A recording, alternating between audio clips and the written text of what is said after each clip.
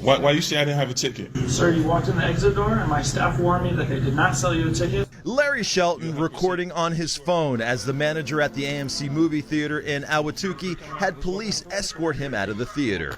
It was very embarrassing, and I felt racially discriminated against. Larry said he bought his ticket online for the late showing of Captain Marvel, got a pair of 3D glasses on arrival, and bought popcorn and a drink. About a half an hour into the movie, he went to use the restroom, and that's when the theater manager approached him. He said that he saw me come through the exit and he needed me to leave and get out of there. So I was taken aback and shocked. Larry told the manager to check security video to make sure it was him. The manager refused and Larry headed back to finish watching the movie. That's when the manager called security and police. The manager still had Larry removed from the theater without an apology or a refund. Now he's filed a racial discrimination lawsuit. In a March statement, AMC said equality is of the utmost importance to AMC, which is why unconscious bias training is required for all AMC management associates, and we will be reinforcing that training at this theater.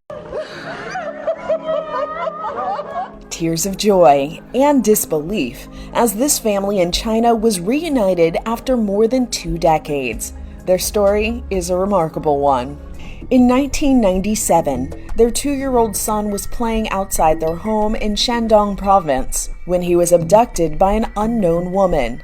Their little boy was then reportedly sold to another family in Henan province. An official investigation for the child proved fruitless, but the boy's parents did not give up. His father, Guo Gantang, started his own research, and for 24 years, he traversed China on motorcycle, handing out flyers, following leads, and putting more than 300,000 miles on his odometer. The quest burned through 10 bikes and all of the family's savings. Guo got into several traffic accidents as well, but the determined father did not give up. And now, his search is over. Police in Henan province recently located a man matching the description of the son. A DNA test confirmed his identity. And finally, the son, now a 26-year-old teacher, was reunited with his true parents. Authorities also reportedly arrested 2 people involved in the boy's abduction. The family hugged each other tightly at their reunion in a police station. They had to make up for lost time. 24 years of hugs.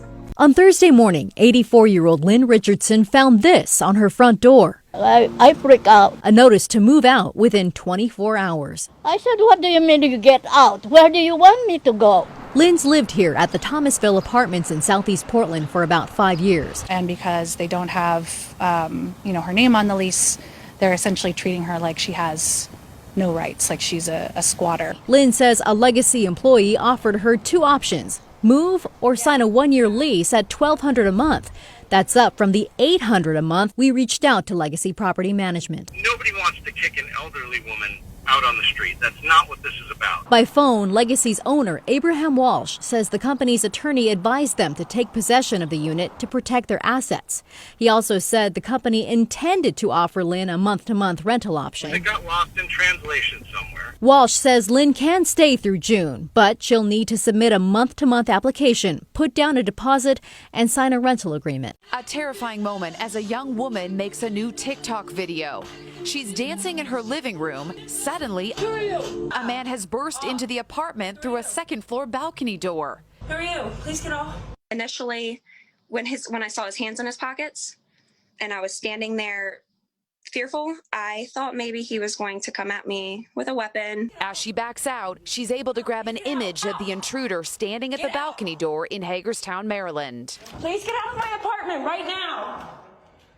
Get out. Get out. Right now, I'm standing directly in front of my apartment, and the second-story balcony right here is where he had entered. You can hear her knock on a neighbor's door for help. I recognized him almost immediately based off of his clothing, and knowing that I had seen that face and that outfit around my apartment complex many, many occasions. 25-year-old Hannah Viverette says it could have been much worse. Had I not made a run for the front door, he could have possibly tried to, barricade me somewhere else in my apartment. A fast food worker who left that high school graduation ceremony jumped in to help his coworkers with his graduation cap and tassels still on. Well, now he's being rewarded for that wonderful work ethic. 18-year-old Michael Baker is at Gwinnett Technical College meeting with the head of their automotive program this week, thanks to this, a TikTok video that shows him jumping in to help his Burger King co-workers handle a large crowd on his graduation night. Well, because I saw him with his sash and his medals. I see Michael right there, just working with a smile. And I was like, oh my gosh, just like my whole world froze. I was like, I need to record this. And Maria Mendoza recorded Michael and posted it on TikTok, never expecting what happened next. It went over 1 million views the next day. And people were asking for his GoFundMe. Michael's kind heart, helpful nature, desire to help others shared with the world in a 10-second clip. He and his family had gone to the restaurant after graduation because they were hungry and he gets a discount. Michael, who dreams of opening his own auto shop one day, was planning to take a gap year to raise money for school. Thanks to Maria's video, he can begin his future this fall. Air Force veteran says a fallen soldier was disrespected by passengers on a flight out of Phoenix. Transporting a fallen service member is a solemn duty. His life is being taken home. During those trips, out of respect, you're supposed to remain seated until the casket is off the plane and on its way to the final resting place. We have a fallen soldier on board, fallen airman, and we ask that you remain seated when we pull into the gate until he can be escorted off the aircraft first. Ken Fitzgerald was on a flight from Phoenix to Michigan. The flight is transporting a fallen service member, Senior Airman Andre Taylor. The flight crew told passengers to remain seated, repeating this request several times, but that didn't happen. A person here, a person there started getting up and following them. I was just in shock. I was looking at them and I was like, are you kidding me? Even before the casket was off the plane, people rushed for the exit. For Ken, this was disrespectful, even selfish. One woman was so angry over her ticket in West Hollywood, she actually posted her anger on social media. Dana Schwartz got a $53 parking ticket on the 600 block of North Almont Drive on Tuesday that some might call out of line. She posted a picture of how close her bumper was to the marked line on Twitter. Were you simply venting? Yeah, I definitely did not tweet it hoping to get a reaction. I thought, pay the fine, vent your frustrations, and move on and live your life. Well, it went viral. And guess who saw it? West Hollywood Mayor John D'Amico. He reached out to her saying, send me a note and I'll ask our parking folks to take a look.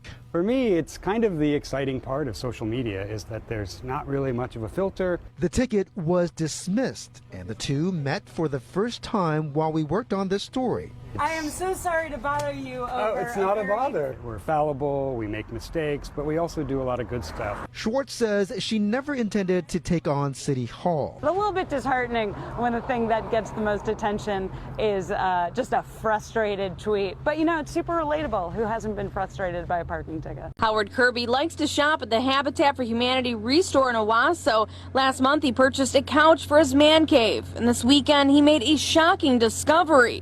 It was filled with thousands of dollars in cash. Still have to pinch myself to make sure I'm not dreaming or something. A total of $43,170 was found in the ottoman cushion. But Kirby says he didn't feel right keeping the money, so he reached out to the Restore to find out who had donated the couch. Turns out it was Kim Fouth Newberry. The couch originally belonged to her grandfather, and he died last year.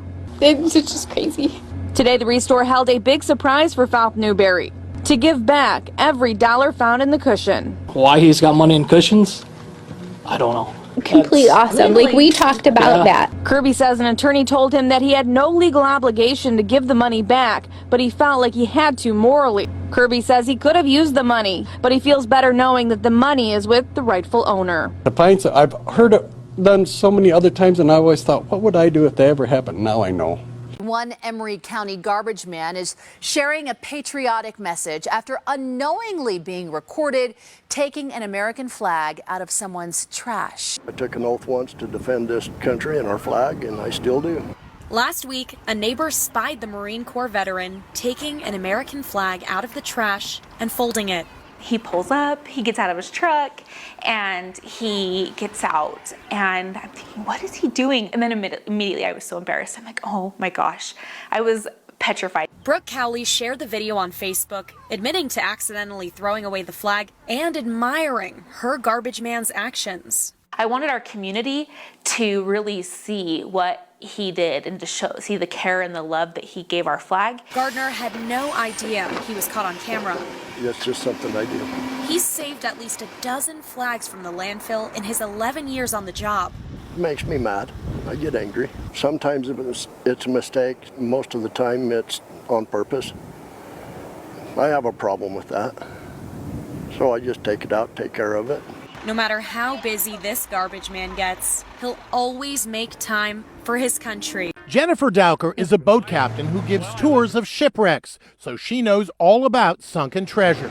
Recently, she made a discovery that shocked her. The color caught my eye. It was a small green bottle at the bottom of Michigan's Sheboygan River that's nearly 100 years old, and there was a message in it. Jennifer showed us how she delicately pulled the water-soaked paper from the bottle. Lo and behold, it turned out to be a long-forgotten message from 1926. Will the person who finds this bottle return this paper to George Morrow, Sheboygan, Michigan, and tell where it was found, November 1926. Jennifer posted the letter and photos on her Facebook page, Nautical North Family Adventures, and one of those who saw it is Michelle Morrow Primo, the daughter of the man who wrote the message. Michelle drove 5 hours to meet Jennifer. I know. Michelle brought along a journal her dad had kept while serving in World War II. See how the writing here matches up with his writing there? Michelle says she thinks she knows why her dad threw the bottle into the river. It says November 1926. His birthday's November 15th. I think he might have thrown this in the river on his 18th birthday. A bottle up from the depths that has now found its way home. It's like I found a lost treasure. Lisa Hardy has been living in this Indianapolis house for 9 years without paying a penny in rent. You heard that right. Rent-free. A decade ago, Hardy was working for a real estate company that made her an offer she couldn't refuse. The idea was that as long as she worked for the realtor, she'd have a house. So Hardy picked this 3-bedroom house, which the company owned, and moved in. But when her boss went to prison for mortgage fraud and the real estate company collapsed, Hardy stayed for the next 9 years. But she paid her utilities, installed new appliances, and went on with her life. The city, unaware there was an occupant, offered to auction off the home, which was built in 1910. Hardy actually tried to buy it at a bargain basement price, but each time it was pulled off the block for no apparent reason. Then, when it came on the market again 3 months ago, the asking price of $7,500 was too steep for Hardy. At the last auction of the home in question, a company from Singapore, of all places, finally bought it. What are you going to do? I don't have an answer for that just yet.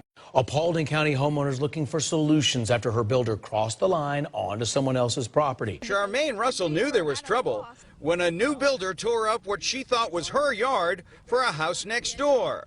Her irrigation system is buried under the lumber. This sprinkler head isn't where it's supposed to be. A survey revealed a corner of her deck, plus a retaining wall and much of her yard aren't really on her property. We were at a loss, just unbelief that, a builder that you trusted, this is what you're sold in the, the end result. It appears builder Sharp Residential went by the silt fence. That's the solid line. The yellow line is the true property line. Russell laid out the string to show how badly someone goofed. Trouble is, she's trying to sell. Phone and email messages to builder Tom Sharp were not returned.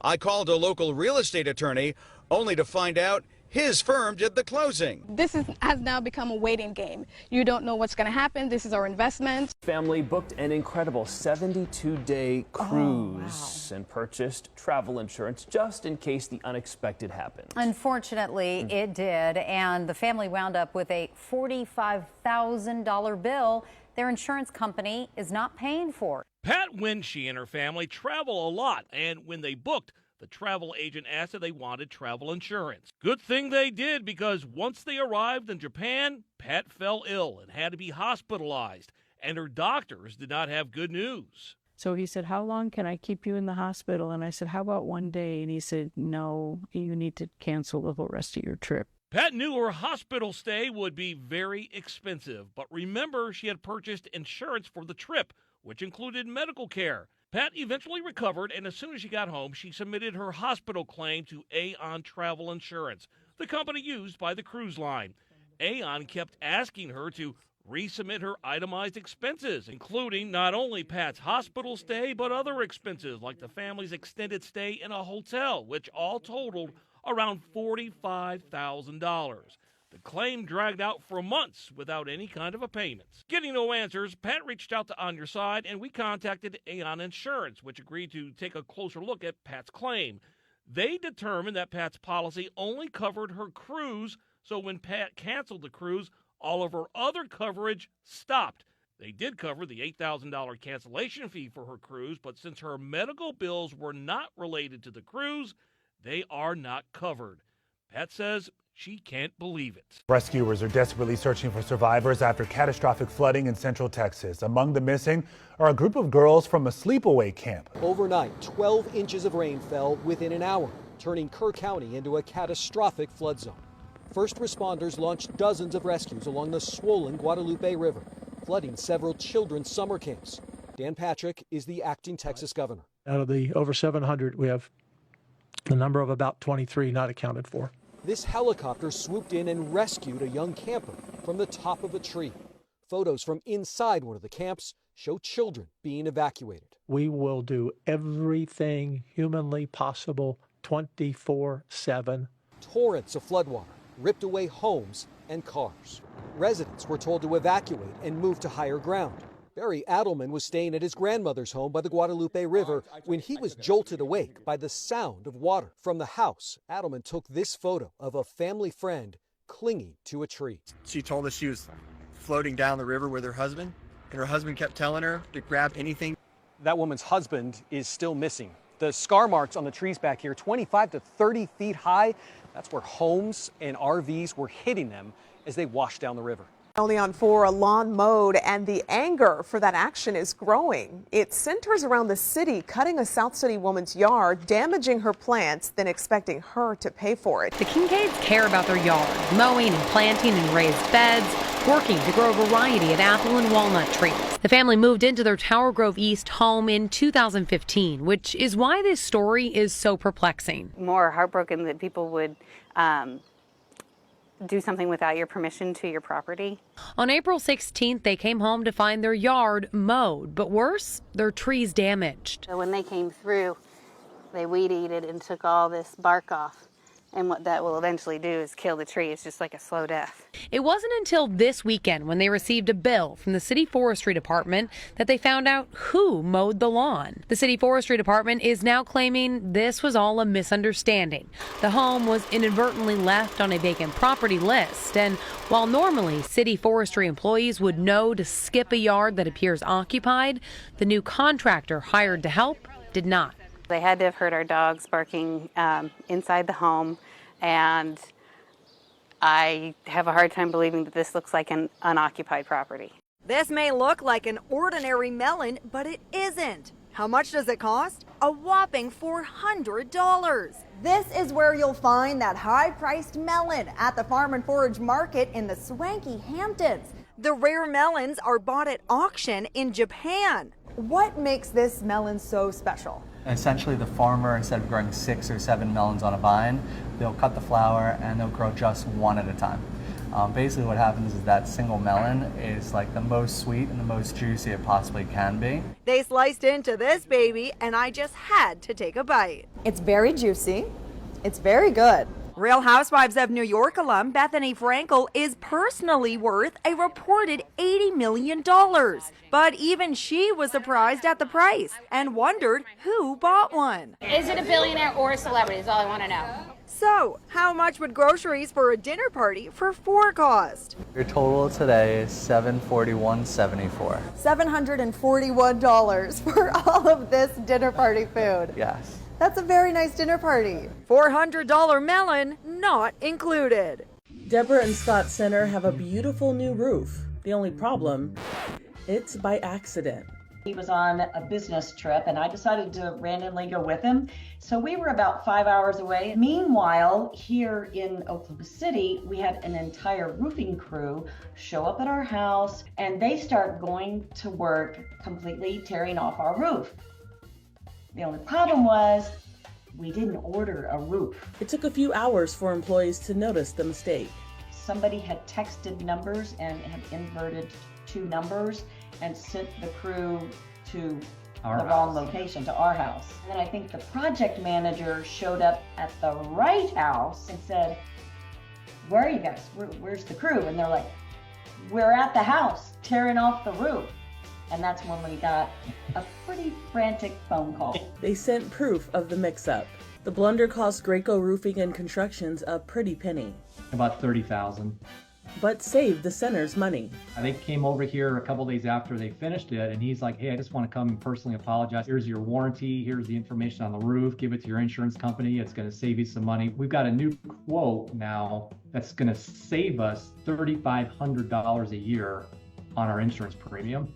When Helder Peralta opened his mail, he was at first elated to see it wasn't a bill. When I first saw it, I saw the check. I was like, oh my gosh, something good happened. But then Peralta took a closer look at the cashier's check made out to him for $1,795, allegedly from a real bank, State Employees Credit Union. It almost got me. The included letter starts with a headline, Whole Foods Market Customer Service Evaluation Assignment. Congratulations for your achievement. The present package sent to you to your mailbox contains your first secret survey assignment. The secret survey assignment is to buy gift cards worth $1,300 and then keep the rest for a bonus. They want you to email the gift card numbers and answer some customer satisfaction questions as part of the ruse. I texted the number and was told to kindly proceed and complete the task assignment to activate my bonus. I also sent an email asking questions about the job and for an interview for this report.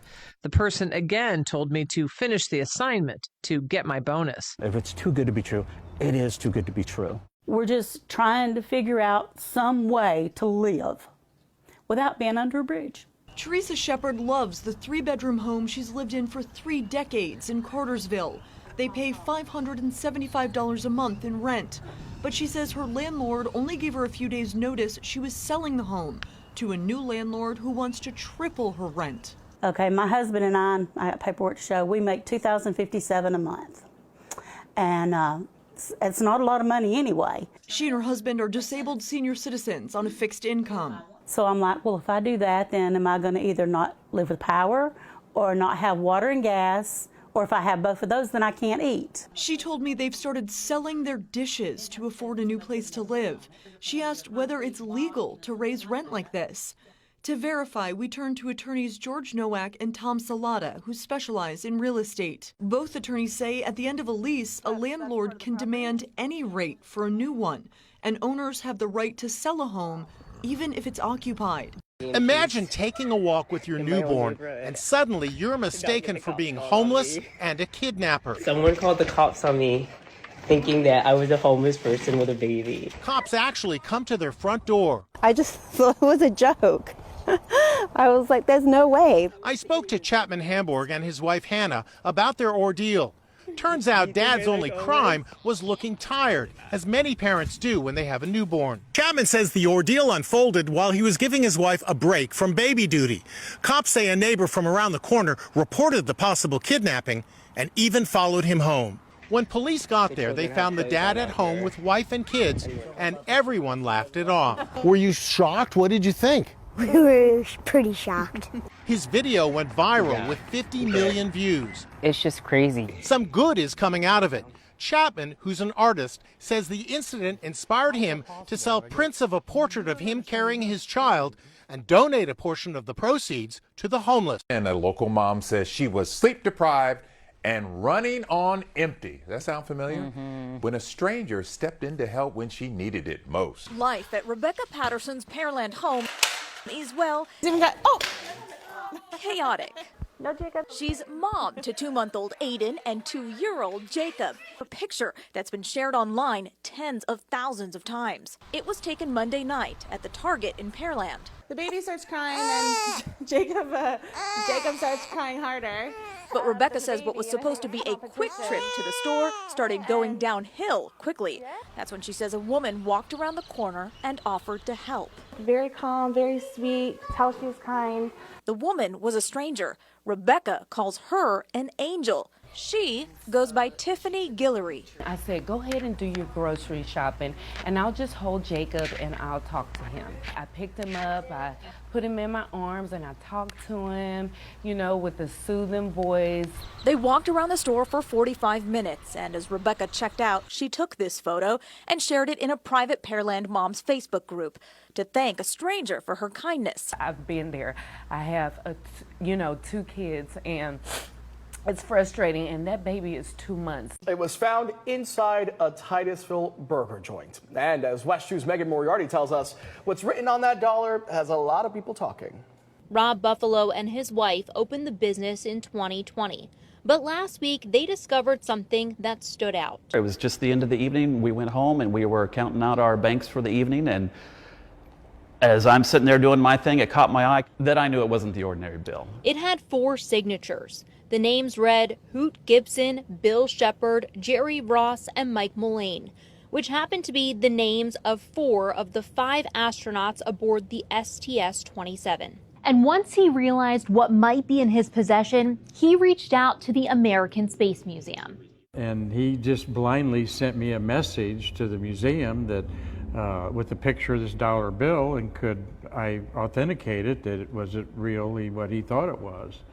And I was flabbergasted. Do you believe that those signatures are authentic? Oh, absolutely they are. While Rob has no idea where this dollar bill came from, he's created his own narrative of what he's coined as the mystery space dollar. One day maybe eating lunch and they thought it'd be funny just to sign this dollar bill and let's see where it ends up. And so I imagine it circled the globe and found its way back home. NYPD's had the boot on this tow truck for almost 2 weeks, preventing Jose Rodriguez, pictured here, from doing his job.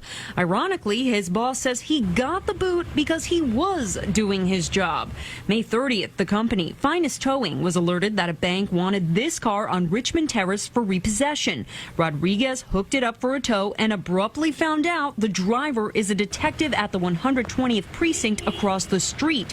Rodriguez's manager, Caroline DeStefano, had just authorized the tow. So then he was surrounded by a couple of off-duty cops, and then they called over other cops, and he got arrested for having a stolen car when we had a repossession order for it. But allegedly, police took the car off the tow truck themselves and put Rodriguez in jail for about a day. DeStefano says the officers confiscated the truck's cameras, but this photo of an officer dismantling a recording device was automatically uploaded to a storage cloud. Rodriguez says when he was first arrested, he was charged with a felony for possession of stolen property. But then when he appeared in court, his charges were changed to misdemeanors. The Staten Island district attorney charges Rodriguez's truck did not display its license plate properly, and he did not have a New York City towing license.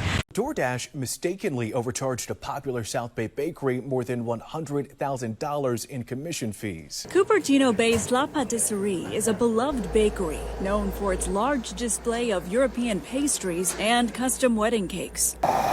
The charming family-owned business was among the first to partner with DoorDash, and as you can see on the window, soon became one of the most loved businesses on the app. But it didn't feel that way after the family discovered this jarring discrepancy.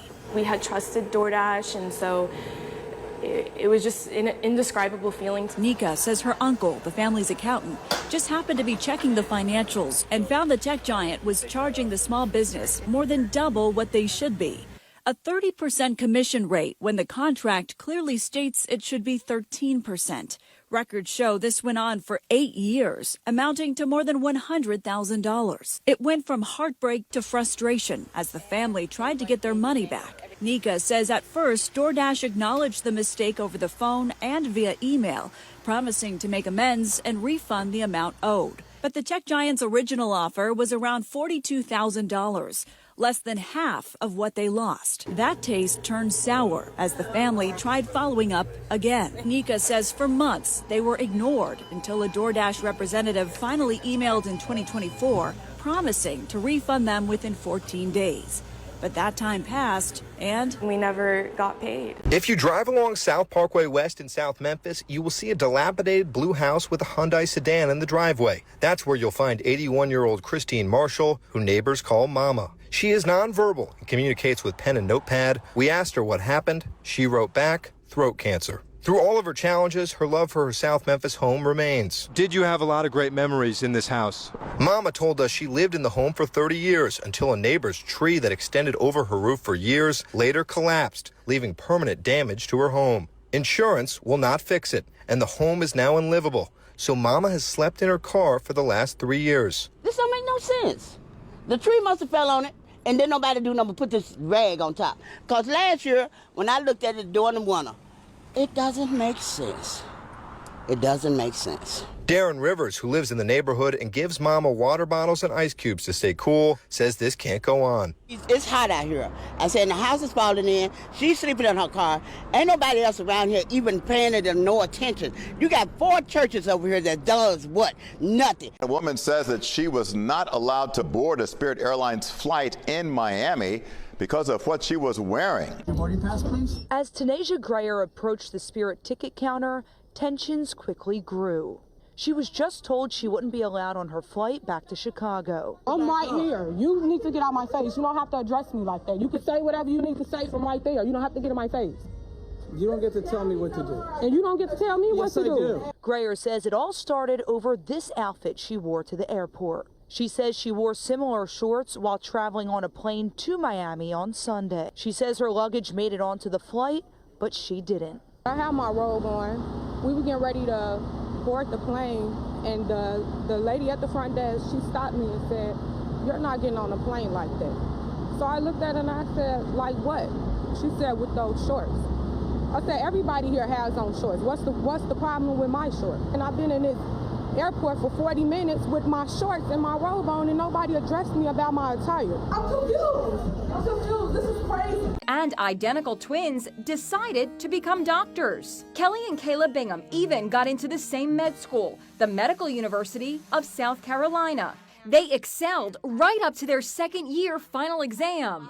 And left thinking everything had gone incredibly well. But rather than the stellar grade they expected, they were both accused of cheating. The cheating accusations came about when test proctors found that the twins had answered 296 out of 307 questions in a similar way. Cheating was thought to be the only reasonable explanation. Did you cheat? Absolutely not. No. The sisters say they were immediately treated like pariahs by their fellow students. But the sisters fought back. They sued the school for defamation, and they put forward a very plausible explanation for how they scored so close to each other. Our exams have always been within a percentage point of each other. Scoring similarly is not the abnormality. It is our normal. Look, they scored exactly the same on the SATs. 6 years later, Kayla and Kelly have finally won their battle. A jury found in their favor and awarded the twins $1.5 million. It's been 5 years since Penny Howell's grandson died, but she says only when she applied for SSI herself at 67 was she told by the Social Security Administration that she owes more than $13,000 for a Social Security overpayment for her grandson Keith, dating to 2015 when he was just a child diagnosed with bipolar disorder. This is over 10 years. This was not brought to my attention until I applied for disability for myself. In Penny's case, she's still receiving her Social Security retirement, but her supplemental Social Security income, SSI check, was cut to zero in July. Back in 2024, when Social Security made changes to its clawback policies after our reporting, then SSA Commissioner Martin O'Malley said they were exploring a statute of limitations for overpayments. But that has not happened, leaving Penny Howell facing a big debt as she begins her retirement. I don't have this type of money, and what I do, they taking what little bit I have. Woman who had just bought this home in Southeast Houston was preparing to renovate it, but when she showed up Saturday to the house that was supposed to be on Wiggins Street, it was gone. The homes on Wiggins Street have been here since the 50s, well established, and that's why Lakshmi Nagaraj says she bought here. So on February 7th, the HISD substitute teacher bid $57,000 for the property at the monthly Harris County tax sale auction and won. She paid cash in full and started prepping for renovations as she waited for the deed. The paperwork showed up Saturday, so on Sunday, 4.5 weeks after Lakshmi bought the place, she came to check on her house, and it was gone. She called Precinct 2, the agency that runs the auction. Deputies and neighbors both tell us contract crews with the city tore Lakshmi's house down within the last few weeks. She says she wasn't notified. And no one is telling me who is accountable. No one informed me anything. A diabetic man is denied access to a convenience store restroom, so he says his only choice was to urinate into a bucket in front of customers. Mark Jackson says it's a fact of life as a diabetic. When he has to go, he has to go. I'm diabetic, and my sugar was high. When my sugar is high, I have to use the bathroom a lot. The 49-year-old tells me the night of February 5th was one of those times. It was at this Circle K here at the corner of Wyoming and Central where Mr. Jackson said he asked to use the bathroom, and he says he was denied because of the way he looks. Clerk said, well, because you're big, black, and intimidating, we can refuse you service. We can refuse service to anybody. Jackson says he didn't have time to argue back, relieving himself into a mop bucket in front of customers while the clerks called 911. When police arrived, I explained to them, the situation, the signs that said they're supposed to open it up. Police tell Action 7 News they did respond to this 911 call but decided not to file a report. When we went into Circle K today, we were told no comment and to get off the property. Meanwhile, Jackson says he's humiliated and deserves an apology from the convenience store. This tourist was visiting New York City for the first time when disaster struck. She lost her necklace. The necklace was priceless because it was a gift from her daughter Alice, who was diagnosed with Hodgkin's lymphoma. By her 16th birthday, Alice knew her life was slipping away. Last year, Alice died. She was only 17. I never take that necklace off. I sleep in it. And now it was gone. It happened last month. Vicky Pine, who lives in Manchester, England, lost the cherished necklace somewhere on the crowded streets of Manhattan while sightseeing. Reluctantly, Vicky flew back to England, and when she got home, the first thing she did was put out a plea on Facebook. Miracles do happen. Freddie Ortiz and his wife Emily were shopping when Freddie stopped to fix his daughter's shoe. That's when he spotted the necklace. The next day, Freddie went on Facebook. By sheer luck, a Facebook friend shared Vicky's lost necklace story. The Ortiz family immediately sent an email to Vicky in England. We have your necklace. Oh my God, I can't believe it. Tears of joy flowed. The necklace, the spirit of a loving daughter, has found its way back where it belongs. I was standing in the water like right here, and there was something shiny. That something shiny turned out to be a high school class ring with a big red ruby stone. It's from McCluskey High School, class of 1982. Judging from the engraving of the baseball player, whoever the ring belonged to must have been on the baseball team. Mom Robin Rose, who lives in Bismarck, North Dakota, put on her detective hat, posting images of the ring on a Facebook community board found in New Johns Lake. His name was Kerry Helm, and he was the star baseball player at McCluskey High. 39 years ago, he was attending his high school graduation party near the lake when, wouldn't you know, his precious ring fell off his finger. He thought it was lost forever, until fast forward to 2021 when the little girl found it. She handed it to me, and just like that, we both looked at the ring, and his initials were in the inside of it. There they are, KMH, Kerry Michael Helm. We teared up when we handed the ring off. And this is Cheryl Helm, the widow of Kerry Helm. Kerry died 5 years ago from an asthma attack. Cheryl believes the ring is a sign her late husband is watching over her. I really strongly believe in karma. I really strongly believe that what you put out there, you get back. Monday, Schoenig's faith in humanity was shaken when her daughter noticed something was missing. Mom, where's your car at? And we said, in the driveway. And she said, no, it's not. Schoenig posted on Facebook that crooks stole her Ford Fusion from her driveway in St. Charles. I was seeing the worst in humanity.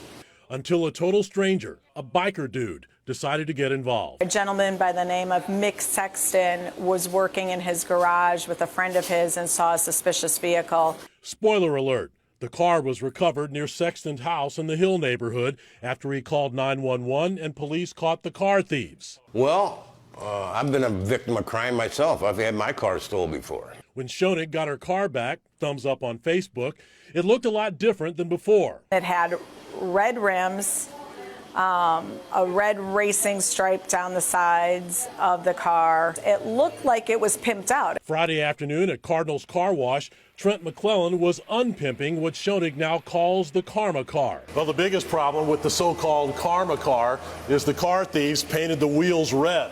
That and the smell inside the car. It had an odor of marijuana and heavy cigarette smoke. As for Schoenig, her faith in humanity restored by a biker dude. I think there was a moment that I lost faith and I lost hope. The reality is that there are good people out there. It was a gift from a stranger who wanted to pay it forward after hearing about Cody's good deed. At just 14 years old, Cody has shown he's a person with integrity when faced with an ethical dilemma. Last Friday night, he was riding what's now considered his old bike when he spotted a wallet in the street near Queen Creek Road and Arizona Avenue in Chandler. So I thought that someone would be like would feel really bad if they lost it. So I was like, I better return this. So he called his mom and sent her this photo of a woman's ID that he found in the wallet. Cody searched on social media and public records websites and was able to track down her phone number. In addition to the driver's license, the wallet's owner tells me there were credit cards, health insurance cards, and about $300 cash inside. Cody's mom, Carrie, is impressed. He didn't take the money. He's been saving up for an off-road e-bike for months. And the one he's had his eye on comes with a nearly $4,000 price tag. She posted in a Facebook group about how proud she is of her son. Here was this opportunity for him to be able to get what he's been trying so hard to save for. An outraged father came to 10 News after he says a teacher refused his 10-year-old son a meal at school. I asked her if I can get second chance breakfast. And when I asked, she said no. I just went back to my seat all frustrated. The 10-year-old, whose name and face we agreed to conceal, says he was denied breakfast at the school because his teacher said he was missing an assignment. You know that what you did with denying my son food was wrong. I'd appreciate if you asked my permission before you film. Well, while not admitting the boy missed a meal, the Chula Vista School District spokesperson tells 10 News they are looking into the complaint, saying second chance breakfast, an opportunity for kids who missed breakfast to eat, is not a mandated meal break. Combined with recess, teachers sometimes hold students out of recess as discipline. If you would like to schedule a meeting. I don't need to schedule a meeting. This is going straight to the board and I'll see you in court. Valdivia says refusing his son food under any circumstance is abusive. She is a hero among us. Get out! A waitress is being hailed today for coming to the defense of a family that was being targeted in a racist rant. Get out! The man you see here is the CEO of a tech startup. For some reason, he launched a vile tirade against an Asian American family at a restaurant in Carmel Valley, California. Raymond Oroso says his family was celebrating his wife's birthday when they came under verbal assault. We were about to have dessert. I heard this loud voice behind me screaming, you Asians. That's when the waitress stepped in and told the man to take a hike. Don't talk to our guests like that. Get out now! I can't thank her enough. Her name is Jenica Cochran. She's also a yoga instructor. The man was identified as Michael Lofthouse. Today, Lofthouse issued this apology. My behavior in the video is appalling. This was clearly a moment where I lost control and made incredibly hurtful and divisive comments. I would like to deeply apologize to the family. Do I accept the apology?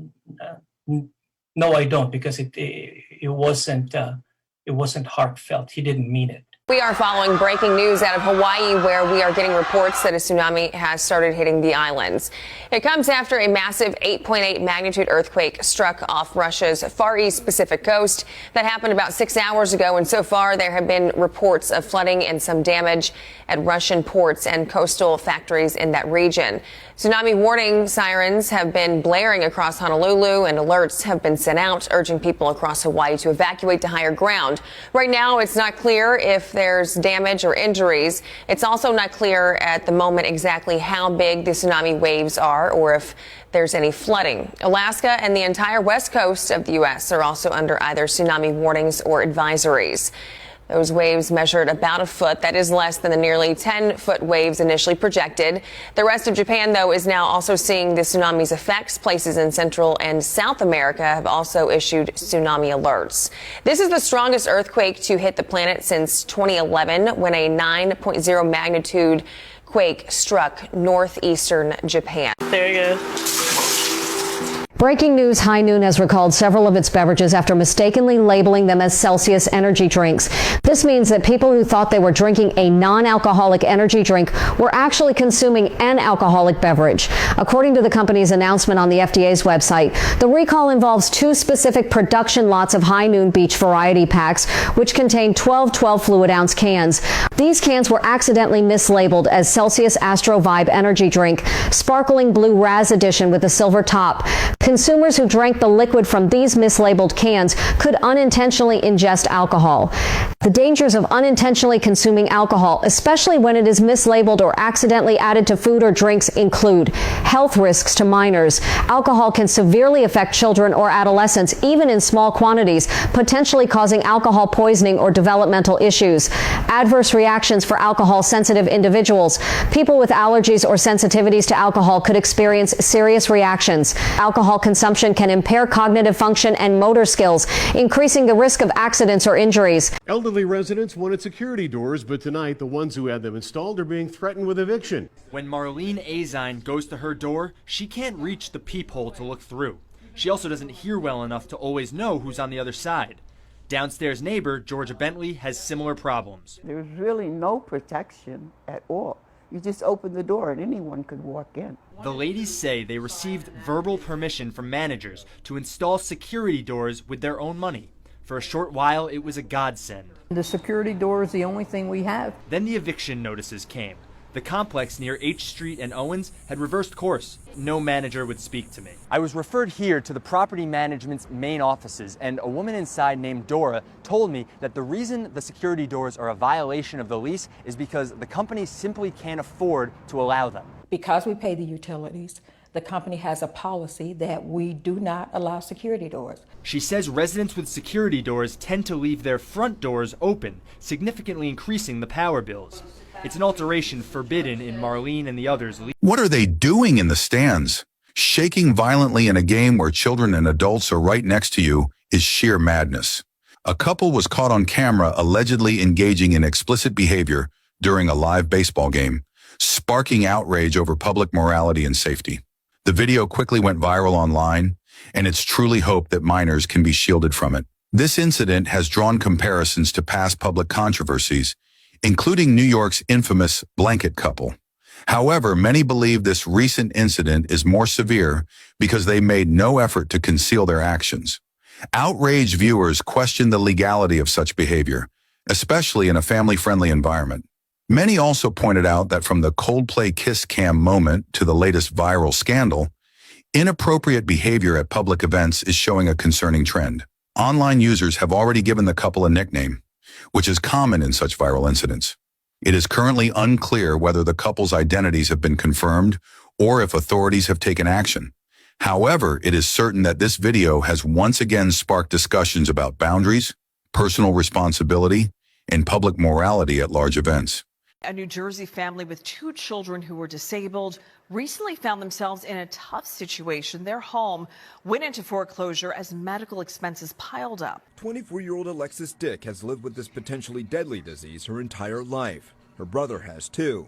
Her family moving from Pensacola, Florida to their home in Franklinville, New Jersey when Alexis was a baby to receive treatment at the Children's Hospital of Philadelphia. But in December 2024, her mom says things took a turn for the worse. What happened next, the family never could have imagined.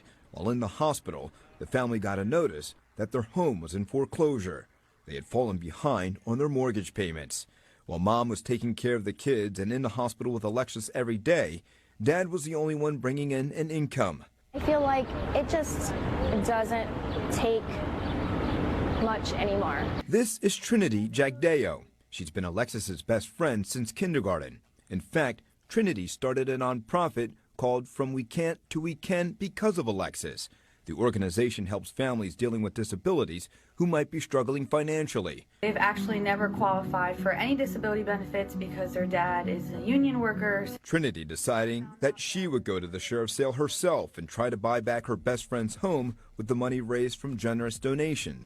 There's nothing that I could do or say to be more grateful. The amount that Trinity has achieved. Is this real? The scene before our eyes is hard to believe. This video was filmed in Chile by a woman named Liliana. Just a few days after the major earthquake in Russia, many people said that the earthquake had stirred up the ocean, possibly being the culprit behind the strange phenomenon we are now witnessing. In this video, you can see something moving underwater. Some say it's just a group of whales or seals. Others swear it's something resembling humans. Maybe a group of mermaids? Many people believe the video was created using AI, but others think it's real. The ocean is vast and mysterious, with many things yet to be discovered by humanity. What do you think? Is this a natural phenomenon? Or are we witnessing the rebirth of a mythical legend? For some, this might be too much information, but we will all come to understand that everything we see in movies is real and exists in different dimensions. We will soon have the answers. Share your thoughts in the comments.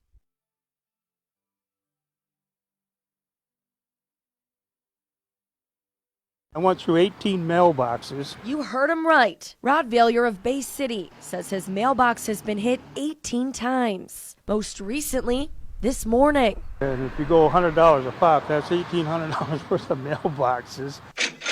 And that's a lot of money. Rod's house sits on West Side Saginaw Road, or M84, right near the intersection of Salzburg Road. He says he watches those cars speed on by all day long. Let's see how fast they're up. That's faster than 40 miles an hour. And he's tried just about everything. And I moved them in various locations, about 10 different locations up and down my front yard here. And it makes no difference. And he's reached out several times for help to police and MDOT. Nobody can do anything about it. I called the sheriff department. They come here. They said there's really not, there wasn't that much in damage, so there's really nothing they could do about it. I already talked to the highway. They said they can't put a guardrail here. Their rent payments, tenants at the London townhomes in southwest Atlanta say have gone missing. And the assistant manager admitted that she took it out of the drop box, but then they don't know where the check is at. This renter, who didn't want to be identified, fearing retaliation, says she suspected something was off when her rent never hit her bank account. I'm worried about where my information is at. Yeah. And they don't know where the check is at. She and other renters told Channel 2 when questioning management about where their money is, they get no answers. In a community where most of the renters are seniors on a fixed income, they say they can't afford paying double rent. It's not fair. Those who paid their rent via money order told Channel 2 they can't cancel those payments, and some who paid with a check say their banks are charging fees to cancel checks. I went by the leasing office to speak with management. While cars were parked in the parking lot, no one came to the door. A sign on the door says the office is closed until further notice. I called the number listed for the office and got, "Mailbox memory is full. Please call again later." Renters say just 5 years ago, under the previous management, checks were getting stolen, a situation they don't want to experience again. It doesn't make sense. I work too hard and I'm on disability. Gary first worked as a grocery bagger back in high school in California. He never expected to pick it up again at this age. His life's work was in architecture. Now, was she pretty or what? And his love was his wife, Carol. They met at a stoplight back in 1991. That love lasted right through January 2017 when Carol, an artist, was diagnosed with sundowner syndrome, a form of dementia. They moved to be near a neurologist in southern Utah. Carol died in 2021. Unfortunately, so do the medical bills. Gary still owes $80,000. I saw Gary bagging groceries and I thought, what's this guy? Why is this elderly man still here? Duana Johnson runs a small ministry in town. She organized the Gary Sailing donation account at the State Bank of Southern Utah that people can donate to. There's also a Venmo account.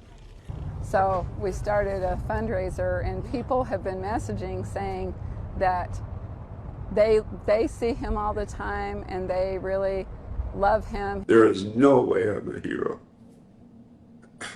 I am not an angel, and I'm certainly not a saint. I made the promise to keep her at home and never put her in a nursing home because I took vows. Students across the country are posting images of what's on the menu at their schools in a new phenomenon called lunch shaming. How is that milk? Cafeteria food has always been the butt of jokes, but this isn't funny. Look at what they're giving us at lunch. Students, disgusted by what they're being served, are taking their beef online. Look at this. This is the main meal. It looks like puke and applesauce. Nasty. In Paterson, New Jersey, parents are up in arms after images of moldy food and expired milk were shared online. Can you even tell what this is? Apparently, it's supposed to be a chicken cheesesteak sandwich. It was disgusting. And I definitely would not feed that to my children. I'm not sure that I would feed it to my pet. Before the pandemic, many schools used to make lunch in the cafeteria. Due to staffing shortages and budget issues, those days are gone. Now, lunch is prepared by outside vendors. Students in Woodbridge, New Jersey say the food is inedible. There's enough that us as parents have to worry about. Raw, uncooked, unedible food should definitely not be one of those things. Now that former employee winning more than $25 million in damages after suing the coffee giant for violating her civil rights in her termination. It all started in April 2018 when these two men, Rashawn Nelson and Dante Robinson, walked into a Starbucks in Philadelphia where they had a meeting. One of them was refused access to the bathroom without making a purchase, and they were asked to leave. When they refused, a staff member called the police, who arrested both Robinson and Nelson. Because you see us! We are here! The incident, a stain on the massive coffee retailer, sparking protests and national outrage. Shannon Phillips, who is white, claims she was fired after the incident because of her race. In the lawsuit, she says she was not involved in the arrests in any way and that Starbucks did not take any action against the black district manager who oversaw that store and had promoted the person who was responsible for making the call to police. On Monday, a federal jury in New Jersey sided with Phillips, awarding her $25.6 million in damages. Starting tomorrow, there will be no more homeless people allowed in Washington, D.C. The president just made this post on social media announcing his plans for tomorrow, saying, "We're having a news conference tomorrow in the White House. I'm going to make our capital safer and more beautiful than it ever was before. The homeless have to move out immediately. We will give you places to stay, but far from the Capitol. The criminals, you don't have to move out. We're going to put you in jail where you belong. It's all going to happen very fast, just like the border. We went from millions pouring in, 2 o'clock in the last few months. This will be easier. Be prepared. There will be no Mr. Nice Guy. We want our capital back. Thank you for your attention to this matter." And it looks like he has already started deploying U.S. Secret Service and Customs and Border Protection officers. They were on patrol in a nightlife district last night in Washington, D.C., as part of President Trump's increased law enforcement crackdown on crime. Cue the celebrations. The case of the billion-dollar lotto mystery is finally solved. Crowds went wild at this 7-Eleven store in Chino Hills, California, back in January, when it was learned that a winning ticket in the record $1.6 billion Powerball jackpot was sold here. For 6 months, no one came forward to claim their $500 million share of the prize. Now we finally know who the winners are. Their names are Marvin and May Acosta, a young couple with children who live in this home in Corona outside Los Angeles. But today they're nowhere to be found. They moved out about 5 days ago and relocated to an undisclosed location. Neighbors Joe and Carissa Hernandez say the Acostas never let on that they had won, but they understand why they would remain silent for so long. I was shocked. I was like, I wish that was my ticket. 2 winners had already come forward in this historic Powerball jackpot. This family from Tennessee and this Florida couple. But don't expect to ever see the Acostas. They've gone as far as to wipe out all traces of their social media. Lori Scaraglio does a lot of laundry here in her Butler County home. She loves Liquid Tide, but says prices for the top-rated detergent are insane. So she was thrilled to stumble upon Discount Tide on Facebook Marketplace. At least half, at least 50% savings. Many sellers are offering 5-gallon buckets of Tide for less than half the supermarket price. I see this advertised between $25 and $35. So she ordered some from a local seller, met him at a local strip mall, and ended up with this bucket filled with blue laundry detergent. Now, the jug itself doesn't inspire that much confidence. While it does have an orange lid like real Tide, nowhere does it has some coded numbers on the sticker. We contacted Procter & Gamble, which has issued a statement saying P&G does not sell or authorize anyone else to sell products in 5-gallon buckets to the general public. So is it counterfeit, real, but intended for a third world country, or just cheap blue soap? No one knows, but there sure is a lot of it for sale. The 81-year-old has been living in a car outside her dilapidated South Memphis home for 3 years. And I was like, I've got to help this lady. Memphis contractor Jason Smith describing the moment he first learned about Christine Marshall's story, as he immediately felt he had to do whatever it took to get Mama's house rebuilt. But it turns out Mama's house was beyond repair, as it would take a complete teardown and rebuild. Smith then turned to social media, asking if the community would help him out with labor and supplies. Within hours, he heard from competitors, architects, woodworkers, electricians, plumbers, and even complete strangers. I had a guy send me a message. He said, man, I've lost everything I had 2 years ago through a divorce. He said, I can't afford to, donate the materials, but I'll donate my time and my labor. As Smith is waiting on the city to approve certain building regulations, he already has the design for Mama's new house, as he shared the plans exclusively with WREG. He estimates a cost of anywhere from $125,000 to $150,000 for the rebuild. As far as Mama's $75,000 she raised through her GoFundMe, he's told the 81-year-old with throat cancer to keep her money. There was no escaping it. It was miserable. A Fulton County couple spent more than $20,000 for a luxury cruise, but they say they did not get what they paid for. John Casa was talking about the heat on board what was supposed to be a voyage of a lifetime. But he could also have been talking about the illness that spread among the passengers on board. I'd walk up and down the hall, and all you could hear was people coughing, one room after another. John and his wife Rosemary booked their 15-day Viking River cruise through Europe after he recovered from a major health scare, paying more than $11,000 each, $22,000 for the trip. I said, you know what? Let's do one more trip. Let's go across the pond one more time. But in the middle of a European heat wave, the air conditioner was broken on boat number 1. After 5 days with no air conditioning, they were moved to a second ship because of low water levels on the river. It was 87 degrees in our cabin when we got there. That air conditioning didn't work either, and the cabin ceiling leaked. That's when passengers complained to the captain. Then the Casas, like many of their fellow passengers, ended up spending much of the rest of the journey like this, sick in bed. When we got back, we were both diagnosed with bronchitis. So the cruise industry is very good at taking money in and very reluctant to ever pay money back out. That's how Bob Igo sees his brother Vince. He had worked at the Whole Foods in Rookwood Commons as a bagger for more than 20 years. He returned to work after recovering from neck surgery last September.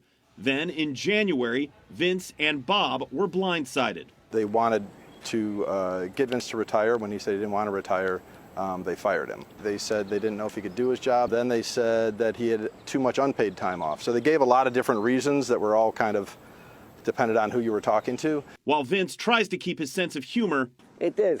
What? The ordeal has sadly taken a toll on him. How did it make you feel when you got fired from Whole Foods? I laughed. I know, but how did it make you feel? Stupid. Yeah, I'm sorry, pal. You're not stupid, though. Now, a court will decide if Vince's termination was lawful after Bob and Vince filed a lawsuit against Whole Foods. Ohio law specifically is created to help guys like Vince with disabilities participate fully like all the rest of us do in the workforce and in life. And Whole Foods disregarded those laws and fired Vince without following the rules. This is why they say tomorrow is never promised. Imagine you just doing a food review just like them, and then seconds later, a car come plowing through the restaurant that you eating at. That's what just happened, y'all. I'm gonna show y'all the video. This shit crazy. 1 minute you could be here, the next minute you could be gone. Like that. They just enjoying their food and a car just comes slamming through that jump. Now, I don't know what kind of wall that restaurant had or whatever they was at, but it stopped that car from going all the way through. Y'all seen it. If those walls was weak, they'd have been gone for sure. I just can't imagine sitting there enjoying my food. You heard her. She was like, just tasting all that food, and then the car just do that. They are just lucky to be alive, especially this one right here. He probably just got a few cuts and bruises or some shit. Y'all let me know what y'all think about this down below in the comments. This shit crazy. Sarah Darling was distracted after a busy day shopping and getting her family ready for a road trip. I was just sitting here like I am today. She walked up, she had a little coin purse with a zipper on it, and she unzipped it and just dumped all the coins in it, I guess not knowing that the ring was inside. Probably about an hour away from home when I realized it. Billy Ray Harris noticed the ring in his cup, but thought it was a fake. He asked a jeweler just to be sure. He says, all I can tell you, if you want to sell it, I'll give you $4,000 for it right now, no questions asked. And my jaw about dropped like that cartoon fox on the Roadrunner. And then the little devil popped up on my shoulders like, oh man, take the money, you know, $4,000, you're sleeping under a bridge. And then the other little angel over here is like, man, don't do that, your grandfather turned over in his graves, you know you sold that for that money like that, you know. By the time Sarah returned, Billy Ray was gone, but holding on to a shred of hope, she went back to the same spot the next day, and there he was. I just pulled up my car and got out really quick and ran up to him, and I'm like, I don't know if you remember me, but I gave you something that was really precious to me. And he's like, was it a ring? And I said, yes. And he said, I have it. And that selfless act is paying off. Sarah and her husband posted the story online and started a donation fund with a goal of raising $1,000 to repay Billy Ray. The good deed quickly gained global attention, and the fund is now up to almost $180,000. Breaking news this morning, the 18th of August, 6 a.m., a magnitude 9.0 earthquake ripped through the Cascadia subduction zone, unleashing a devastating tsunami that slammed into the Oregon coast. Massive walls of water, more than 130 feet high, roared inland with unstoppable force, obliterating everything in their path. Entire neighborhoods in Newport, Seaside, and Cannon Beach were submerged. Cars, homes, and even entire buildings were swept away in seconds. Authorities are now reporting hundreds of people missing and countless others injured as rescue teams race to save survivors from the rubble and flooded streets. Witnesses describe scenes of utter chaos, sirens blaring, families screaming, people running for their lives. Emergency officials are calling it the deadliest tsunami in U.S. history. Aftershocks could trigger even deadlier waves. The Oregon coastline is devastated. The death toll is expected to rise sharply, and the search for the missing continues in a battle against time. The daily grind at Enterprise Rent-A-Car. Hey, Danny. But something is different. Hello. There's an extra set of hands making calls. Hey. And a simple act of kindness that's changing the world. One picture now shared nearly 25,000 times on social media, inspiring people to spread the love. John Goodlett loves his job, and he loves people. But he can't seem to understand all the fuss surrounding the picture showing him holding a customer's child. Having a bad day, I should say. And a hit-and-run wreck left this mother alone with a set of twins in the back seat. She needed someone to help, but she never expected someone like John. Him saying that I was a twin mom in need of an extra set of hands, it definitely was a message from God. John, also a twin, knew just what to do. I'm gonna do this out of kindness in my heart because, you know, you need somebody else to pack this other kid for you. I mean, you can't pack them both in two hands inside Enterprise. When you want to pick this car up? 11-month-old Levi spent his Enterprise experience in the hands of this dedicated employee, while his brother Holt enjoyed alone time with his mom. Even the company noticed, giving John what he calls the greatest reward. Oh my God. A life-changing gift of $100,000 and a new car. For Curtis Dixon, it all started with a simple act of kindness. Could you help me stand up by any chance? Help you stand up? Yeah. Thank you, bro. Ready?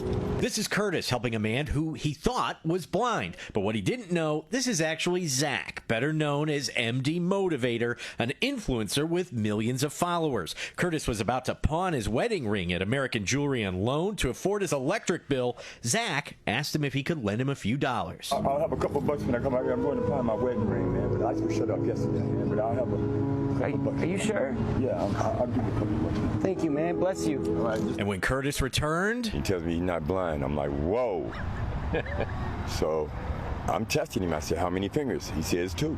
a few days later, Zach and Curtis met again to return the kind favor. First, $5,000 for his lights. Then, American Jewelry and Loan threw in $2,500, and then they revealed a new car. The final surprise, $100K raised by people all over the world. Oh my God!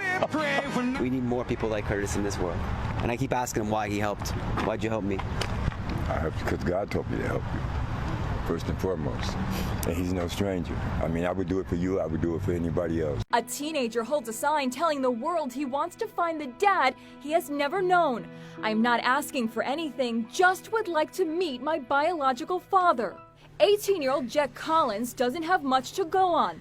All he knows is that his mom attended a rock concert back in 1996. Jet's mom declined to be interviewed, but this much we know about what happened that night. She met a guy at a concert. His name was Jason. They ended up having a one-night stand. Then they lost touch. 9 months later, Jet was born. Last week, Jet wrote all the information he had on a giant poster board, then had his girlfriend snap a photo that was posted on Facebook. I am looking for a man named Jason that lived in Syracuse, New York in 1996. He went to the first K-Rockathon in 1996 and met a girl named Diana Collins. I am the product of that night. Jet's grandma, Donna. If I had a kid out there, I would want to know. Nakia Hamilton, crying tears of frustration, posting this video on TikTok earlier this month after being fired from Burger King on Broad River Road in Columbia. Hamilton went viral on social media in June for running the restaurant solo, working 12 hours plus, doing every job to provide for her 3 children. She says the company wrongfully fired her after she was on approved time off and was scheduled to work the day she was coming back. So I told them, I'm not going to make it in time. I don't see how y'all schedule me at 12 knowing I'm leaving Charlotte at 11. And it take an hour and 30 minutes to get to work. Still got to drop kids. I still got to do everything. Hamilton says they responded and told her she was terminated so she didn't report to work the next day. But Burger King reached out and told her to report back to work the following day and to be on time. She says the franchise owner, Matt O'Doherty, went to look at her time logs for the past 2 weeks and told her she was late too often. Hamilton says she always communicated with her GM when she was going to be late and says she always was okay with it because she's a single mom and a hard worker. She says since she's gone viral, Burger King has been threatening to fire her for speaking to the media about her solo shifts, but says they never provided help or extra crew members for her. Hamilton says she's planning to sue the company. This is 4-year-old Lane Luviano. She's the one that broke this case open in September when she snuck one of her Sleepy stickers out of the classroom. She kind of pulled up her little shorts and said, "Mom, look, this is my sleeping sticker." And I was like, "The what?" When Lane's mom, Lisa, saw the sticker, she thought it was strange and asked her daughter about it. And the teacher gives it to you, where she put it? On my eye. And what's it look like? Sleeping with a moon on it. Lane's dad says he's known something was wrong since school first started. They never notified the parents. So Lisa took matters into her own hands. She reached out to the other parents in Lane's class, sent them pictures of the patch to see if their kids were getting the stickers too. I showed it to my 4-year-old, and she said, yes, that's the Sleepy sticker. And if you read the ingredients on them, it has a lot of, it's just things I've never even heard of. And they're giving them drugs to make them sleep, to keep them quiet. Najala Abdullah tells us she noticed changes in her son, who told her he'd been getting the stickers too. She says he'd been crying, stopped eating. So I'm left with absolutely nothing. That's what Laura Gilmain, a single mom and disabled veteran, is fearing after she got this letter from her landlord. She's going to increase the rent. by $1,100. And I thought it was a typo. The rent is going up from $2,100 a month to $3,200, and Gil Maine's HUD voucher through the housing program for homeless veterans won't cover it. The lease will not be renewed. While the housing authority did agree to give her $400 more a month for the rent, meaning she could pay $2,450, her landlord allegedly said that won't cut it. They can make more money, of course. It's greed. Her current house is only 2.5 miles away from her daughter's high school where she's a senior. It's also just down the road from the VA. More reasons why she really wants to stay where she's at. Have PTSD, military sexual assault, PTSD, anxiety, depression, along with an issue with my brain. Constantly sending her to the nearby VA for testing. Nobody cares. They don't care. A disabled grandmother faces eviction from her mobile home park because she didn't cut the grass and make timely repairs to her home. Lori Myers is unsteady on her feet. She has a severe heart condition plus other health issues. The 60-year-old grandmother and former nurse knows her limits. For 18 years, she's lived at Amherst Ridge Mobile Home Park, operated by Yes Communities. She has a month-to-month lease. But Ms. Myers, who depends on a limited fixed income from Social Security disability, may not live here much longer. Because her grass was high, her porch was cluttered, the roof to her home needed to be sealed, she found this notice in June warning her to complete a number of home repairs by August. In response to the notice, Lori said in July she had her backyard shed repaired and painted. Ms. Myers says she worked until late July, bringing her home and yard up to the strict standards required by Yes Communities' guidelines for community living. Amherst Ridge claimed she violated site maintenance responsibilities. You did this by yourself? All by myself. This detainer warrant served on August 18th demands that she appear in Knoxville's civil court for eviction. Lori says it would cost at minimum $5,000 to move her home. I don't have any money. To move the trailer? Absolutely, not that much, no. I have very little savings. Oh, I have a dead clock.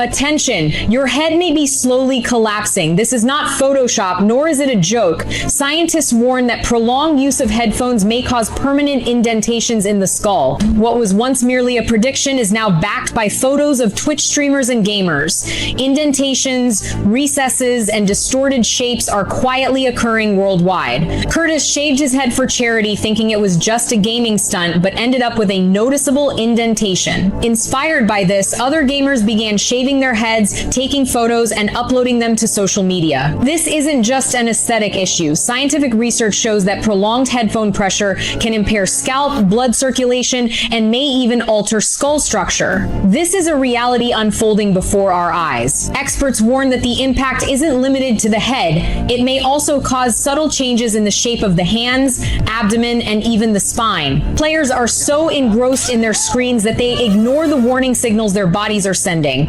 I just want to be home with my kids.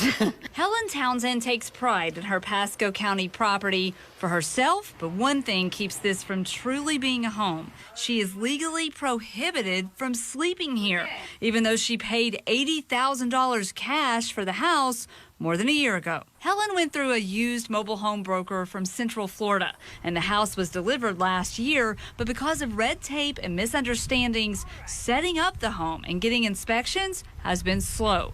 The home is now ready, but she still doesn't have a certificate of occupancy. And that means she can store her stuff here, but she can't fully move in and sleep here. She tells me a neighbor allows her to stay overnight at their house. You have a nice bed, but you're sleeping on a couch? I'm sleeping on a couch. I spent the next several days on the phone with the county, the mobile home broker, and Helen, figuring out that expired permits needed to be reopened, issues fixed and inspected, and Helen had outstanding impact fees she wasn't aware of. I just want to be home with my kids. It's a piece of furniture that's not hard to find at auctions. This desk is notorious for hidden compartments. One of the more likely hiding spots for valuables in a piece of furniture like this are these little compartments, but These were empty. Phil LeClaire's winning bid of $40 at Kelly Auctions at Holbrook last week made him the proud new owner of a piece that needed some work. It had a broken foot, the finial was missing, which I found in a drawer. But when he rattled it around a bit, It was absolutely amazing. an envelope dropped down out of a narrow opening. We found 50s, and then we found hundreds and 200s, 500s, and then we found a stack of $6,000, $10,000 bonds. All tallied more than $127,000 of mature savings bonds. Phil went back to the auction house to track down the owner who needed the money from the auction to help his 94-year-old father. This man was getting his dad's house ready for sale so he could pay for his care. It's a lot of money. I mean, it's going to change their lives.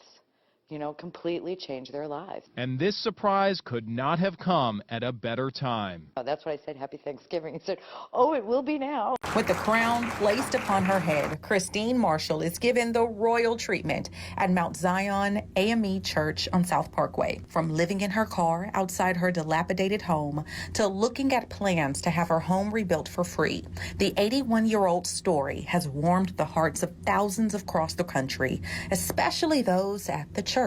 So for their 135th anniversary, the church honored Marshall as their Woman of the Year. Pastor Janie Dowdy Dandridge, who's been leading the church for 4 months, says Marshall lives across the street from the church, but they didn't know it until a few weeks ago when her story made headlines. Church members say they knew Marshall for another reason. We didn't know she was living in her car.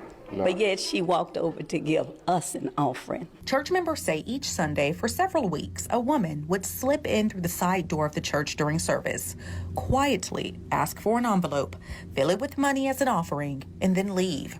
Pastor Dandridge says no one knew who she was. But once Marshall's story aired and members realized the woman who would occasionally peep in during service was the same person, church members say they wanted to do something to recognize her. And I thought, my God, you have given us far more than we could ever give you. Marshall has received thousands of donations to help rebuild her home and have a fresh start.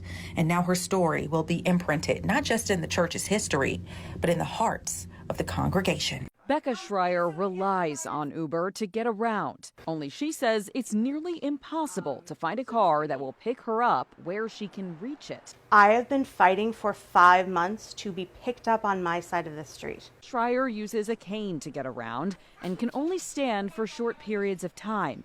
She says when she calls an Uber, she's only able to message a driver about her disability after it's called. And most times, she says, they don't adjust their pickup spot. A driver would see me and I would have tried to tell them through the app to come to my side of the street.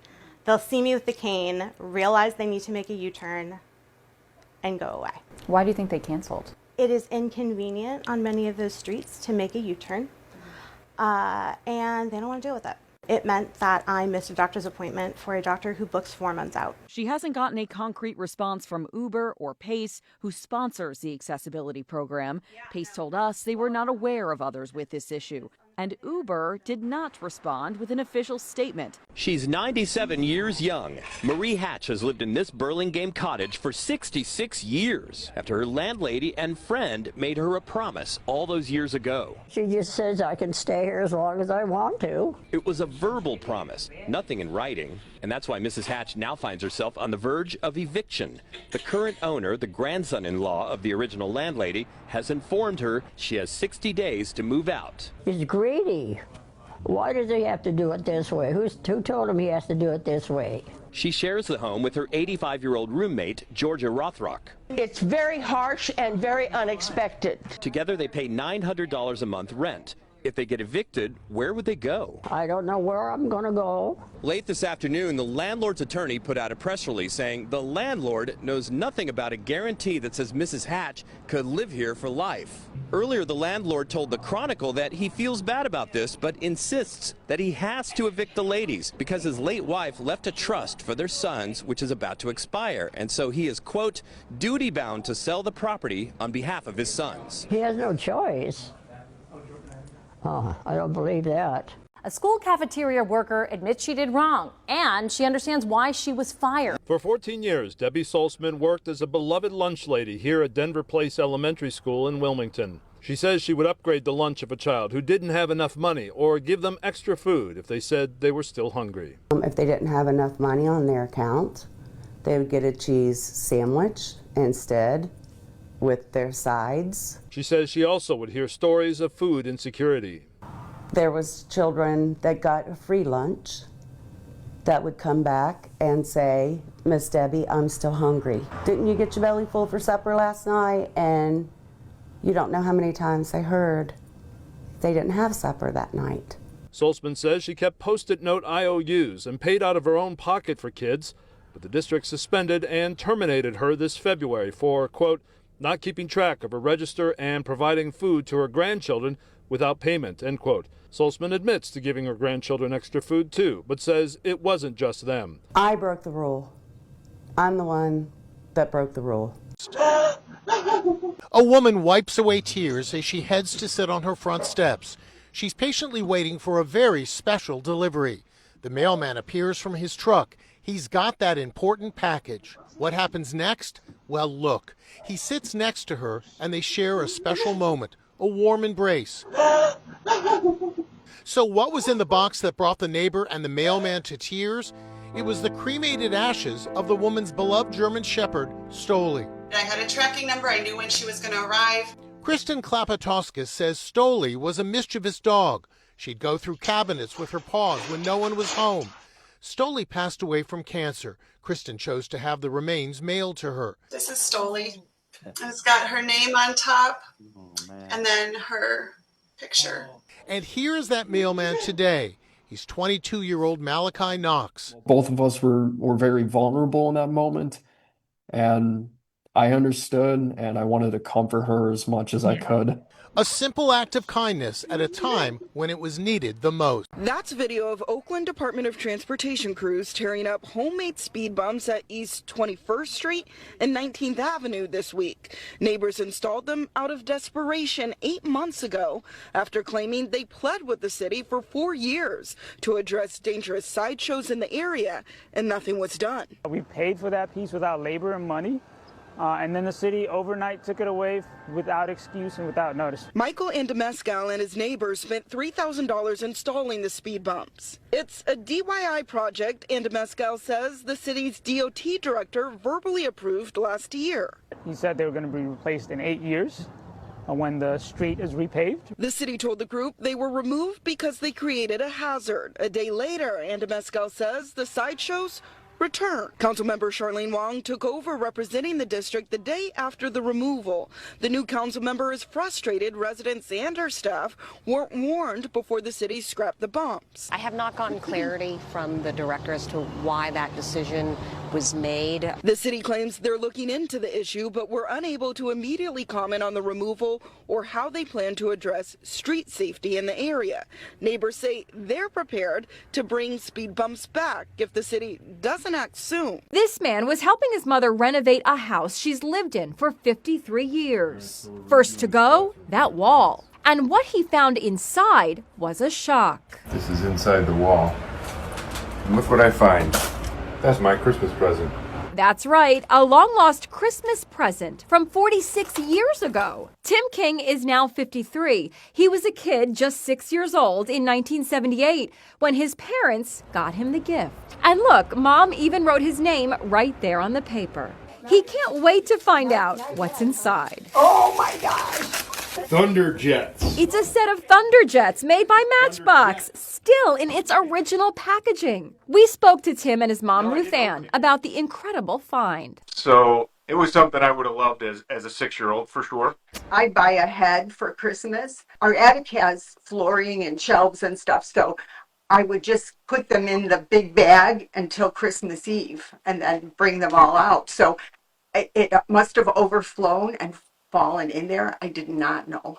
Tim may be a grown man now, but he still waited for Mom before opening the long-lost gift. Most weekends, you'll find high school teacher Emma Smirker burrowing through used bookstores in her hometown of Oklahoma City. One day, she made quite a discovery tucked between the pages. A photo strip of a man and a young girl, presumably his daughter. I immediately zoomed in on their faces, and it broke my heart to think that this memory was lost. So Emma turned private eye. She posted the photo all over social media. There were several clues to work with. The logo on Dad's shirt. The logo was actually a golf course in California, and I thought, hey, golfers, you might recognize him. Emma kept at it. Then a local TV station in San Antonio, Texas, ran a story about Emma's quest. It just caught me by surprise. I happened to be watching the news late at night, and lo and behold, there was a picture of Tom and Sophia on there. Me and my dad, we always like making silly faces. So, how'd the photo go missing? Turns out Mom Maria had been using the photo strip as a bookmark and forgot it had been tucked inside when they sold the stack of books to a used bookstore. Had absolutely no idea that we had accidentally lost the photo. They reached out to Emma on Instagram, a precious family memento. All right. Lost, found, and returned after all these years. Our hidden cameras caught employees with the LA Homeless Services Authority throwing cases of taxpayer-funded food right into the dumpster. Food that's supposed to go to the homeless, now going in the trash. You can see it here just come pouring out of the box. And not just once or twice. It's a sandwich, an apple, and water. But despite the tens of thousands of homeless going hungry on the streets of LA, no one got to eat this food. Jay Handel chairs the homeless committee for the LA Neighborhood Councils. This is an absolute disgrace. It's a theft of taxpayer dollars. For months, we watched LASA employees picking up cases of food to give out to those less fortunate. These are outreach workers. They're supposed to spend their days interacting with the thousands of homeless in LA. The aim, according to LASA administrators, is for them to use the food as an opportunity to build trust in the hopes of convincing them to accept government services and housing and get them off your streets. When I went to take the nozzle out of my truck, I smelled like a rotten animal smell. And after Daniel Colombo drove his Ford F-350 away from this pump, as soon as I left, I noticed the engine was running very rough. At a point, my truck would not accelerate past 65 miles per hour. The RPMs were sputtering up and down very aggressively. Colombo had filled up 38 gallons, $180 worth of diesel at this Shell station. The address 9489 Sheridan Street. It's in Cooper City. The pump shut by the state after Colombo filed a complaint. An inspector was out the very next day. He said he found very high levels of sediment contamination in the fuel. He said it was so much sediment that he could visibly see black sediment pieces floating around in the fuel samples he took. Here is the state report confirming the sediment found in the diesel. So Colombo did what any consumer would do: talk to the owner. I explained to him, well, you sold me contaminated fuel, which has now damaged my truck. And he just said, I'm not paying you a penny. The man that was arrested yesterday at Demon Slayer Infinity Castle for splashing a child with his own fluids and then was beat up by parents and arrested. He has been identified. This is exactly what happened. He stood up and relieved himself. Now, a lot of people have been debating what that means in my comments. He relieved himself. I don't know how to make that more clear, but he turned and hit a child. Remember, this is a packed theater in Demon Slayer Infinity Castle. Lots of kids there. So for him to even think, I'm going to stand up and relieve myself onto a child is absolutely insane. I don't know where our world is going at this point. But of course, every person in there was outraged, and they got him. And they got him good over and over and over again, and then dragged him out to the police, where he was arrested. I'm glad he was arrested, but there were people defending him in the comments section because children shouldn't be at Demon Slayer Infinity Castle. A man relieved himself onto a child. I don't care where it is. It was at Demon Slayer Infinity Castle, but like that's a justifying point? No. But what do you guys think about this? This is the update of the Demon Slayer Infinity Castle fluid spreader. Why would anyone want to take their car apart like this? Look, the interior of the BMW is stripped of everything. We mean everything. It's all because newlywed Jessica Foster lost her engagement ring while she and her husband Gino were out for a drive. I hit a bump or something and it flew out of my hand into the middle of the seat. Jessica and Gino searched the car for hours but couldn't find the diamond sparkler. I always think of worst case scenarios. I'm like, what if the bottom of the car has a crack or a hole? And it just kept falling and it fell while we were driving. Gino was so determined to find his bride's ring, he went to the extreme and took apart the entire interior. Everything was removed: seats, center console, rugs, everything. Finally, eureka. When I finally found the ring, I was surprised. And relieved. And I was just happy. I was just like, hey, I don't have to go buy another ring. So, where was it? Wedged between two carpets. Then it was time to put everything back together. Now the BMW is in one piece, and Jessica's got her ring. An Indianapolis mother is defending the action she took, trying to prove her baby was being abused. She planted a recording device in the child's car seat during a visit with his father, hoping to catch the abuse in the act. The 26-year-old Southeast Side mom says she noticed the bruising the moment her 7-month-old arrived back at this house from his court-ordered visit with his father. Police called for an ambulance to take the child to Riley Hospital for Children because the baby's eyes were bloodshot and his entire face was puffy. Today, the mom told me, "My job as a parent is to protect my son." She told police she always suspected her son was being abused, so before he left home for his visit this time, the mother grabbed his baby seat and planted a small recorder like this one. They're getting smaller and smaller as technology advances. She told me she knew it may not be legal, quoting, "I told the officer I'm willing to go to jail to protect my son. I will do anything to protect my child. I don't think I did anything wrong," end quote. The baby was released from the hospital as police started their investigation. At home today, the baby was smiling, and the mom says back to acting like he usually does, happy and energetic. The video is heartbreaking. A great-grandma is making a delivery for Domino's Pizza. All she needs to do is navigate one step, but down she falls. The concerned homeowner is shocked to find the woman on the ground. Sorry. Are you okay? Barbara Gillespie, age 72, is a retired school lunch lady. She says she took the job with Domino's Pizza because she needed the money.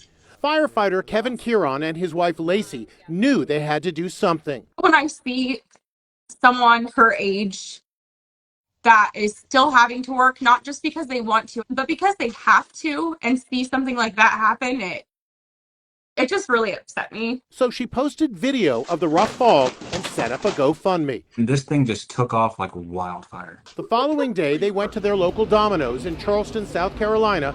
Sure enough, they found Barbara hard at work. They started a GoFundMe. The amount that's been raised, more than $235,000. Barbara says she can finally retire. I handed in my resignation today. And my kids were picking, or they thought they were collecting seashells, but they actually collected clams, 72 to be exact. You can see the rows of clams her children collected, but they learned an expensive lesson. Clamming has regulations. Right before we went, I had decided to look at it, and that's when I saw the amount.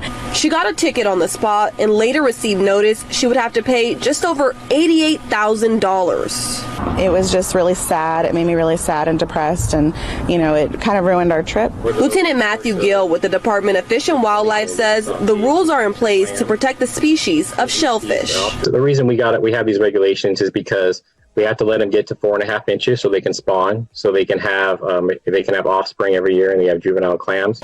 Lieutenant Gill adding it's important to educate yourself and your children before going ashore. If you have a dead sand dollar, or a dead animal or something like that, or you have a broken seashell, that's fine. Pismo clams, what you're going to see is both shells will be intact together.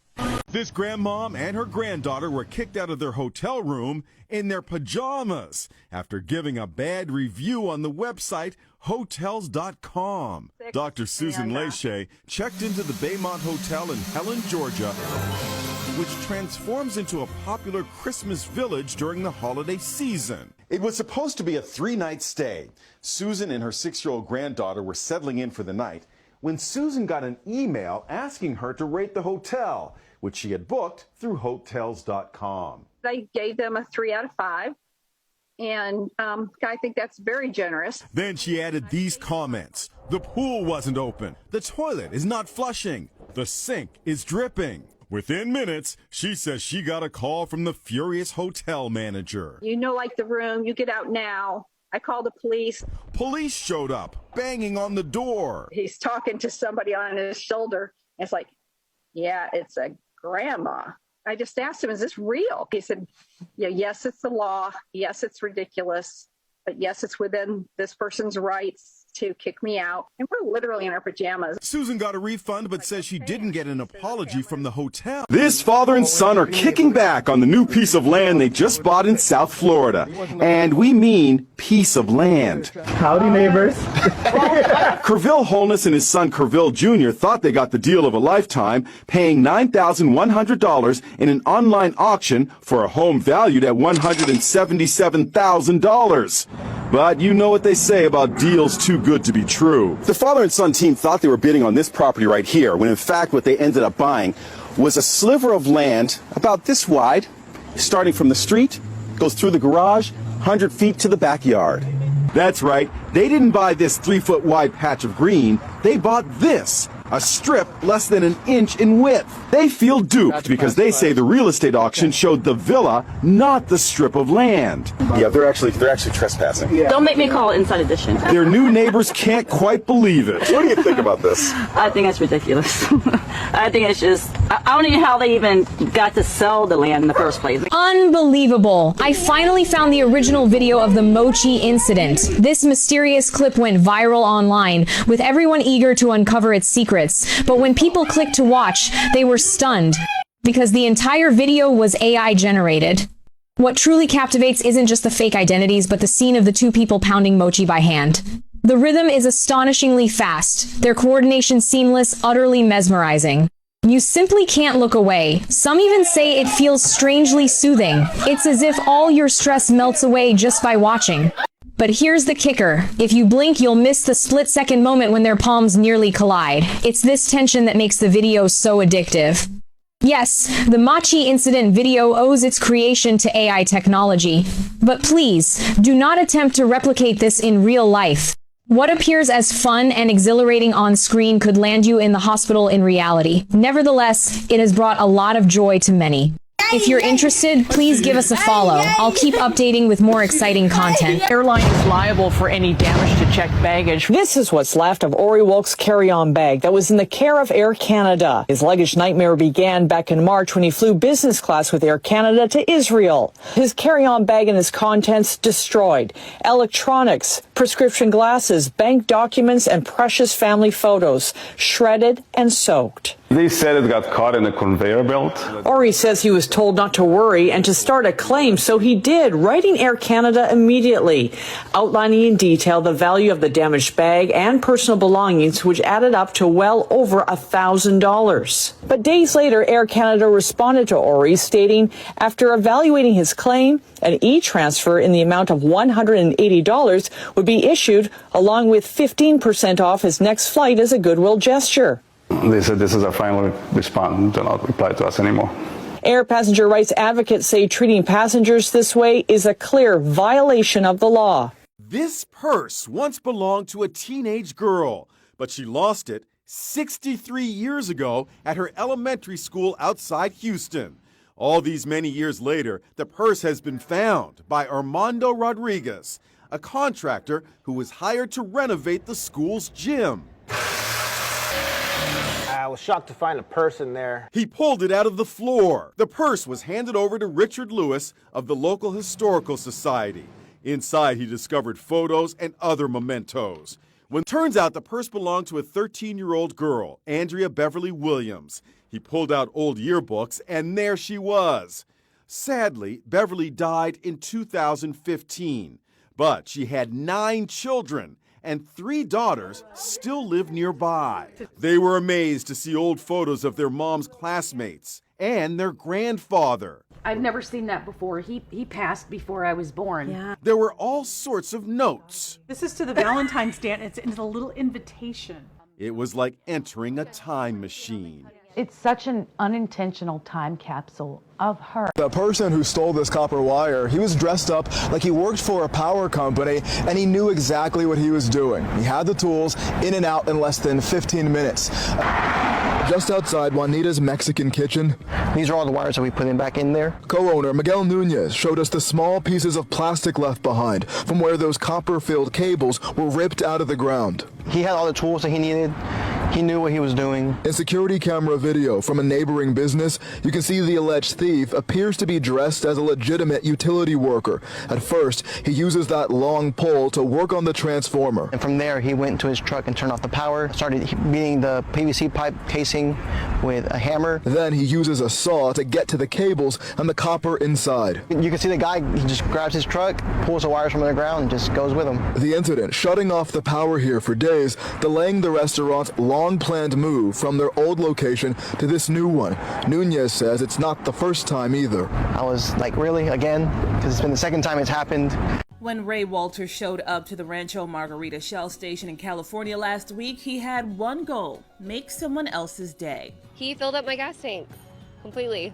How much is that? $100. So we're going to do a full tank.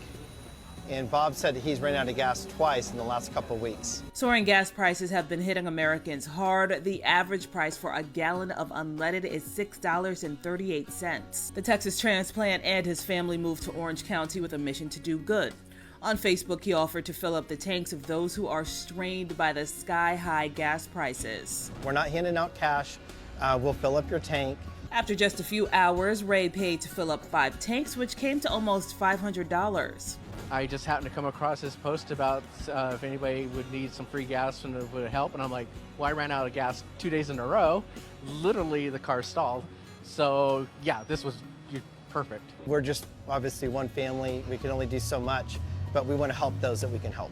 Thank you so much. Thank you, God, and thank God for you. This single mother of 3 fell on tough times and was facing eviction from her Harper Woods home. When I tried to stop paying the rent and try to do for the kids, the rent was getting high, so I had to stop for the kids to do the rent, so I just couldn't balance. She had heard about an event, the All-Star Turkey Giveaway in Detroit, and that's where she met Terrence Wheeler and told him her story. I didn't want that to happen to this family. The next day, Tamika got a call from Pistons legend Isaiah Thomas and his wife. She called and she told me who she was, and she told me what she was going to do. They paid her rent, and then the day before Christmas Eve, a surprise, gift cards, toys, and more. And now we're able to help her stay in her home, but we also got Kroger gift cards on behalf of iHeartMedia for her and some other wraparound services that we're going to provide for her. My kids is okay.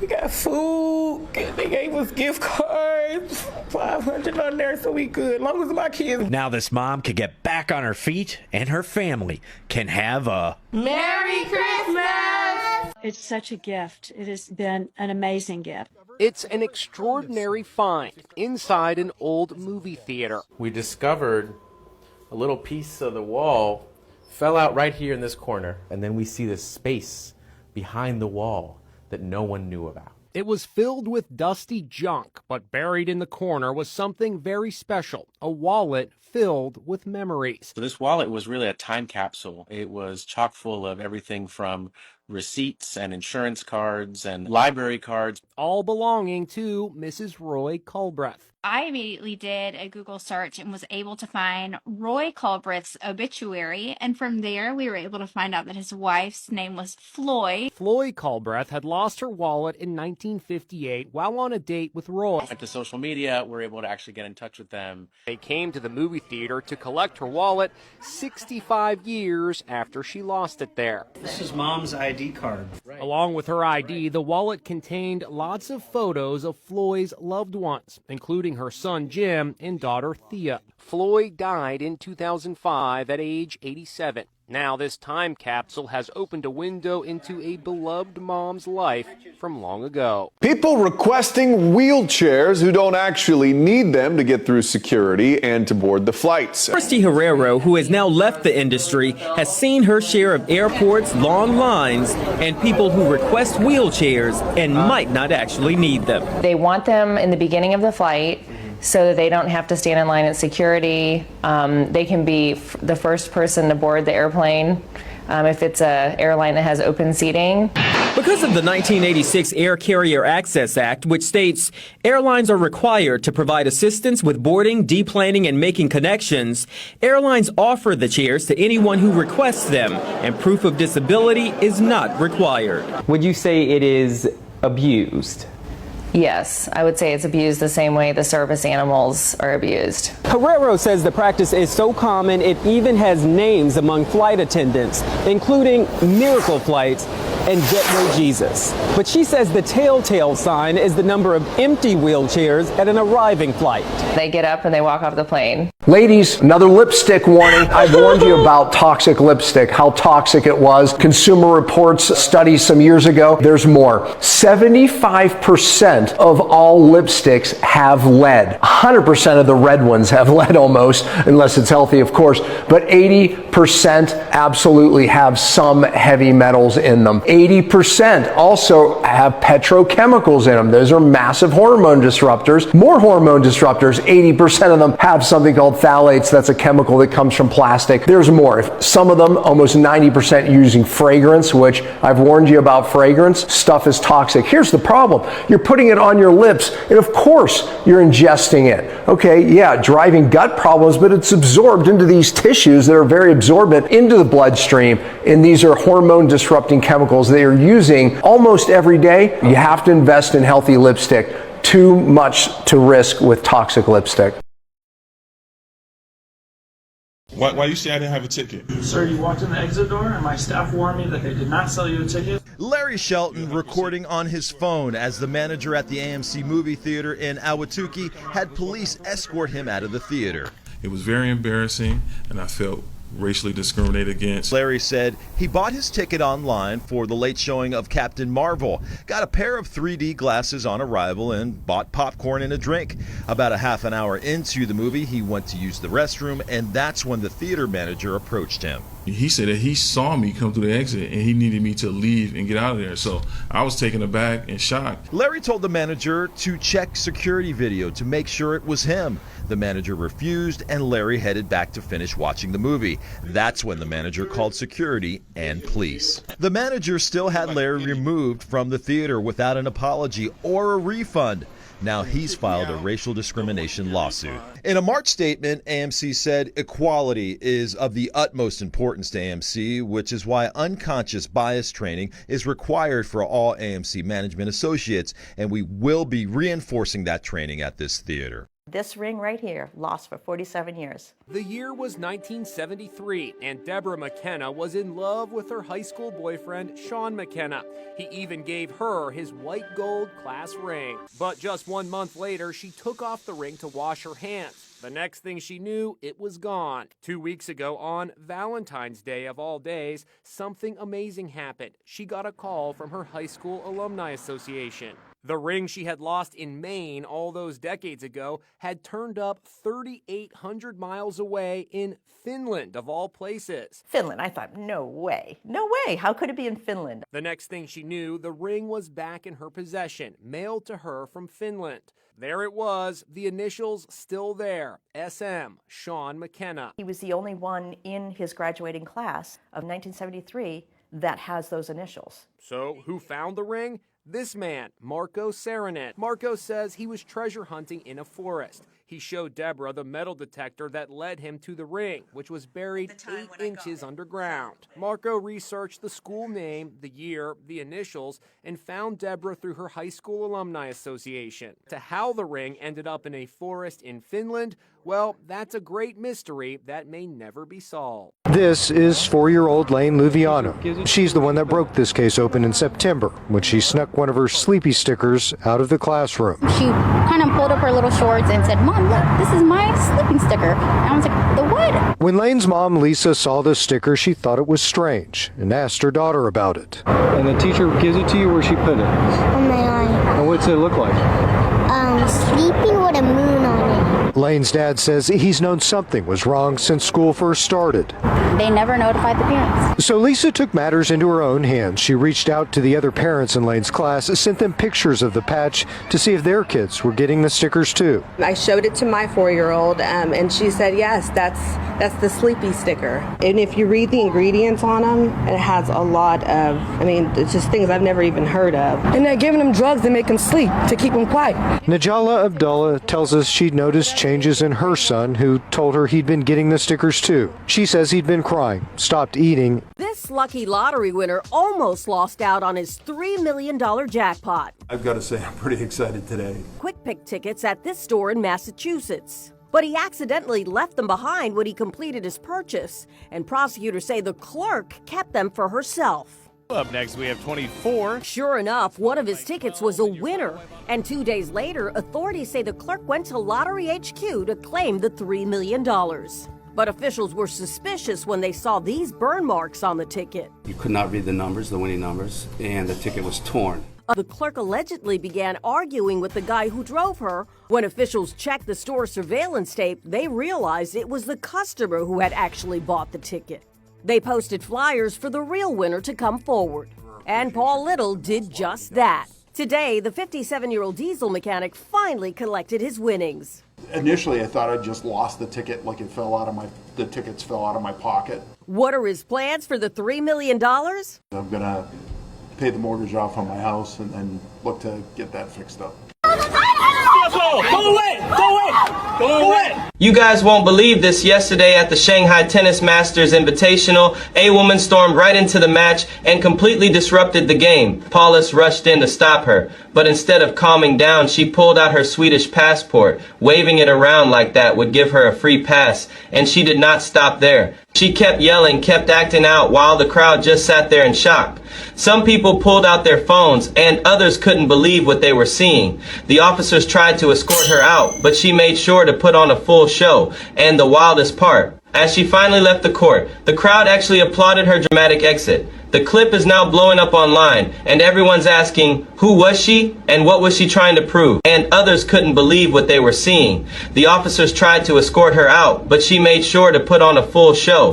And the wildest part, as she finally left the court, the crowd actually applauded her dramatic exit. The clip is now blowing up online, and everyone's asking, who was she and what was she trying to prove? Did you notice Northwest's unusual hand skin? Blue Ivy's gloves once made her a laughingstock, but the truth is heartbreaking. North showed up at Kim Kardashian's new store opening, but her 3 physical signs are downright chilling. First, her hair. Aside from her natural black hair, everything else is fake. She even painted blue dye onto her scalp, but the difference compared to the blue in her braids is striking. Some even suspect her baby hair bangs are drawn on. Meanwhile, Kim's hair looks so healthy it practically glows. Second, her hands. Her hands have been mistaken for those of a 70-year-old woman. Why would a 12-year-old have so many wrinkles on her hands? This is the damage caused by henna. 3 months ago, North became obsessed with body paint.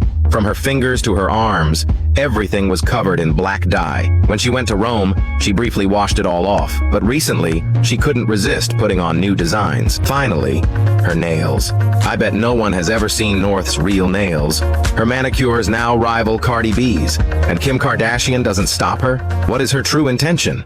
News, a woman has landed at JFK Airport with a passport from a country that has never existed in our lifetime. Authorities at JFK International Airport are in shock. Tonight, a woman arrived from Tokyo carrying a passport from a nation called Terenza, a place that does not exist on any map of our world. The passport was flawless. Biometric chip, perfect holograms, dozens of stamps from countries that also do not exist. Her documents were perfect, better than perfect. But the country, Terenza, it doesn't exist anywhere. Witnesses say she looked completely ordinary, like any tourist. But when agents told her Terenza isn't real, she froze, then whispered, "Then this isn't my world." She asked me, "Is this America?" I said, "Yes, of course." Then she whispered, "America," like she had landed in the wrong place. Authorities placed her in a secure room under surveillance. She sat calmly for hours. Then she vanished. Cameras show her fading away, like static on a broken television screen. So, who was she? A lost traveler from another dimension? The mother of a 2-year-old girl in New Jersey demanding answers after she picked up her daughter from daycare on Wednesday and noticed one of the braids in her daughter's hair was missing. Tamara Hemingway was stunned. She says she sent her 2-year-old to daycare like this last Wednesday with 4 braids on the right side of her head. She says it was only when she called to check in the afternoon, a staff member at Growing Kids Academy noticed one braid on Mila's head was missing. A report with the Ocean Township Police says Mila's hair looked normal around 11 a.m. The video from inside the classroom shows her playing with her braids several times. The officer notes one of the teachers is seen on video trying to take a smock off of Mila's head around 11:45, at which point she's seen putting her hand up to the right side of her head. After this, the officer no longer saw the braid, and even after searching, the hair and the barrettes were not found. The director of the daycare tells Eyewitness News it's not clear exactly what happened, but that there's no evidence Mila's hair was pulled out. Since Jessica's death in 2023, Donna's kept up the trailer and some of Jessica's things for Riley after he graduates. But earlier this month, she noticed someone on the property. And I seen a gentleman who was digging a hole here and was running a hose or something through it. She called the Iva police, who spoke to the plumber. She was told he was fixing a blockage for the house next door. They took air and blew through the lines, and it blew up and blew into the toilet, and I just blew it all over in there. Now the Harrison family is stuck with this. Human feces tracked into the floor, sinking into the floorboards, the foundation, the ground underneath itself. They say they've been trying to get the help they need, but so far, they haven't had anyone take responsibility, they say. When she went back to the police, and they said that there wasn't really nothing they could do about it. Police tell us the investigation is still ongoing. We called the plumber involved. He hasn't reached back out to comment. A South Jersey couple is $2,000 richer after unearthing some cash while excavating their front yard. I was just kind of grading this out, getting ready for concrete. That's when Richard Gilson started hitting glass outside his Jersey Shore home. That was actually in the ground, this jar. Near the glass was what he thought were root balls.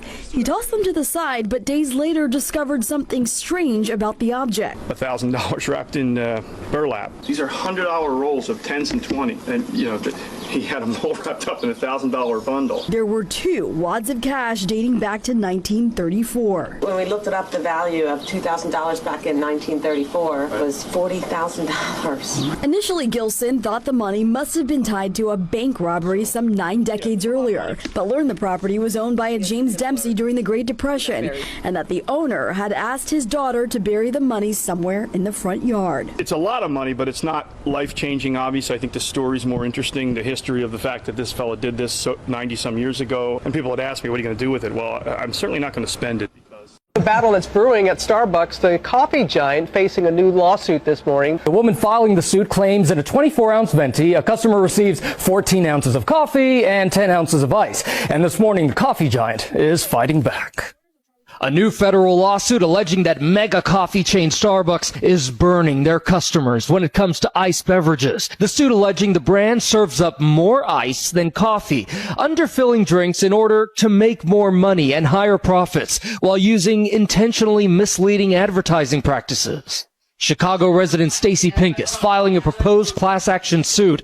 Court documents stating a Starbucks customer who orders and pays for a cold drink receives much less than advertised, often nearly half as many fluid ounces, asking Starbucks to pay upwards of $5 million to repay any customer who has purchased an iced beverage within the past 10 years.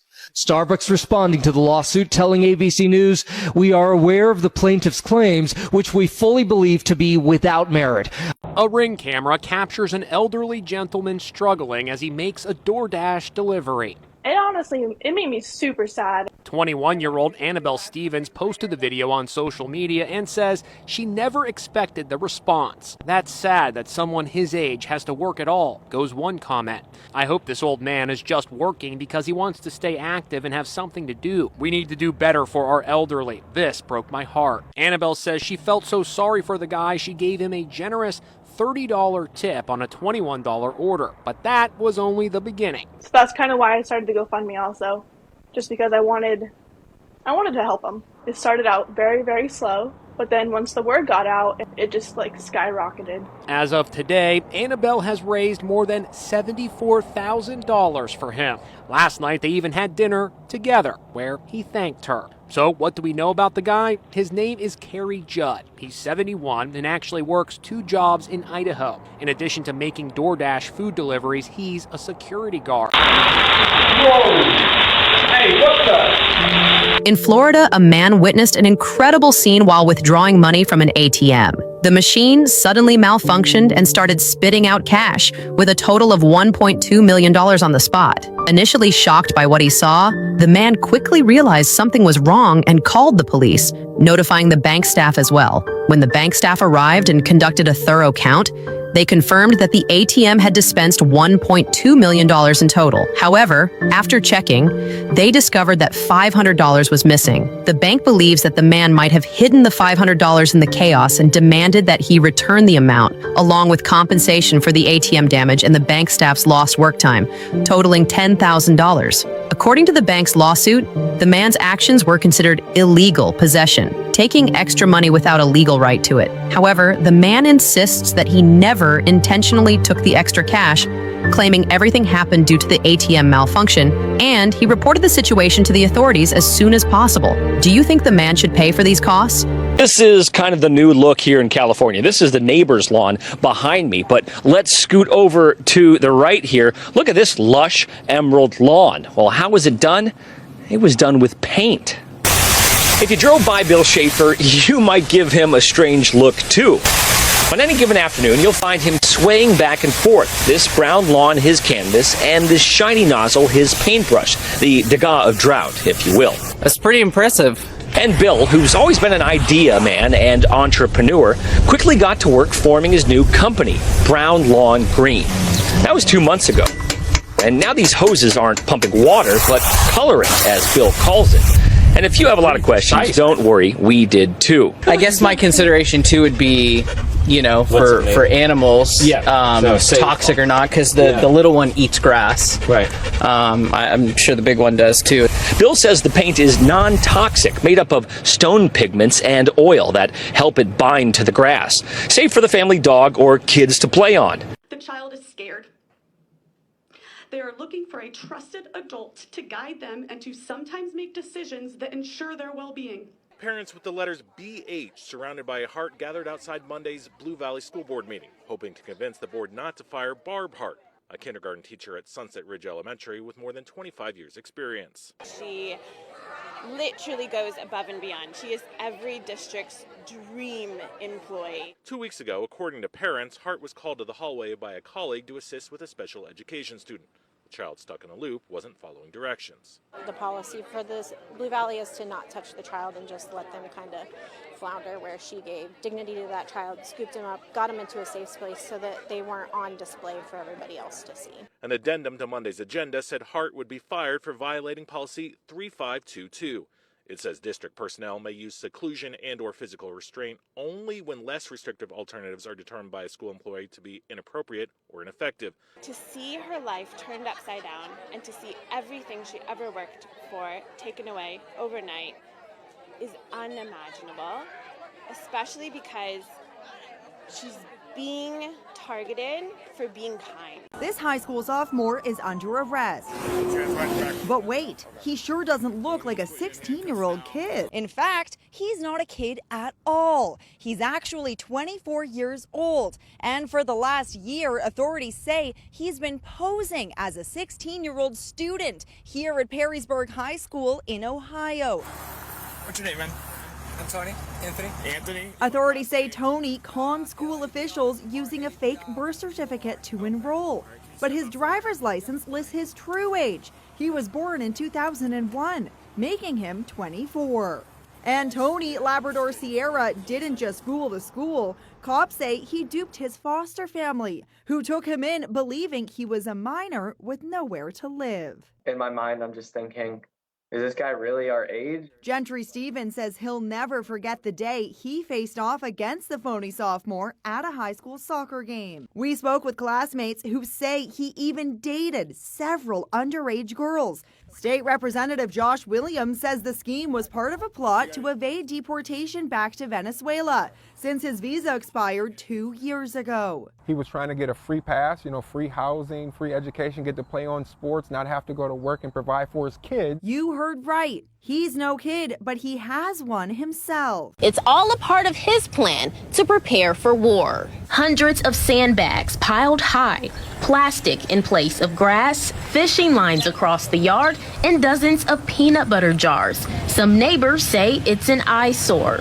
We're here in the city, We want our place to look good. That makes the whole community look horrible. Due to the standing water and bugs.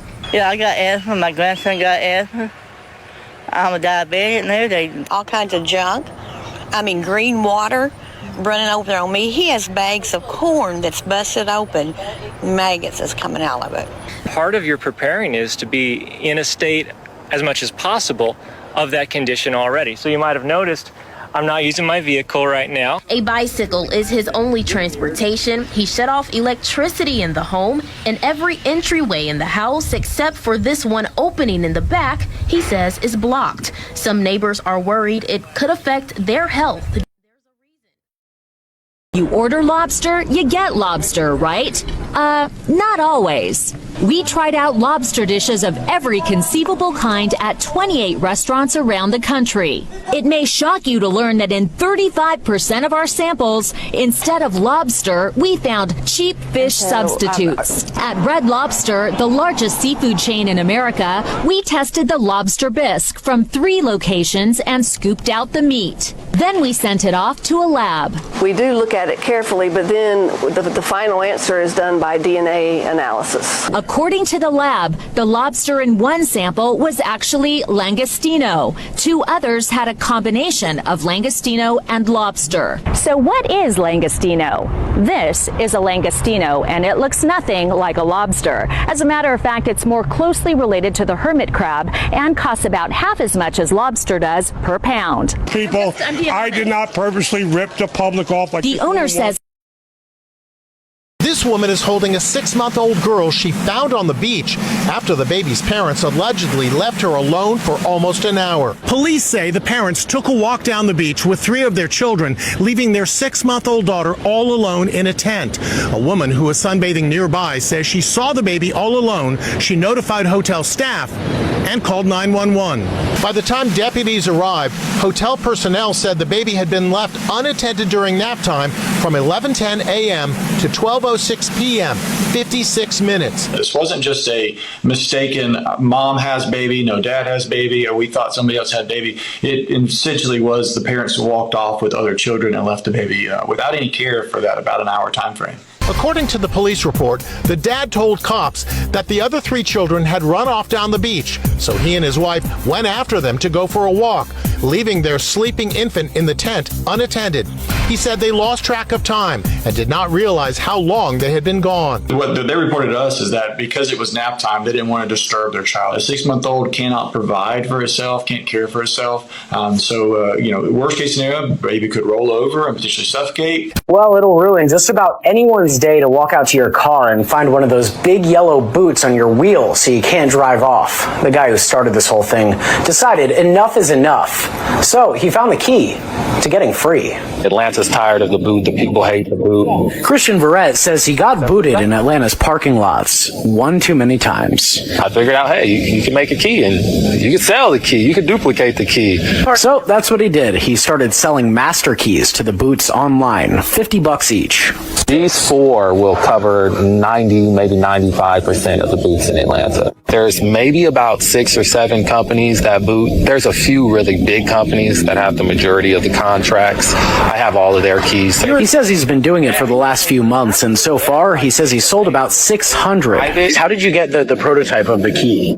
That's a trade secret, so I can't tell you that, but it was hard work.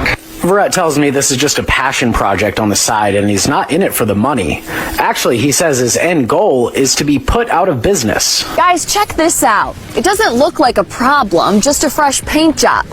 Well, what if you didn't ask for this and the painter still said you had to pay up? That's what's going on here. Linden Street in Mentor-on-the-Lake got a fresh coat of paint this week. If you just look up and down, there's numbers painted on just about every household here. Thing is, nobody asked for it, but most people paid. Tom Horvath is one of the few who didn't. I don't pay for anything I didn't request. I didn't give him any money. He told me he's lived here for more than 40 years, and he's not having that. Well, as you get older, you feel less uncomfortable saying no. But Tom didn't realize the numbers painted in front of his house are part of a scam. And they didn't have any permission from the city. Oh, they did not? Well, then they lied about that. It could be watercolors, it could wash off in a week, I don't know. Police Chief John Gielick told me this happens everywhere, and the painters may claim to have city permission, but they don't, and they certainly don't work for the city. A disabled University Heights woman is fighting City Hall and losing. It's all because of how she fixed her yard to help her get around. Disabled retiree Carol Waddell paid a contractor $1,500 to remove the grass in front of her University Heights home and replace it with concrete so she could park her car there. He told her he'd pulled a permit back when the work was done 7 years ago. She thought all was well until this came in the mail, a citation from San Diego Code Enforcement. How it came, just like this, immediately ceased parking into front yard. Not only that, in red ink, highlighted in neon green, failure to comply will result in fines and fees. Waddell lives on Social Security. She says she can't afford to pay a contractor to tear up the concrete or pay for a building permit to do the work. She's already been hit with a $500 fine. I don't know what I'm supposed to do. Code enforcement said the sidewalk isn't their department. A Hespeler homeowner came home to a surprise Saturday morning. She says crews were working on paving her driveway without her consent. Cammie Corrigan has lived in this Hespeler home all her life. Our driveway was a gravel driveway, country and rustic. Not the prettiest, but it was ours. Now paved over. She says work to her driveway was done without permission. This is not supposed to be done. Corrigan says a man knocked on her door Friday night, offering a discounted rate to pave her driveway. We talked about the reasons why we did not want to have it done. He talked about the reasons why we should have it done. And Corrigan says she declined. At the end of our conversation with, I'll call you next week when we're ready to do this. And my words to him were, we will call you if we decide to do this. Then Saturday morning, Corrigan says she came home to a crew that was more than halfway done paving her driveway. Without our consent, without our want, without an agreement, without a contract. And it was very disturbing for us. How does a New Jersey deli that sold only about $18,000 worth of sandwiches last year reportedly end up being valued at $100 million? It's a modest little deli in New Jersey that sells sandwiches, coffee, and soft drinks. Last year, it reportedly made just $18,000 in sales. The deli is run by this guy, Paul Marina, a local wrestling coach and high school principal. But $100 million? Even the business network CNBC can't believe it. Neither can one of America's wealthiest investors, David Einhorn, who quips the pastrami must be amazing. So again, how is that possible? Well, the deli sells shares on the stock exchange, and in this soaring market, just about every company is shooting up in value, including this lonely little deli. Over the years, the company has operated on the promise of we're going to create this chain of restaurants. So a lot of hope with regards to the stock. So hold the mustard, hold the mayo. Just give me $1 million with that pastrami. People are paying thousands of dollars just to be bitten because this so-called teeth massage promises not only weight loss, but spinal realignment.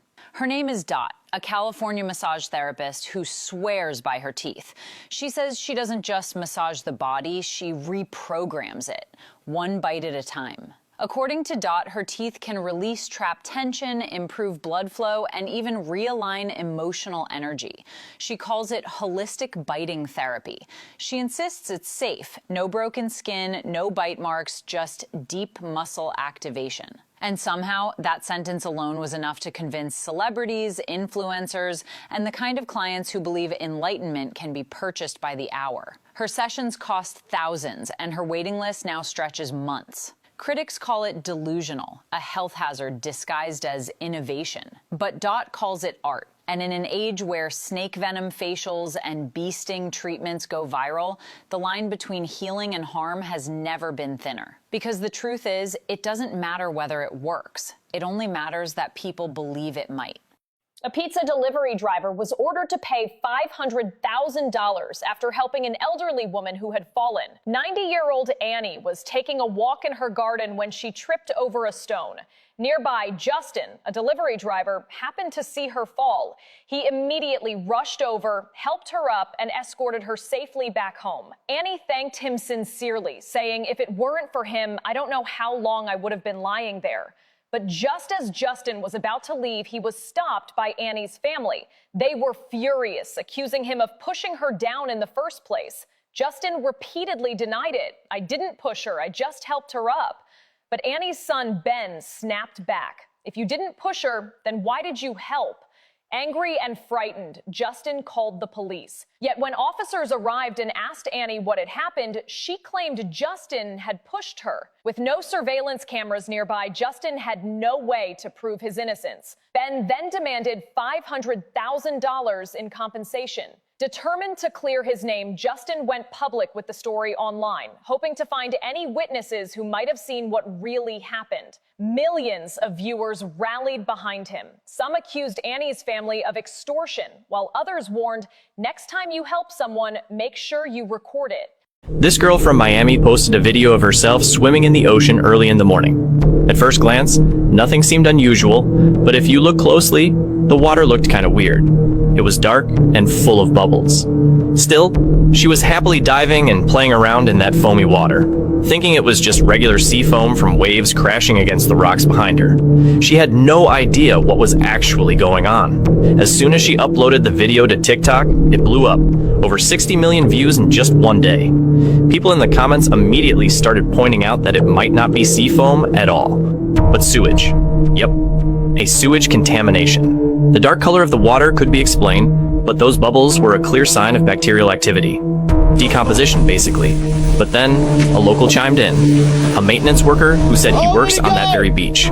He revealed that earlier that morning, just about 150 meters from where she was swimming, a sewage pipe had burst. Which means she was literally swimming in raw sewage that the city had ended up dumping into the ocean.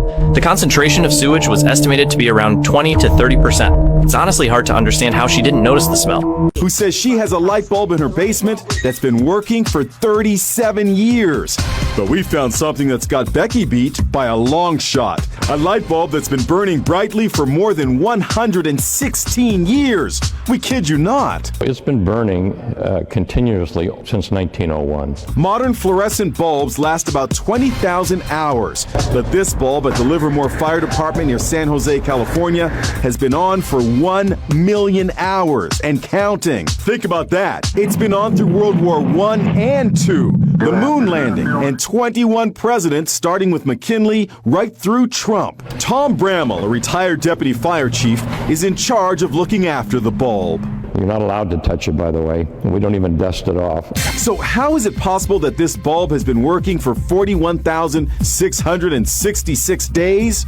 For one thing, it was made in America. I suspect that this light bulb will continually burn another 100 years. Now that's craftsmanship. This is a story that is definitely trending today. An Ohio woman has gone viral on TikTok after a disturbing discovery that she made in her yard. I think my house is haunted and I'm freaking out, like I'm literally shaking. It all started with this video posted to TikTok. Columbus mom Katie Santry says she woke up one morning and noticed something was off. This stuff down here, this hanging off. Santry says she was spooked. She had recently started digging holes in her yard to install a fence. As she and her husband went digging the other day, they noticed something unusual. There is a rolled up carpet buried underground that we came across as we were digging this hole. From there, the internet started to spiral as tens of thousands of people all over the world became invested in Santry's story. She started to take a closer look. Santry wanted to fill the hole and move on, but TikTok users said more needed to be done. I was just going to leave it, and then TikTok was like, you need to dig it up, you need to call the police, so I did. And then when they first came out, they really thought nothing of it. A boy returned a wallet only to be sued for $3,000 by its owner. 17-year-old Adrian found a handbag in a supermarket parking lot containing $10,000 in cash. He drove more than 10 kilometers to personally hand the wallet back to its owner. He thought he would be praised for his honesty, but instead, the owner called the police. She claimed that $3,000 was missing from the bag and demanded that Adrian repay the lost money. Adrian felt deeply wronged. He hadn't taken anything, but now he had no way to prove it. The police, too, couldn't determine who was lying. The case has since entered civil litigation. Once the story went public, it ignited fierce debate online. Some said this is what happens when kindness gets punished. Others argued he shouldn't have returned it without evidence. A judge later commented that no matter how good your intentions are, you should always keep a record of your actions. Adrian said quietly, "I just wanted to do the right thing. I never thought I'd end up being treated like a thief." This guy found some striking treasures buried in his own backyard. It happened when David Olson set out to demolish the steps leading to his back door. As he pounded away, he found some mysterious round objects buried in the sand beneath his home in Norton Shores, Michigan. What the heck were they? At first, I couldn't tell. I kind of was dusting the sand away, and I noticed a sphere. On closer examination, he saw an engraved logo. It said Brunswick and names like Black Beauty and Starline. The mysterious objects were, in fact, bowling balls. The more he dug, the more he unearthed. 1, 2, this one's 30. 100! Wait, there was more. All told, David found a whopping 160 bowling balls. The big mystery was who buried them under his home and why. Turns out the bowling balls came from the world-famous Brunswick manufacturing plant, which was right here in Muskegon, Michigan. The plant closed 15 years ago. The balls were used as foundation for Dave's house. They've been buried there for 60 years. They say all good things must come to an end, and today the world said goodbye to Ice Car, which is also a good thing for owner Justin Yellen. It had to happen to me, I know that. I'm the type of guy. He's now the guy known all over the world, or at least his car is. After parking it next to Lake Erie earlier this week, a natural phenomenon quickly escalated into a social media phenomenon. This picture going viral, putting all eyes on Justin and his ice car. You've also become a bit of a local celebrity because of this, a national celebrity even. Yeah. What are your friends saying?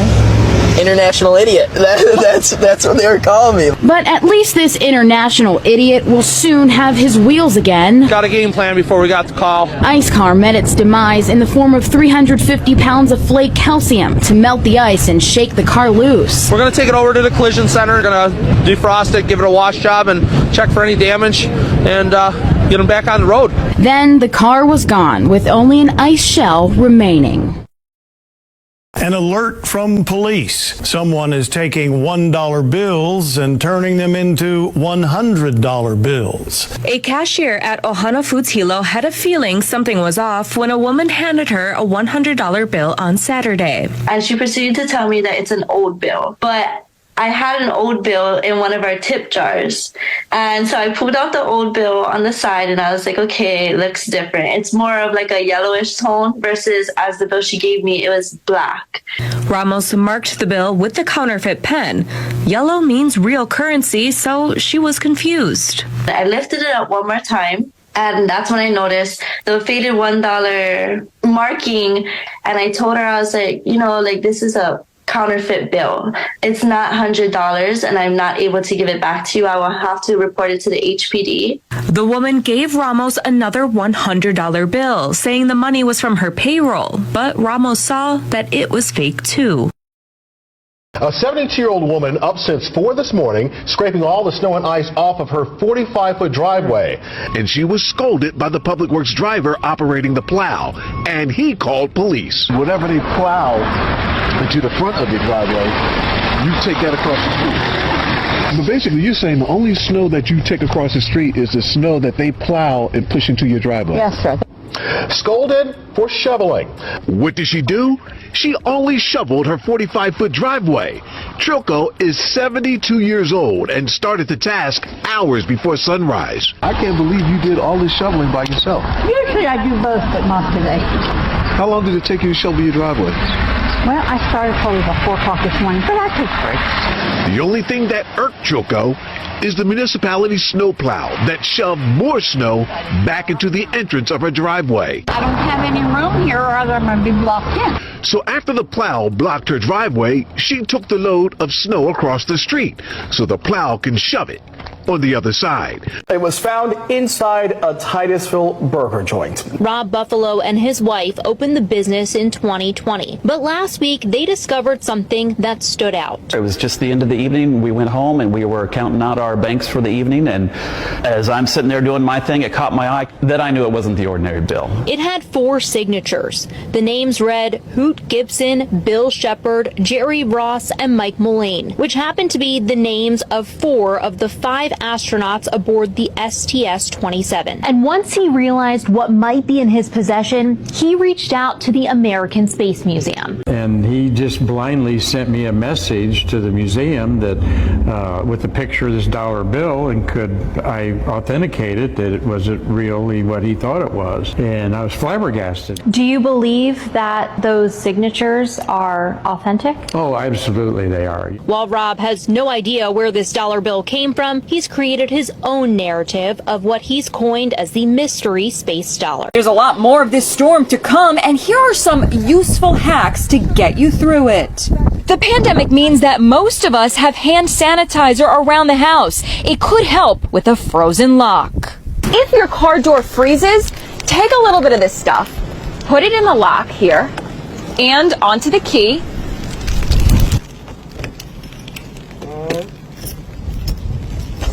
and there you have it. Certain foods that we all have can also be useful. Cut a potato or an onion in half, then rub it on the window, just like this.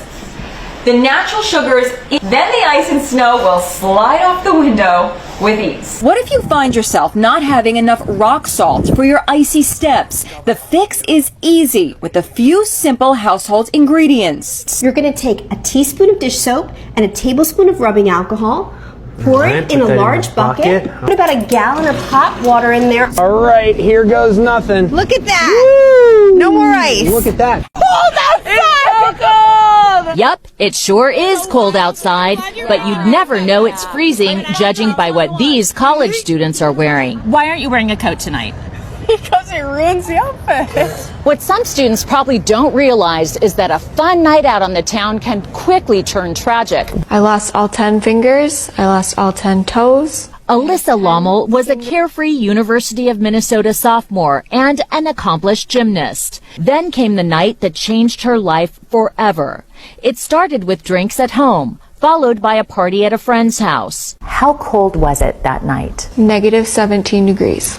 At 10 p.m., she was dropped at home, but she never made it past the front door. 9 hours later, Alyssa was found passed out, her extremities frostbitten. I was in the hospital for 78 days after my accident. My parents were asked to come say their goodbyes. Simple things that people don't even think about because it's just so basic. I had to relearn all of that as if I was a newborn kid. Every tear that I shed, they shed their own tears along with me. The hardest part of all of this is letting go of my past life and becoming this new person who lives without fingers. Wear a coat.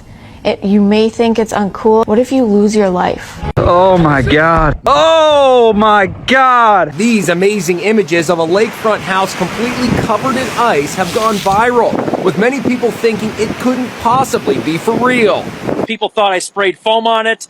Not the case. I spoke to the guy who shot the video, John Kutchko, and his daughter Natalie. John showed me the house on Lake Ontario in upstate New York. This, in some spots, is 5-6 inches thick, which is amazing considering that 6 days ago, this was not here. It was mild. This was not here. How cold are your hands right now? They are cold. The air temperature, I think, is 14 degrees. Wind chill probably around 0. Good afternoon. John anchors the news on WROC-TV in Rochester, and his daughter, who wants to be a TV reporter, tried out her reporting skills for Inside Edition. 5 days of intense winds with gusts of up to 81 miles per hour helped turn this beach home on Lake Ontario into an igloo. Nice job, Natalie.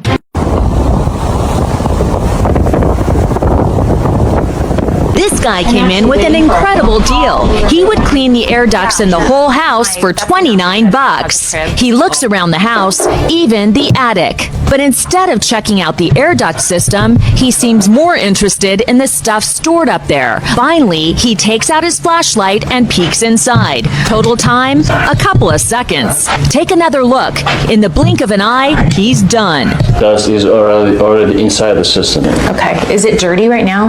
Yes, it is. We knew it wasn't dirty. All totaled, he wants to charge us $700 to clean and sanitize the system. So much for that $29 special. I'm not actually the homeowner, and I'd like to know whether or not you were doing a bait and switch here. It's a big difference, but that's what you have, man.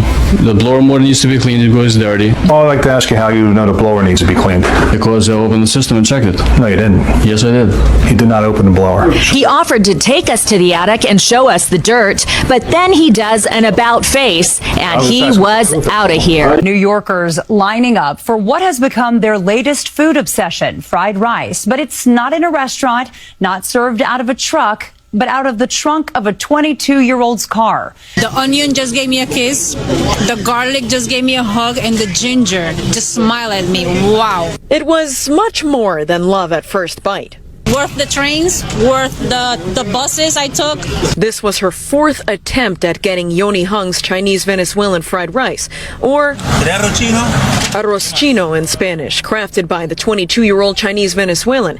The fried rice with ham, shrimp, chicken, and pork, accompanied by egg rolls, is cooked in Brooklyn by Hung and is sold out of the trunk of his RAV4 at different locations in the city he posts on social media. And the crowd follows. So God bless him, hope he keeps selling at the rate he is, and nothing but the best for him. Juan Segura was first in line, showing up over 2 hours before he was set to sell on 45th Street in Hell's Kitchen. The mandate from the Homeowners Association says residents must keep their garage doors open. Failure to comply can result in a $200 fine.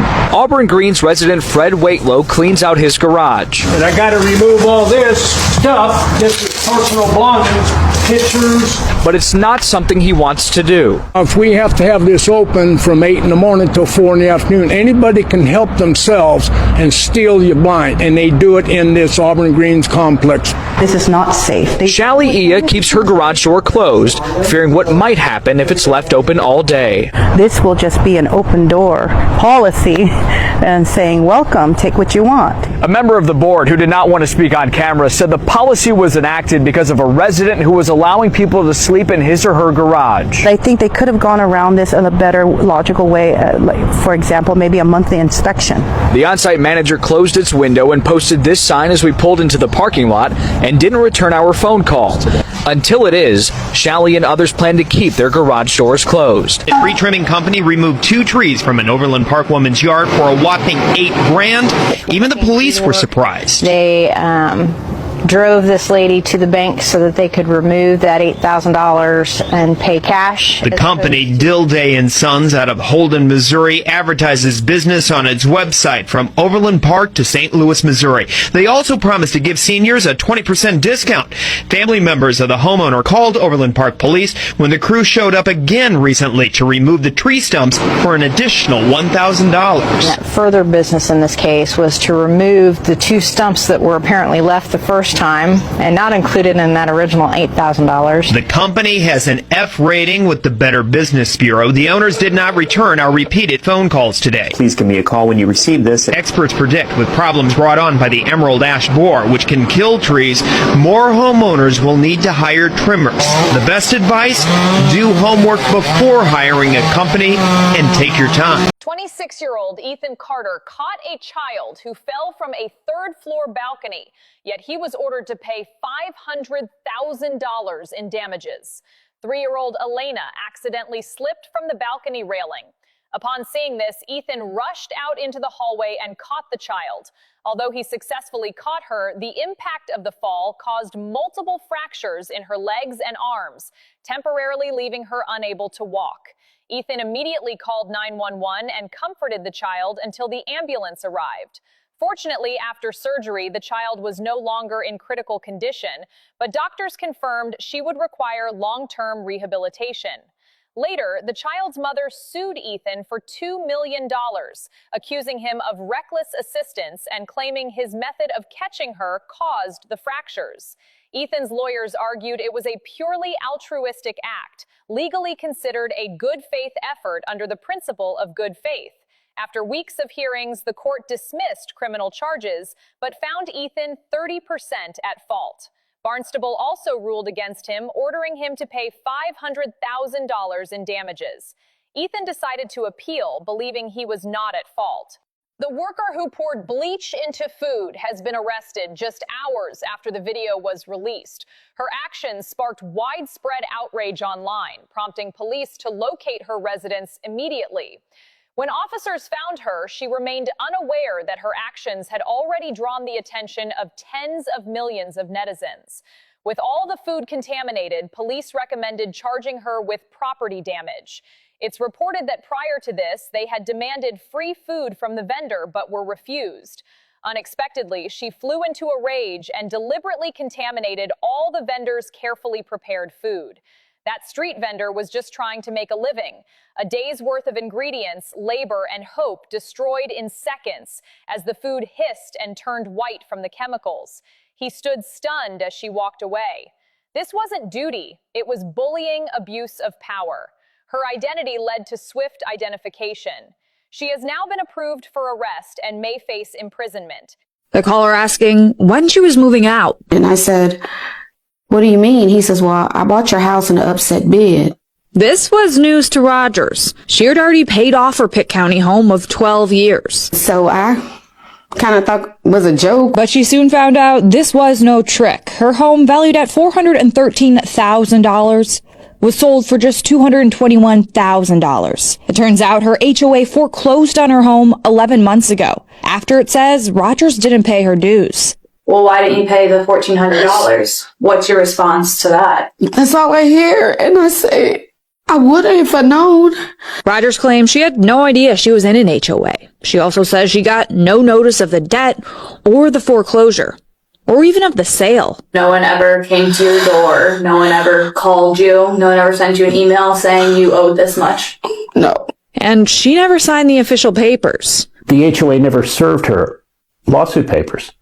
They just didn't do it. That is fatal. The parents of those children who attacked a pregnant mother should be arrested. This mother said her child had been bullied at school for 2 years, yet neither the school, the community, nor the government provided any effective protection. To protect her young son, she went to pick him up despite being pregnant. Unexpectedly, on the way home, her son was attacked again. She tried to shield her child, but was pulled down onto the grass. It's unimaginable that this was done by a group of children. They were like demons. But no one can understand this moment. The mother heard her child crying out, "Mom, save me!" Yet she was pinned to the ground, unable to move. The video, captured by a passerby, went viral online. People rushed to the school gate demanding answers. Some declared, "Parents must be held accountable for their children's crimes." Others argued, "These children themselves are victims of the system, another failure." The mother has now sued the school and intends to sue the parents of these children, hoping they receive the punishment they deserve. The senior student who attacked a pregnant mother has now been arrested.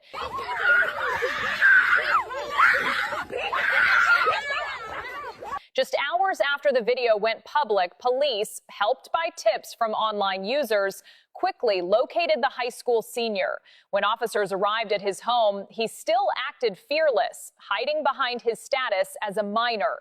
But once the footage spread, tens of millions of parents reacted with outrage. They said they don't want their own children attending school with someone capable of violence like this. Police are recommending that the suspect be charged with aggravated assault. They also urge the pregnant mother to hold the school accountable for failing to act, since her child had already endured 2 full years of bullying before the attack. Now the child has witnessed his pregnant mother being beaten while trying to protect him, something that may haunt him for the rest of his life. It's a trauma he may not yet fully understand. Hearing himself cry, "Mom, help me," while watching her pinned helplessly to the ground, unable to move. How desperate must she have felt? At present, the senior student who led the assault has been arrested and may face time in detention or even jail. In this kitchen, there's no recipe for what Brian Ware is cooking, because what he's cooking isn't dinner. We take the sorted crayons, melt it down. You can see some of the papers coming off here. He calls it his crayon initiative, and on a good day, Ware will melt down and crank out 4,000 crayons using what looks kind of like a waffle maker that he designed. This living room den has turned into crayon storage. You've got boxes and boxes of all of these crayons. And check this out. In the time that we've been here, right here on the front porch, at a community event this week, 100 volunteers gathered to help. Well, here they are, and we're sorting them now. Go back to the people who need them. And once packaged, Ware sends them to local hospitals. Ateka Zavala is recovering from spinal surgery, and coloring helps her forget the pain. It's a place where I get to escape from everything and really focus on just coloring. 11-year-old Jaden Hendricks likes to let her imagination go when she colors. That right there is why we do this. One father's simple idea, turning unwanted crayons into unlimited possibilities. A mother whipped her son over 20 times with a belt because he didn't finish his chores. This video is going viral across the internet. Nicole Staples is a second-grade teacher at a Christian school. She was once named Teacher of the Year. But in this video, she brutally beat a child simply for not finishing chores. I believe this isn't the first time she's hit children. It was only captured on video that her true nature was exposed. The school must fire her immediately. She is utterly unfit to be a teacher. It's unimaginable how Nicole Staples was ever named Teacher of the Year. Currently, Little Mountain Christian Academy has placed her on paid administrative leave. Why not fire her immediately? Just days ago, another school bullying incident occurred. If authorities have already placed problematic teachers on administrative leave, Nicole Staples faces one charge of child abuse against a minor under 18. Yet she was released on bail at 6:45 p.m. Had the video not surfaced, what treatment would that child have endured? How should this matter be handled? Share your thoughts in the comments section. In less than 10 minutes, an expensive electric bike was stolen in broad daylight. Inside Edition rented a $200,000 high-end electric bike from a New York City adventure tour company for an undercover investigation. The bike was equipped with 2 GPS devices to track its location in case of theft. Reporter Lisa Guerrero and her team locked the bike securely to a parking post, leaving it alone as part of the experiment. What happened next was astonishing. Only 10 minutes later, a man walked up to the bike. He looked around, then calmly cut off the bike's cable lock. In one swift motion, he hopped on the bike and rode off, vanishing down the street. The team immediately checked the GPS devices, but by the time police arrived, the thief was long gone. The investigation showed that even with high-tech security, the bike had disappeared without a trace. This incident raises serious questions about security in urban areas for high-value rentals,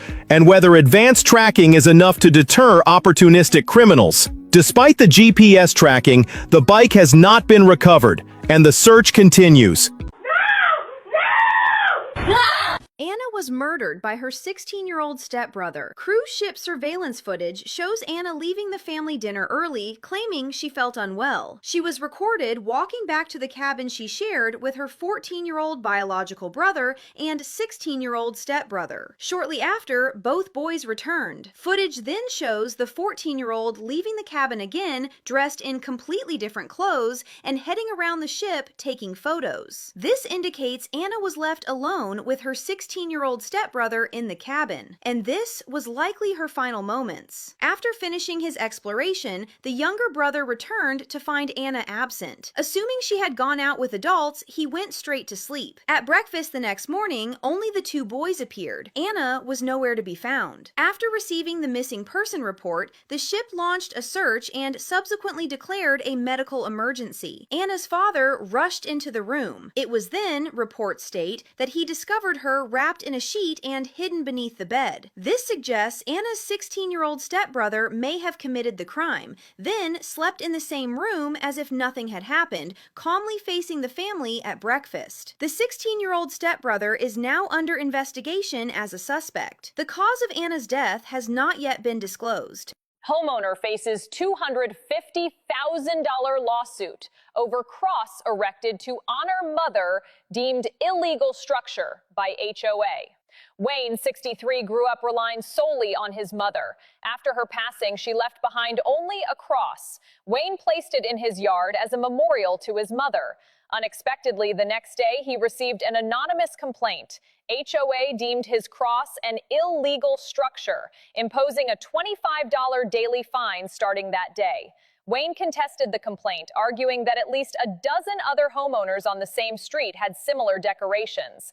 He refused to pay the fines. HOA then took him to court, demanding $250,000 in damages from Wayne, citing damage to the community's uniformity and spiritual environment. The case sparked online debate once exposed. Some called the community heartless, while others argued rules must be enforced. The case dragged on until a dramatic reversal occurred. The court ruled HOA had acted unlawfully, not only overturning the fines, but also ordering it to pay Wayne $173,000 in legal fees, plus $70,000 in damages. Wayne remained unsatisfied, believing the HOA had desecrated his mother's memory. A mother in Ohio is now being sued simply because she prepared breakfast for her son's classmate.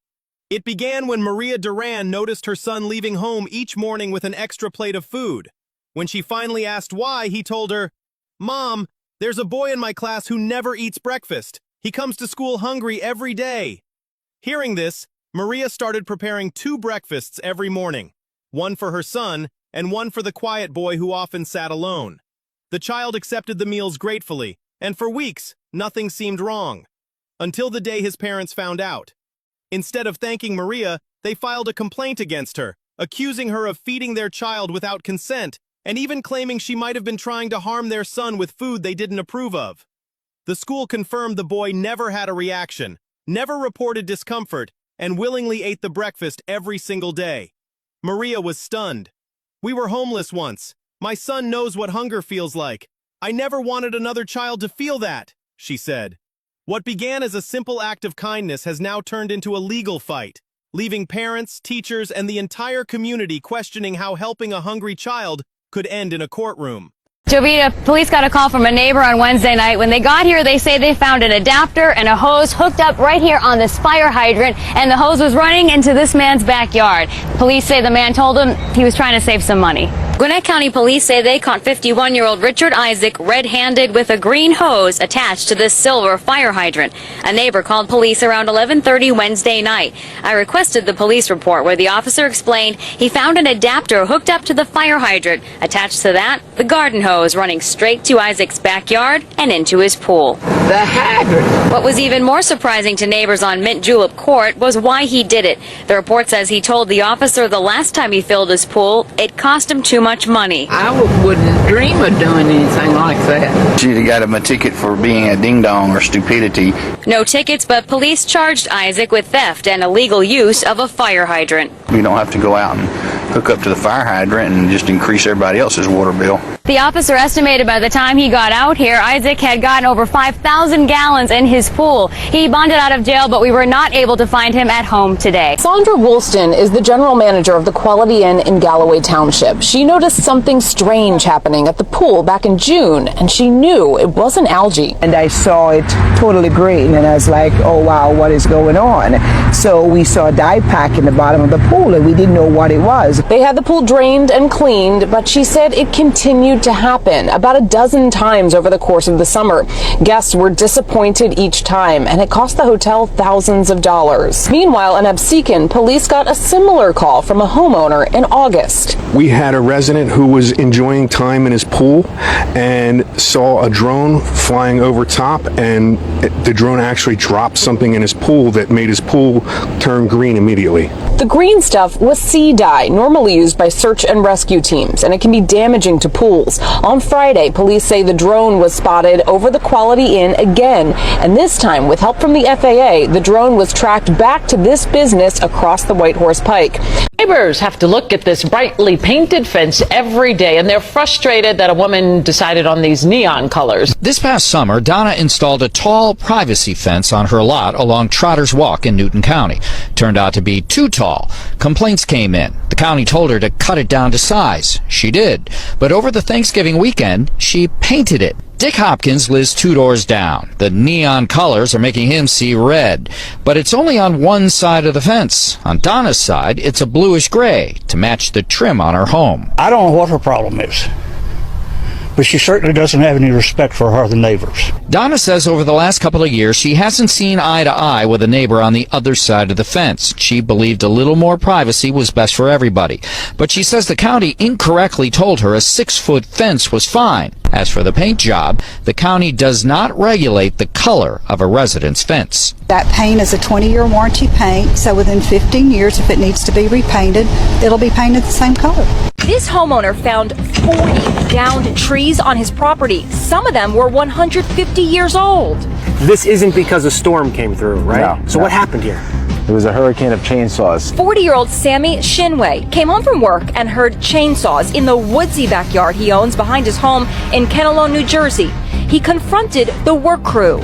So what are you guys doing? And they told me that they were hired to cut trees down. Except the problem is, this is your property, right? There's no question about that. Correct. That's not all. Some of the trees left standing had their tops lopped off.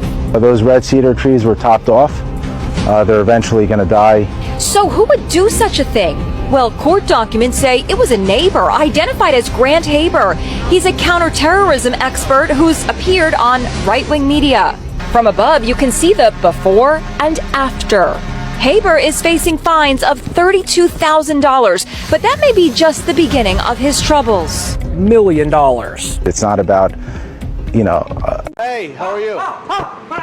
A Milpitas restaurant has been shut down indefinitely after a shocking surveillance video captured an employee slamming raw pork ribs onto the kitchen floor. And now the restaurant is demanding $50,000 in compensation from the worker they claim tried to ruin their business. The incident happened inside Foulet Restaurant, where security footage shows the employee lifting a tray of ribs and forcefully throwing them onto the dirty ground before picking them up again as if nothing had happened. The owner argues the act was intentional sabotage, claiming the employee wanted to destroy the restaurant's reputation and force a shutdown. But when county health inspectors arrived, the situation became even worse. Beyond the video, inspectors discovered live cockroaches, improper food storage, and multiple sanitation violations throughout the kitchen. According to officials, conditions were bad enough to require immediate closure. With the restaurant now locked and facing public backlash, the owner is taking legal action, filing a claim demanding $50,000, stating the workers' actions caused significant financial loss and long-term damage to the business. Community reaction has been intense, with customers expressing shock and anger, many saying they may never return regardless of the outcome. The investigation remains ongoing, and it's unclear whether the restaurant will ever reopen or whether the employee will face further charges beyond the financial lawsuit. 56-year-old man impersonates deceased mother to collect pension. The man's mother passed away in 2022. Instead of reporting her death promptly, he hid her body in a refrigerator. He then disguised himself by wearing his mother's clothes and wig, attempting to impersonate an 80-year-old woman. To maintain the deception and continue receiving the pension, he repeatedly posed as his mother. In his most recent attempt, he donned makeup, women's clothing, a wig, and a cane to feign advanced age, attempting to visit City Hall to update his mother's identity. Staff grew suspicious upon noticing discrepancies between his appearance and ID photos. His neck appeared too thick, and his hands lacked the skin texture typical of an 85-year-old, prompting them to alert authorities. Officers immediately responded, reviewed surveillance footage, and ultimately searched his residence. They discovered his mother's mummified remains hidden inside. Even more astonishingly, he had been collecting this pension for years before being exposed. After the story broke, netizens dubbed him the real-life Frank Gallagher. He says this is the latest hazard neighbors are finding. We don't understand why. When Dennis Sackett brought his car in for a tune-up, he learned a small silver nail was stuck in his tire. He was right back here. And Sackett says he didn't think much of it, chalking it up to bad luck, and replaced the tire. I didn't even think about the nails at that time. But then a few months later, I ended up getting a nail in the back tire on the other side. It was around that time neighbors started talking, saying they were finding roofing nails like these scattered in the streets. It isn't accidental. It's somebody doing it on purpose. People started finding the small silver nails in October. A few weeks later, someone started covering the nails in electrical tape. Etta Smith has 2 boxes full of nails. Some are silver, the others are painted black, making them tough to spot in the street. She picks them up during her walks through the neighborhood. Some days we'll pick up 20 nails, 25 nails, and other days maybe 4 or 5. Now he's asking neighbors to turn their home security cameras to face the street, hoping to catch who's ever throwing these nails. Is there a fashion revolution underway at airports this Thanksgiving? These travelers are taking extra care to look stylish. You wanted to go looking nice. Yes, it makes me feel good. U.S. Transportation Secretary Sean Duffy is asking people to dress better when they fly. Let's try not to wear slippers and pajamas as we come to the airport. His request is being met with, shall we say, mixed reviews. We found this traveler in a suit. It's a more pleasant public experience if one is dressing up, especially around holiday time. At LAX, this woman says she concurs with the Transportation Secretary. We represent class and style. This mom and daughter are split. Mom's dressed in high-end knitwear. Daughter is in pajamas. Your daughter is in, what, pajamas? Yeah. Which I don't agree with. I think it's more important to be comfortable on a plane so you could sleep. Other passengers also say they will stick to wearing comfy clothes while flying. I wear suits every day for work, so there's no way I would wear one on a plane. A man was ordered by his homeowners association to keep his RV door permanently open for inspection or face eviction. Carter had been homeless for 6 years. He recently inherited $214,000 from his mother's estate and used the money to purchase property near Conifer. He moved his RV there and bought a shipping container to store tools, dreaming of building a home. But that dream shattered in April when Carter received a notice from the HOA demanding he keep his RV doors permanently open or face eviction. This worried Carter greatly. He feared leaving the doors open would lead to theft of his belongings, and it would be too cold to sleep inside at night. So, as usual, he closed the doors. Unfortunately, the next day, he received an eviction notice from the HOA, demanding he move out within 3 days for violating community rules and disrupting order. Carter felt deeply wronged. He argued that since he had purchased the property outright, he had no reason to be evicted. He accused the HOA of harassment and extortion. Refusing to yield to the HOA, Carter prepared to file a lawsuit to defend his property rights. How did you feel when you found out roofers were doing your roof and you didn't ask them to? I wanted to get home right away. Son who called her to ask why she didn't mention they were getting a new roof. She says she rushed home to see a work crew had removed almost all the shingles from her home. The roofers had the wrong address and were supposed to be doing a roofing job 3 doors away. Campbell says there were roofing materials everywhere. They didn't just remove the shingles, they left the mess everywhere.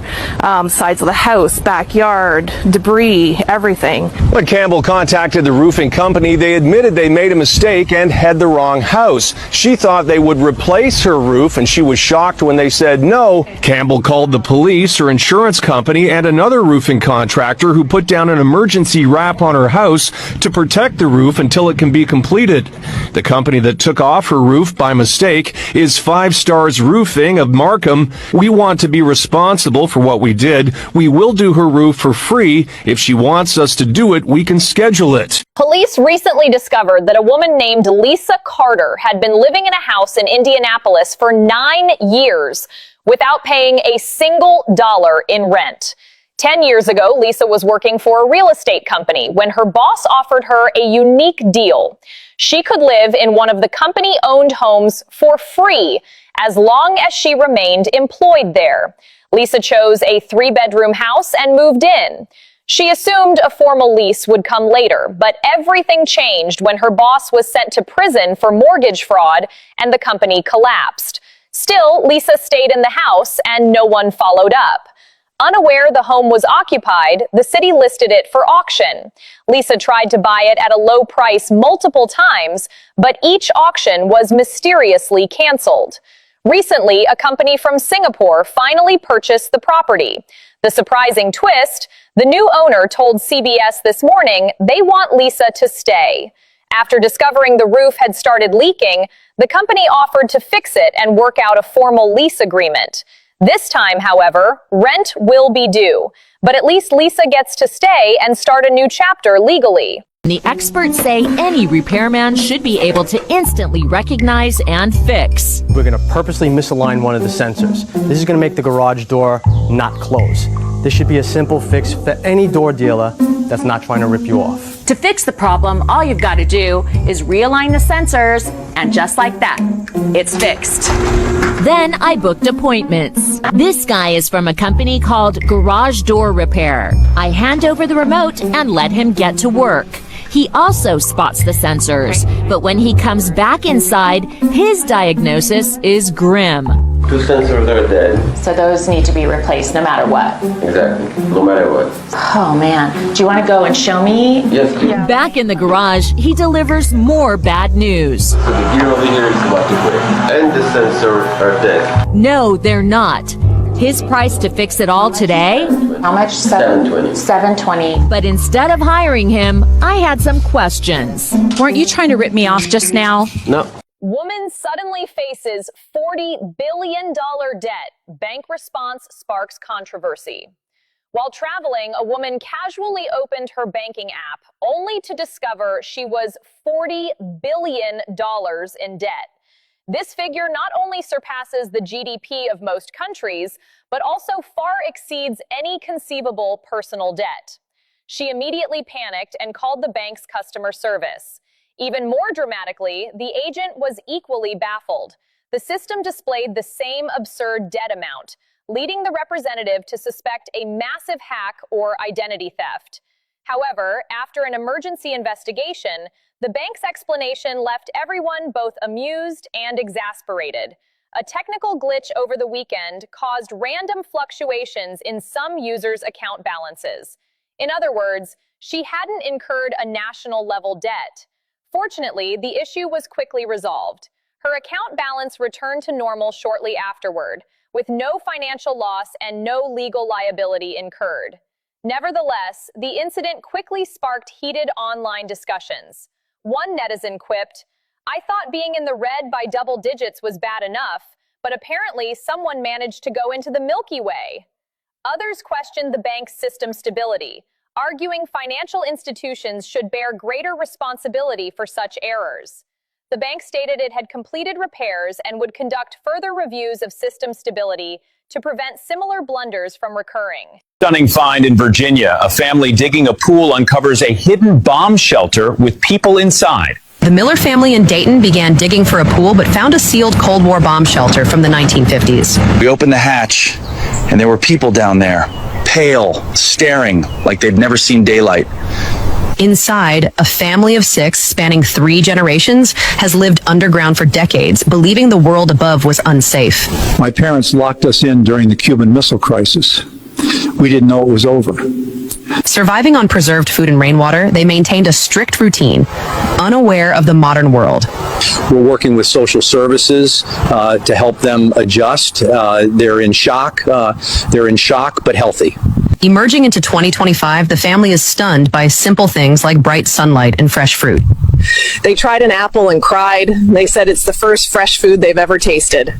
From a pool dream to a hidden past, this backyard unearthed a family frozen in time. What's next for them? Well, it's an unusual window to the world. A makeshift loft has popped up underneath an East Bay bridge. As the people of Concord headed off to work this morning, there were others, literally beneath them, living in the shadows. A man named Tony lives under this bridge in a tent with a woman friend. Piles of trash have accumulated, but there is something unusual here. A tiny loft, complete with a window, has been built, almost like a bird's nest under the eaves. I didn't even see him build it. It was just kind of there all of a sudden.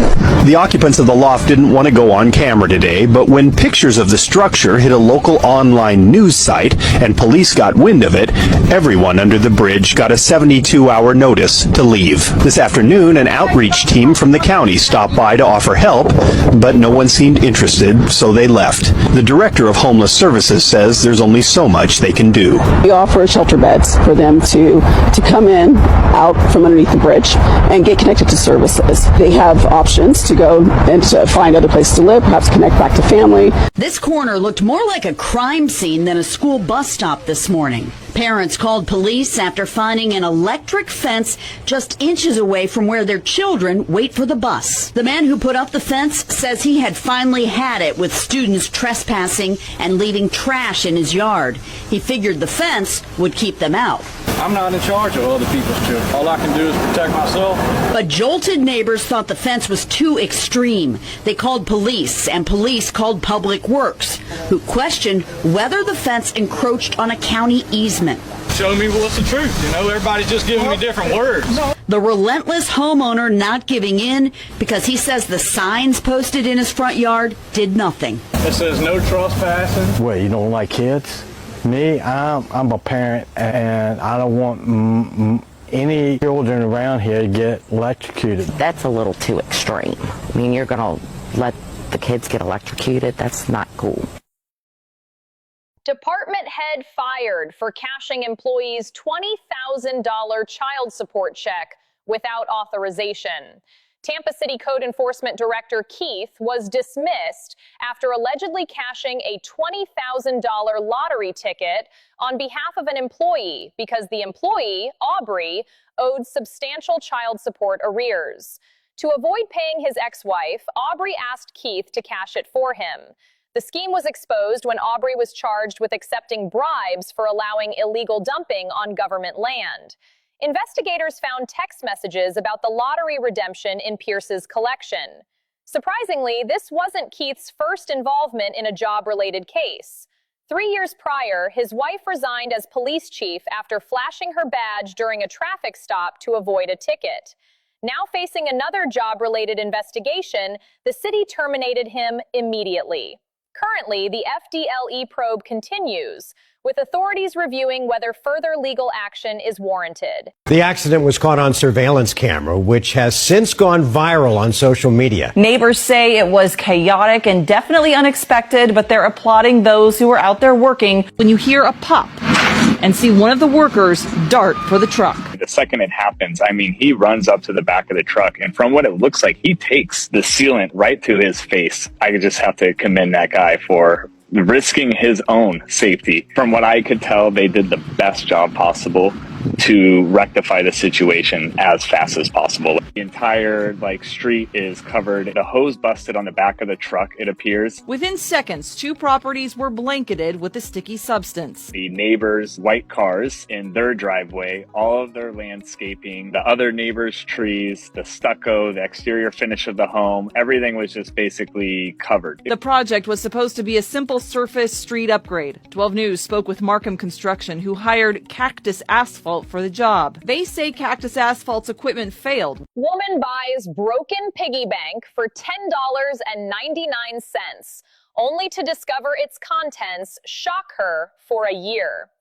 TikToker Katrina casually bought an old piggy bank, intending to take it home as decoration. But as soon as she sat in her car, she casually unscrewed the bottom.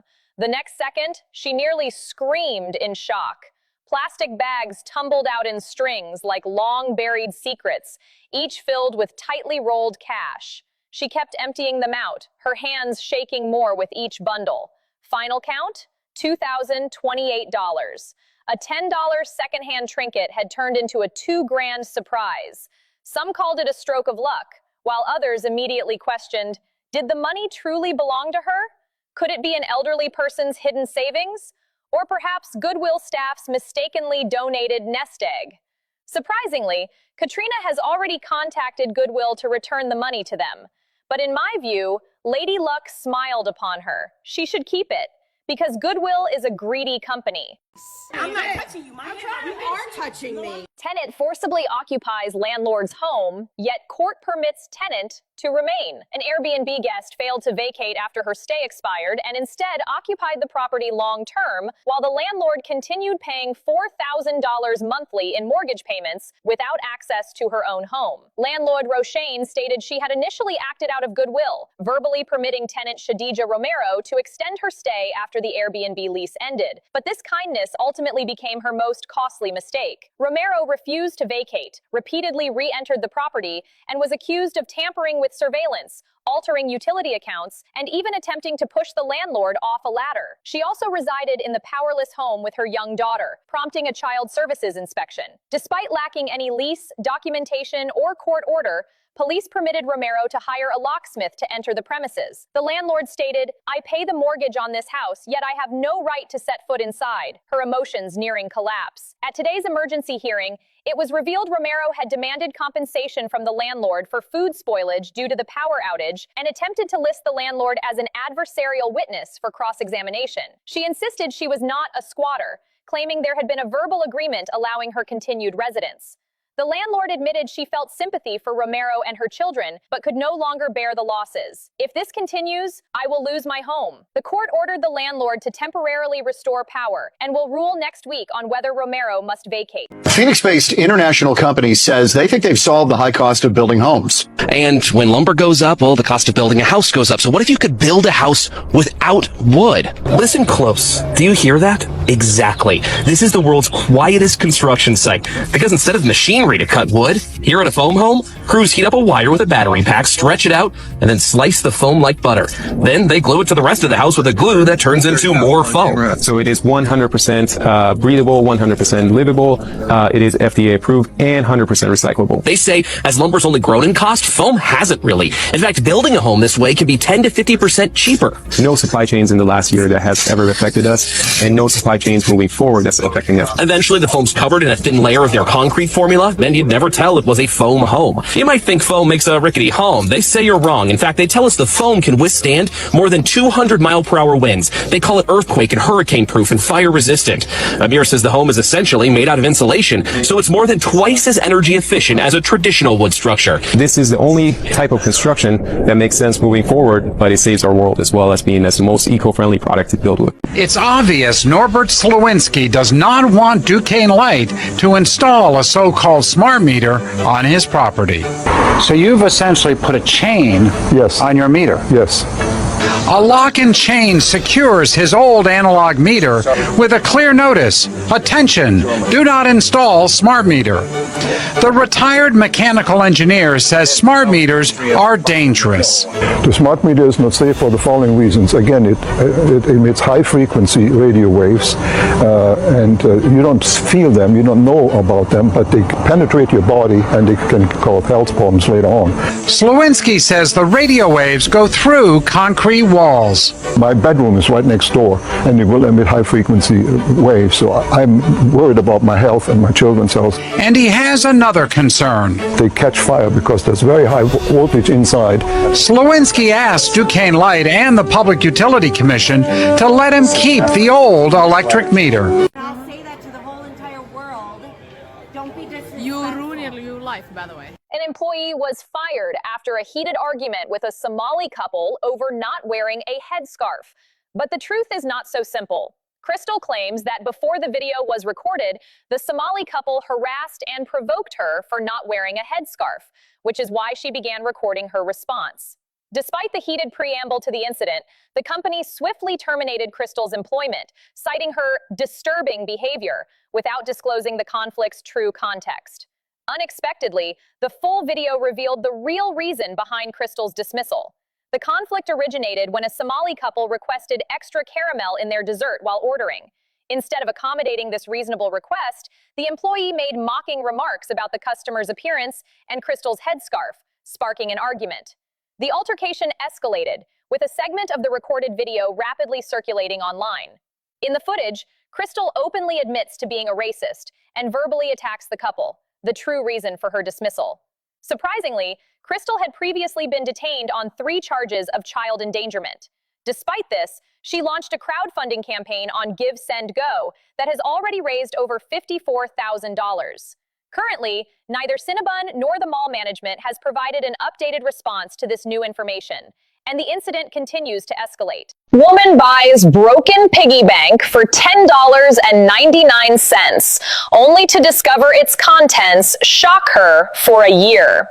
TikToker Katrina casually bought an old piggy bank, intending to take it home as decoration. But as soon as she sat in her car, she casually unscrewed the bottom. The next second, she nearly screamed in shock. Plastic bags tumbled out in strings like long buried secrets, each filled with tightly rolled cash. She kept emptying them out, her hands shaking more with each bundle. Final count? $2,028. A $10 secondhand trinket had turned into a $2,000 surprise. Some called it a stroke of luck, while others immediately questioned, did the money truly belong to her? Could it be an elderly person's hidden savings? Or perhaps Goodwill staff's mistakenly donated nest egg? Surprisingly, Katrina has already contacted Goodwill to return the money to them. But in my view, Lady Luck smiled upon her. She should keep it, because Goodwill is a greedy company. I'm trying to push my finger through it and I cannot. Like, it is so hard. It looks exactly like plastic. Woman sued after exposing branded turkey leg as synthetic meat. A woman purchased a turkey leg from a well-known brand, expecting it to be a normal product. To her surprise, the leg was covered in a plastic-like skin that peeled off easily with a gentle tug.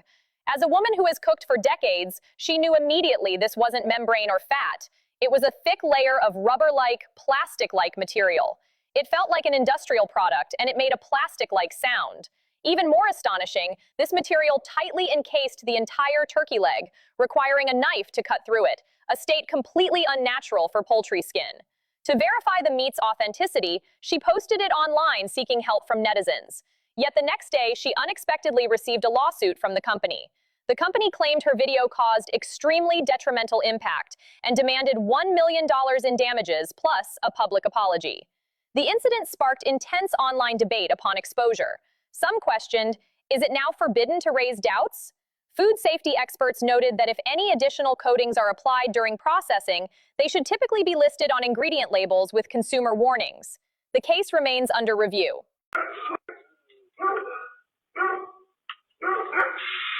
A DoorDash delivery driver sprayed pepper spray into food after being unhappy with the tip. The customer was rushed to the hospital after eating the food. Mark Carden and his wife said they ordered dinner through DoorDash and added a $5 tip in the app.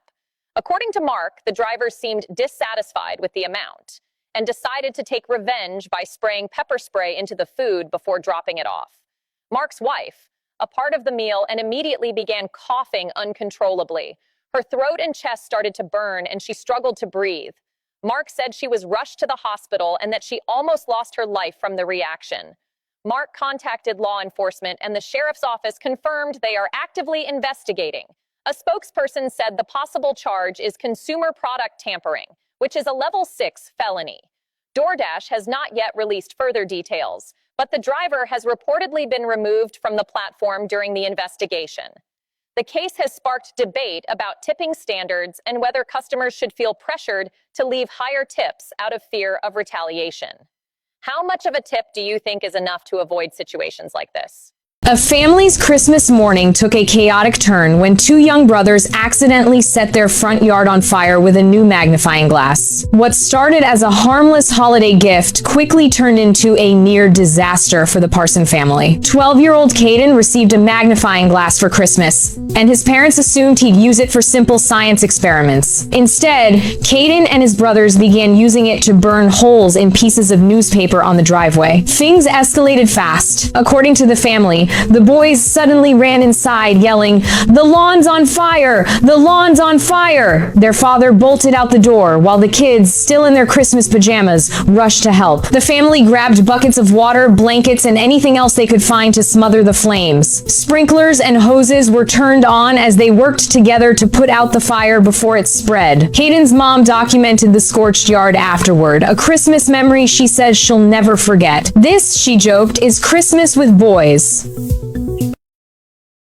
You want to pick another A? A of 1.1 million. The wig the girl bought turned out to be a used item from someone else, and when she demanded a refund, the seller refused. It all started as a routine online purchase. Girl Kelly picked out a so-called brand new high-end wig online with vibrant color and silky texture.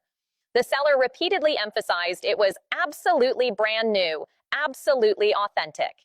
After paying a hefty price and picking it up in person, Kelly's face turned pale the moment she opened the package. Not only did the color differ drastically from the photos, but the roots showed obvious signs of prior use, with stray hairs from another wearer still tangled in the weft.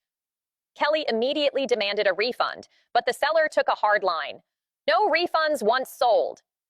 They even accused Kelly of deliberately picking faults, refusing to acknowledge any product issues.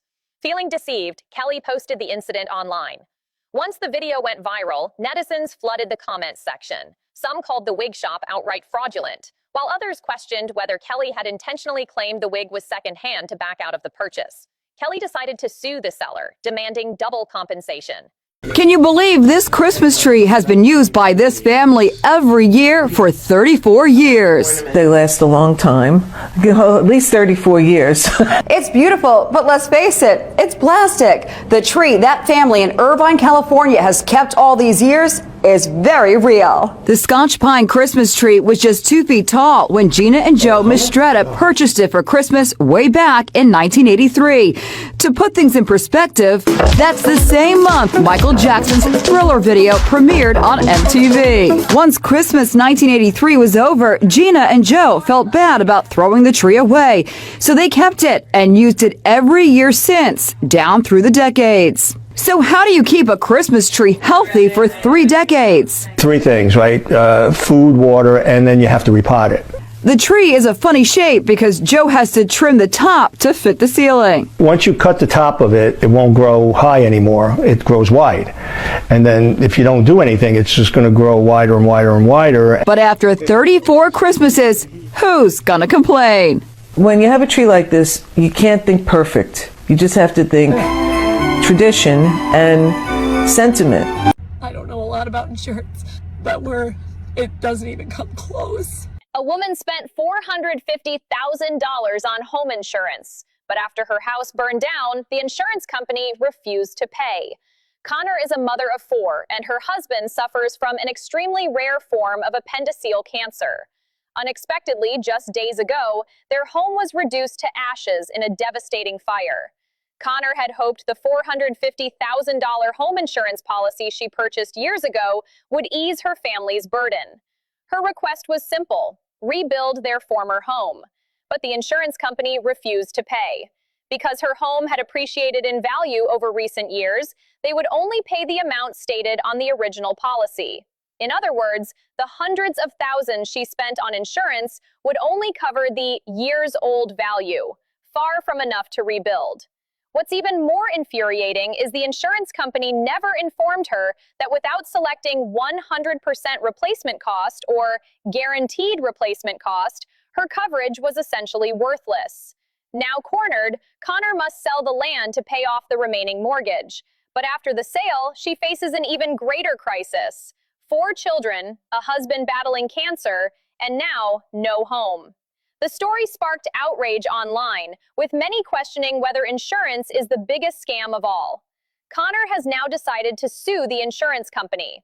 Among Florida's countless vehicles, one common feature stands out: license plate frames. These seemingly simple accessories have been flagged by police as potentially causing serious problems. Under a state law taking effect in October, any object that obscures or alters license plates, including decorative frames, is illegal. The new law significantly increases penalties, elevating what was once a minor traffic violation to a Class B misdemeanor. Violators now face up to 6 months in jail or a $500 fine. The announcement shocked many drivers who expressed frustration over what they consider an unnecessary regulation. Some even argue the law is misplaced, focusing on license plate frames instead of more serious issues like speeding or aggressive driving. However, auto repair shops point out this isn't a new problem. Many customers attempt to obscure license plates with oversized frames, rendering critical alphanumeric information unreadable. While owners typically remove frames before repairs, police emphasize that decorative frames remain illegal if they conceal license plates or inspection stickers. A passenger snapped off the wheels of his suitcase rather than pay the excess baggage fee.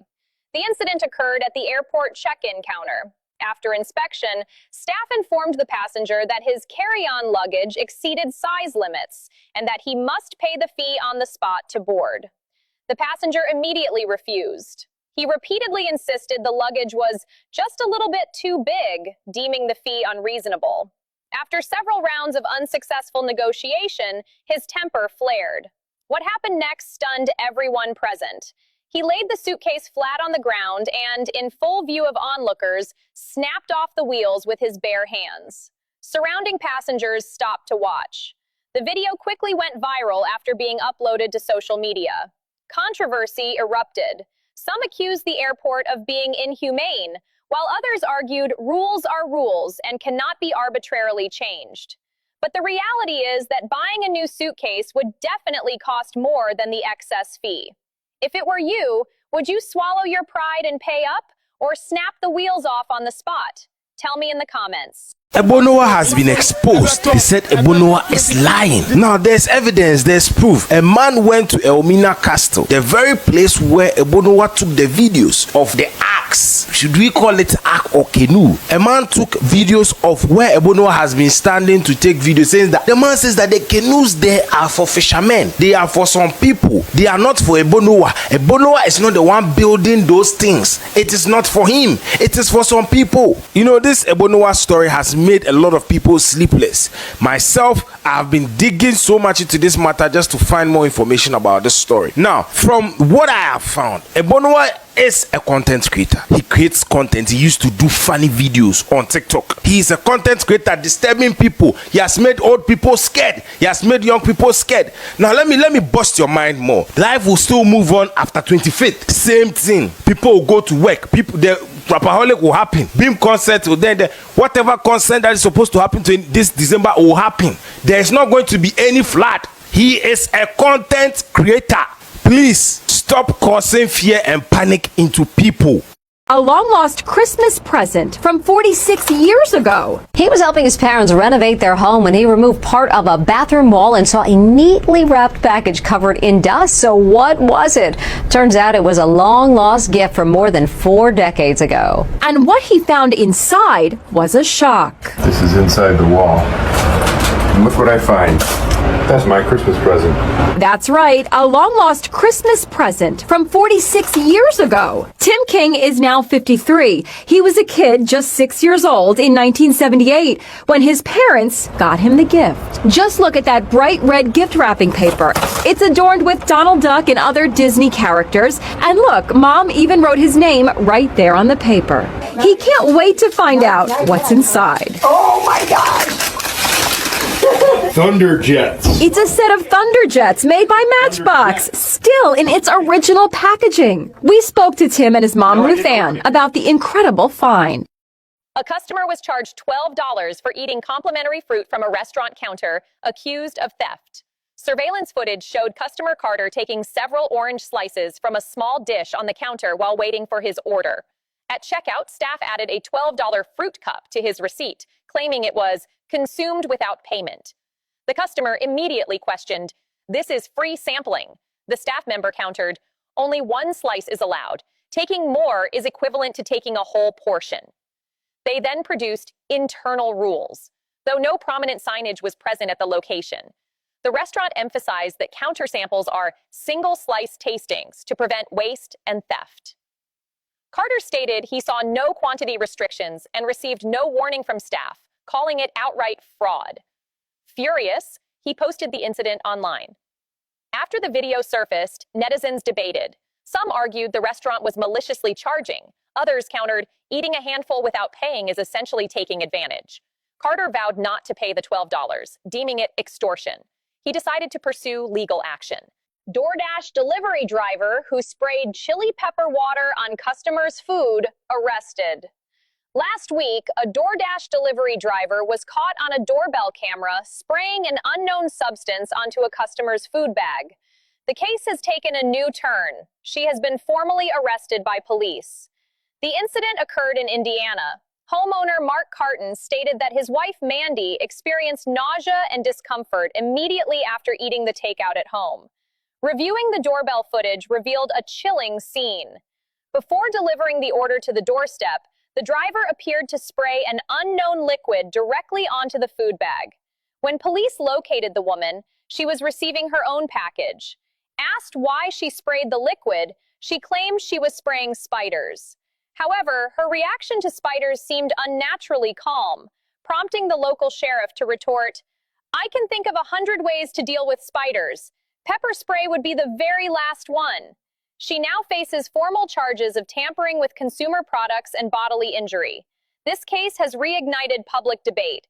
Who can guarantee the safety of takeout food these days? Christmas tree surrounded by more than 300 gifts. You can't even see your tree.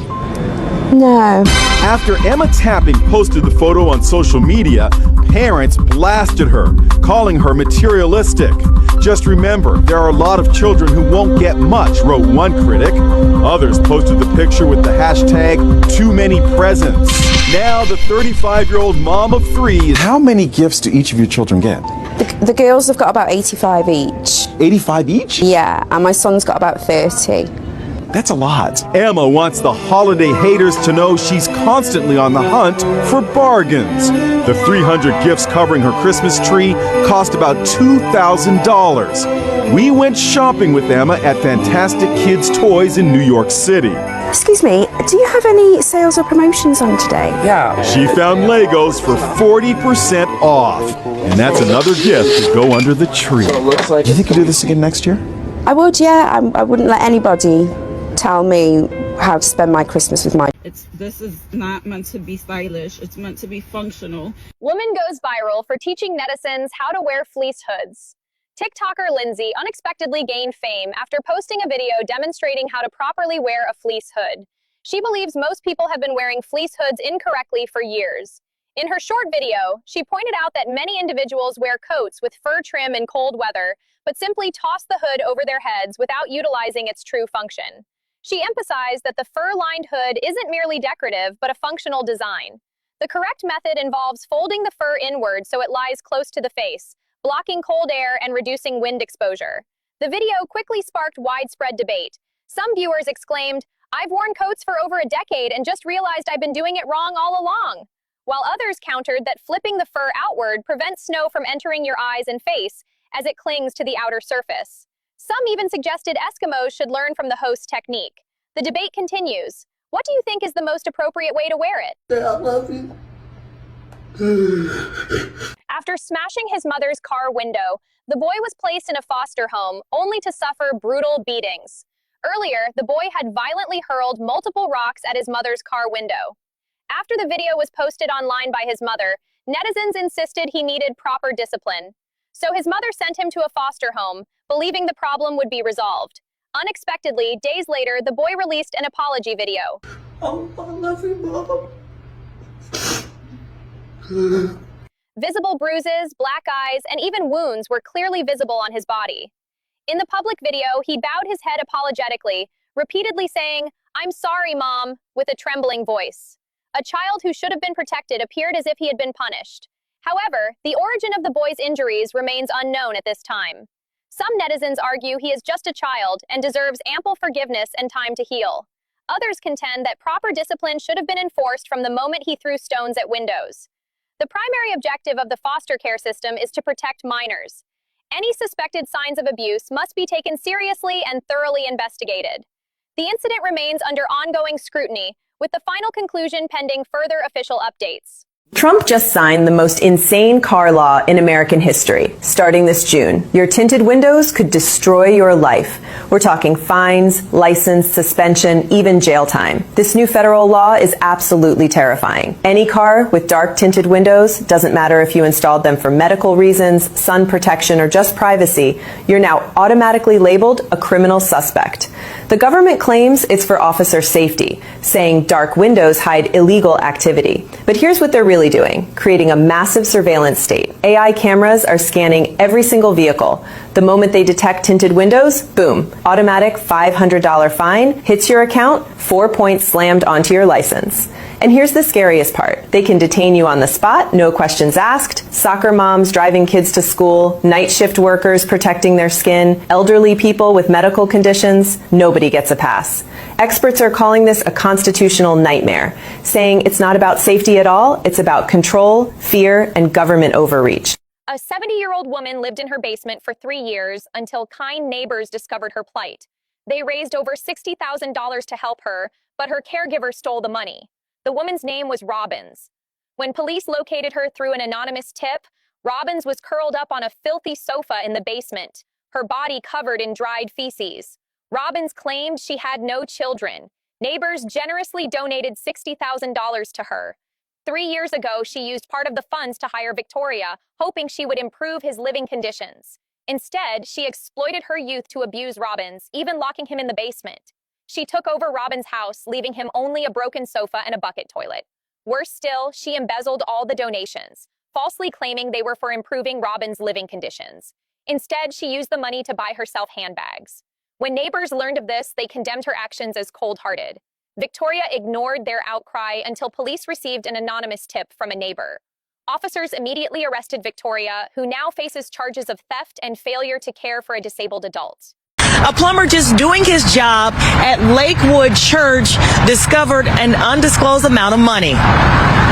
It was the craziest phone call we've ever had. This morning, the co-host asked people about valuable things they found and received a call from a plumber who recently did some work at Lakewood Church. There was a loose toilet in the wall, and we removed the tile. Well, they removed the tile, and about 500 envelopes fell out of the wall.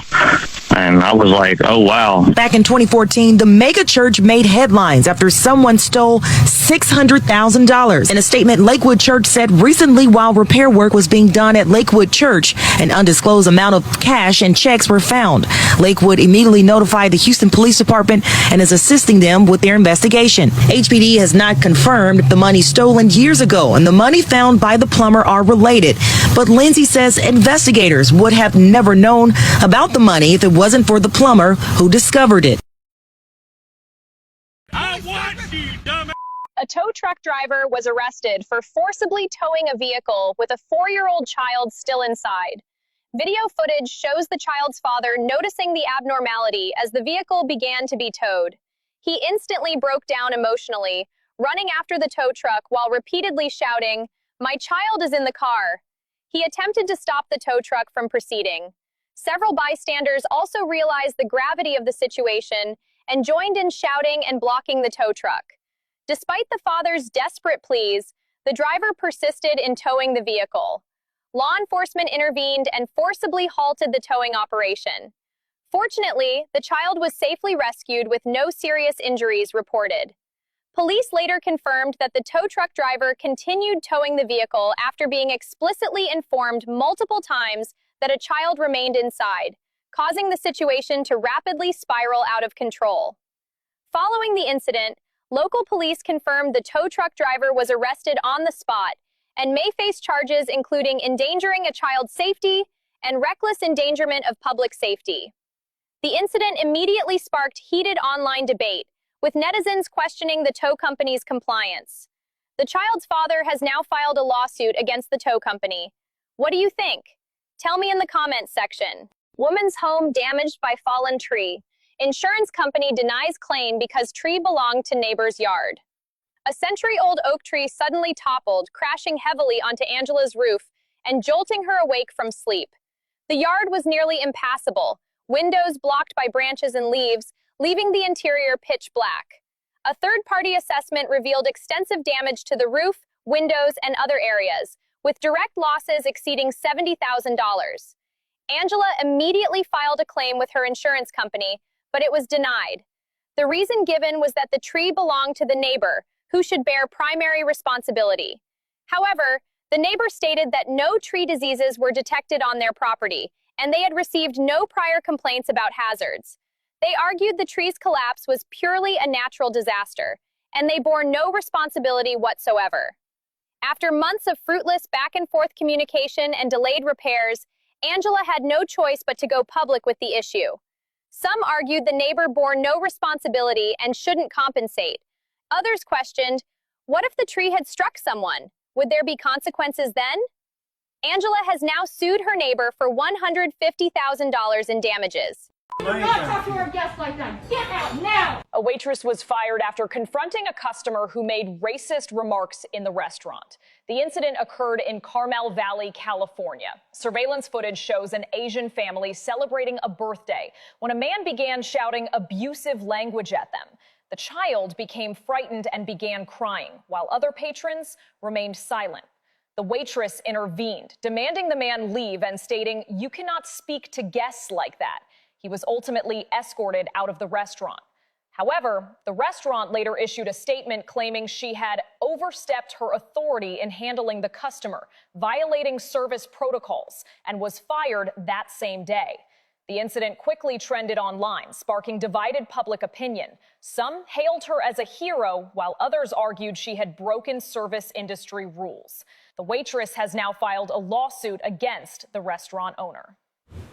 Do not talk to our guests like that. Get out now! Oh my God. Stranger after stranger, one after another. Why are they walking up to a nice lady's home and ringing the doorbell? They're all uninvited. What can I do for you? I'm here for Nikki. For who? For the past 9 months, Elaine White has been inundated with total strangers showing up at her front door in Plano, Texas. Why are they here? Turns out they think Elaine's house is the best little whorehouse in Texas. My address had been given out on a sex website that men go to, and they pay for sex by Venmo, and then they give them an address. And it's mine, and then they come here. You have to be scared. Strange men showing up at your door. Don't be scared, be prepared, and that's what I started doing. You can say that again. Elaine is so agitated about the men coming to her door, she's arming herself with a pistol. She's also posted warning signs across her lawn, and the police department put up security cameras on the street. But when the warnings don't work, gutsy Elaine has another way to send them running. Get off my front porch. School bus driver fired for posting English only sign. But the real reason is worth reflecting on. 66-year-old Diane had been a school bus driver for 12 years. Last year, she even invested her entire savings to improve safety on her bus. Because she loves children but has none of her own, she cherished the feeling of being with them. Unexpectedly, she was fired by Rohrer Bus for posting a sign reading English only on the bus. The real reason, however, wasn't discrimination, but the children on her bus. Recently, students had been using Spanish to verbally abuse others. To maintain order and safety, she chose this method to remind the students. Unexpectedly, the incident was exposed and she lost her beloved job. Diane consequently lost her income and health insurance. Now facing immense financial pressure, she has had to start taking antidepressants. The incident immediately sparked outrage among fellow Americans. Some argued that American students should speak English. Others criticized the driver for meddling. Diane has now filed a lawsuit against Juniata County School District seeking reinstatement. Diane stated she loves her job as a bus driver and has dedicated her life to it. A girl was expelled for punching a classmate who had harassed her. After discovering AI deepfake explicit images of herself and her friend circulating on social media, the girl immediately sought help from school staff.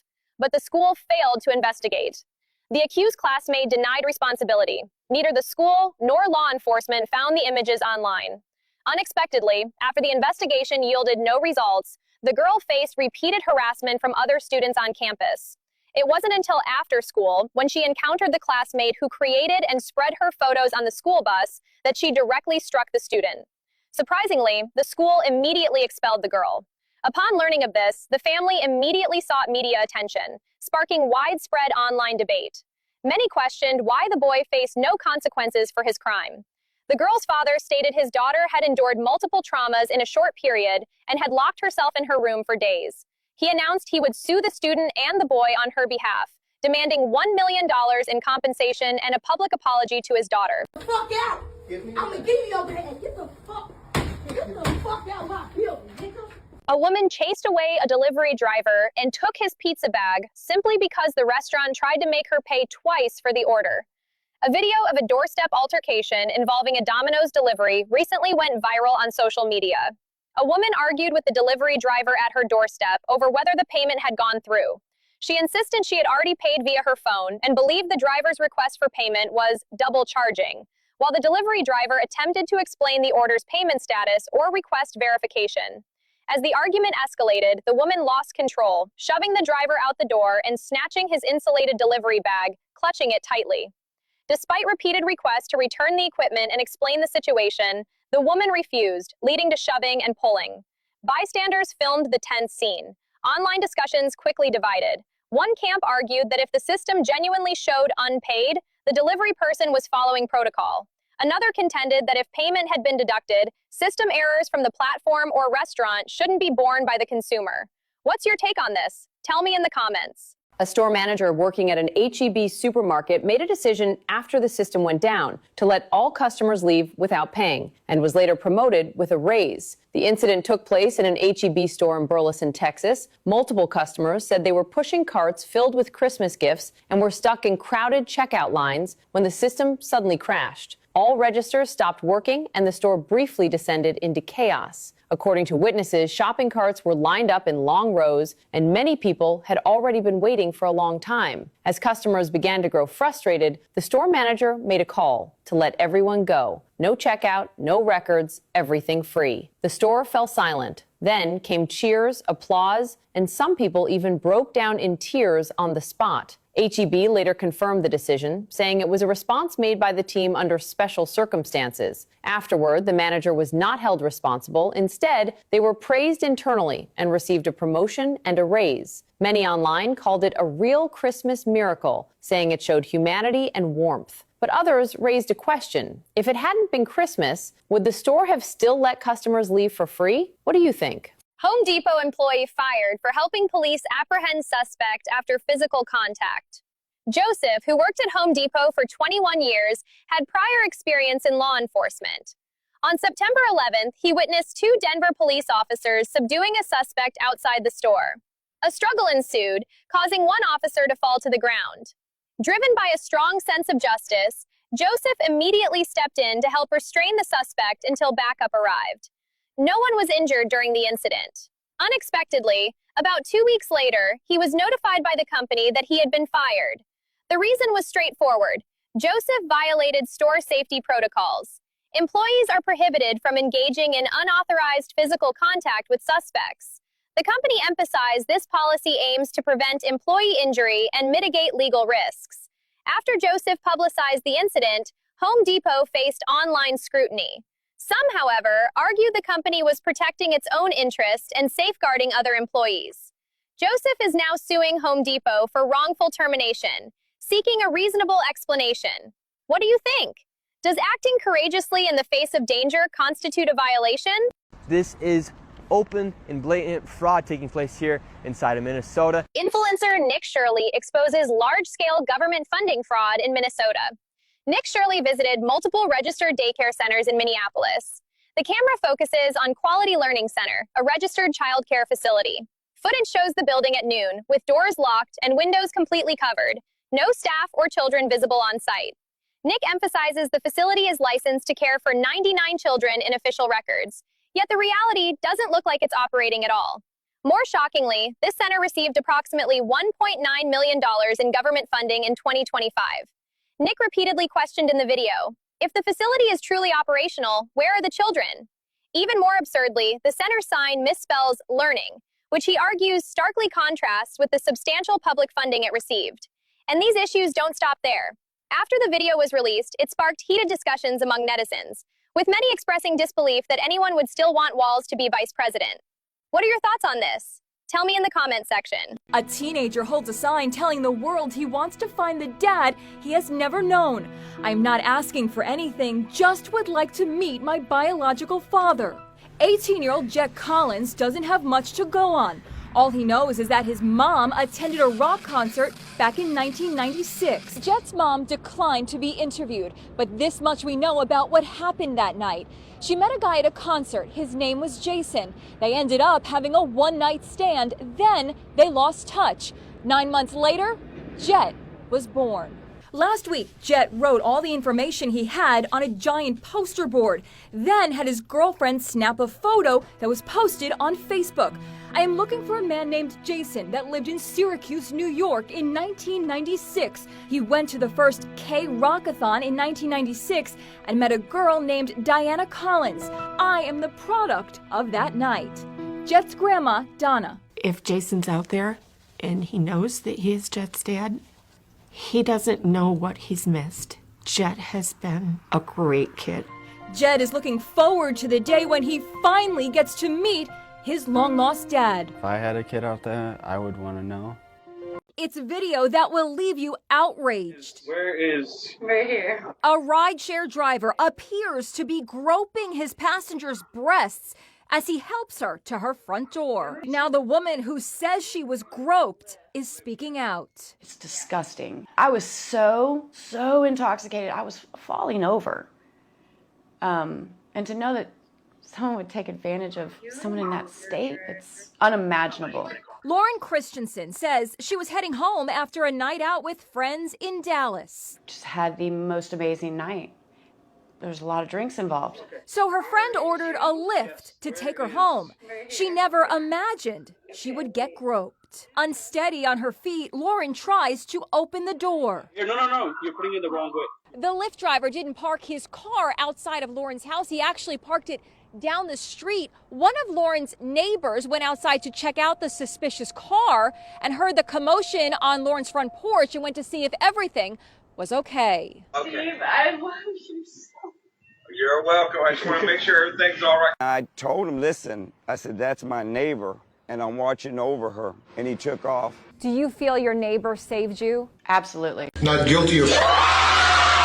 A police officer has been sued for rescuing an infant who was nearly suffocating. Deputy Sheriff Cord of Lee County, Florida, witnessed a mother frantically seeking help while holding her infant who was nearly ceasing to breathe. Cord approached, assessed the situation, and performed CPR.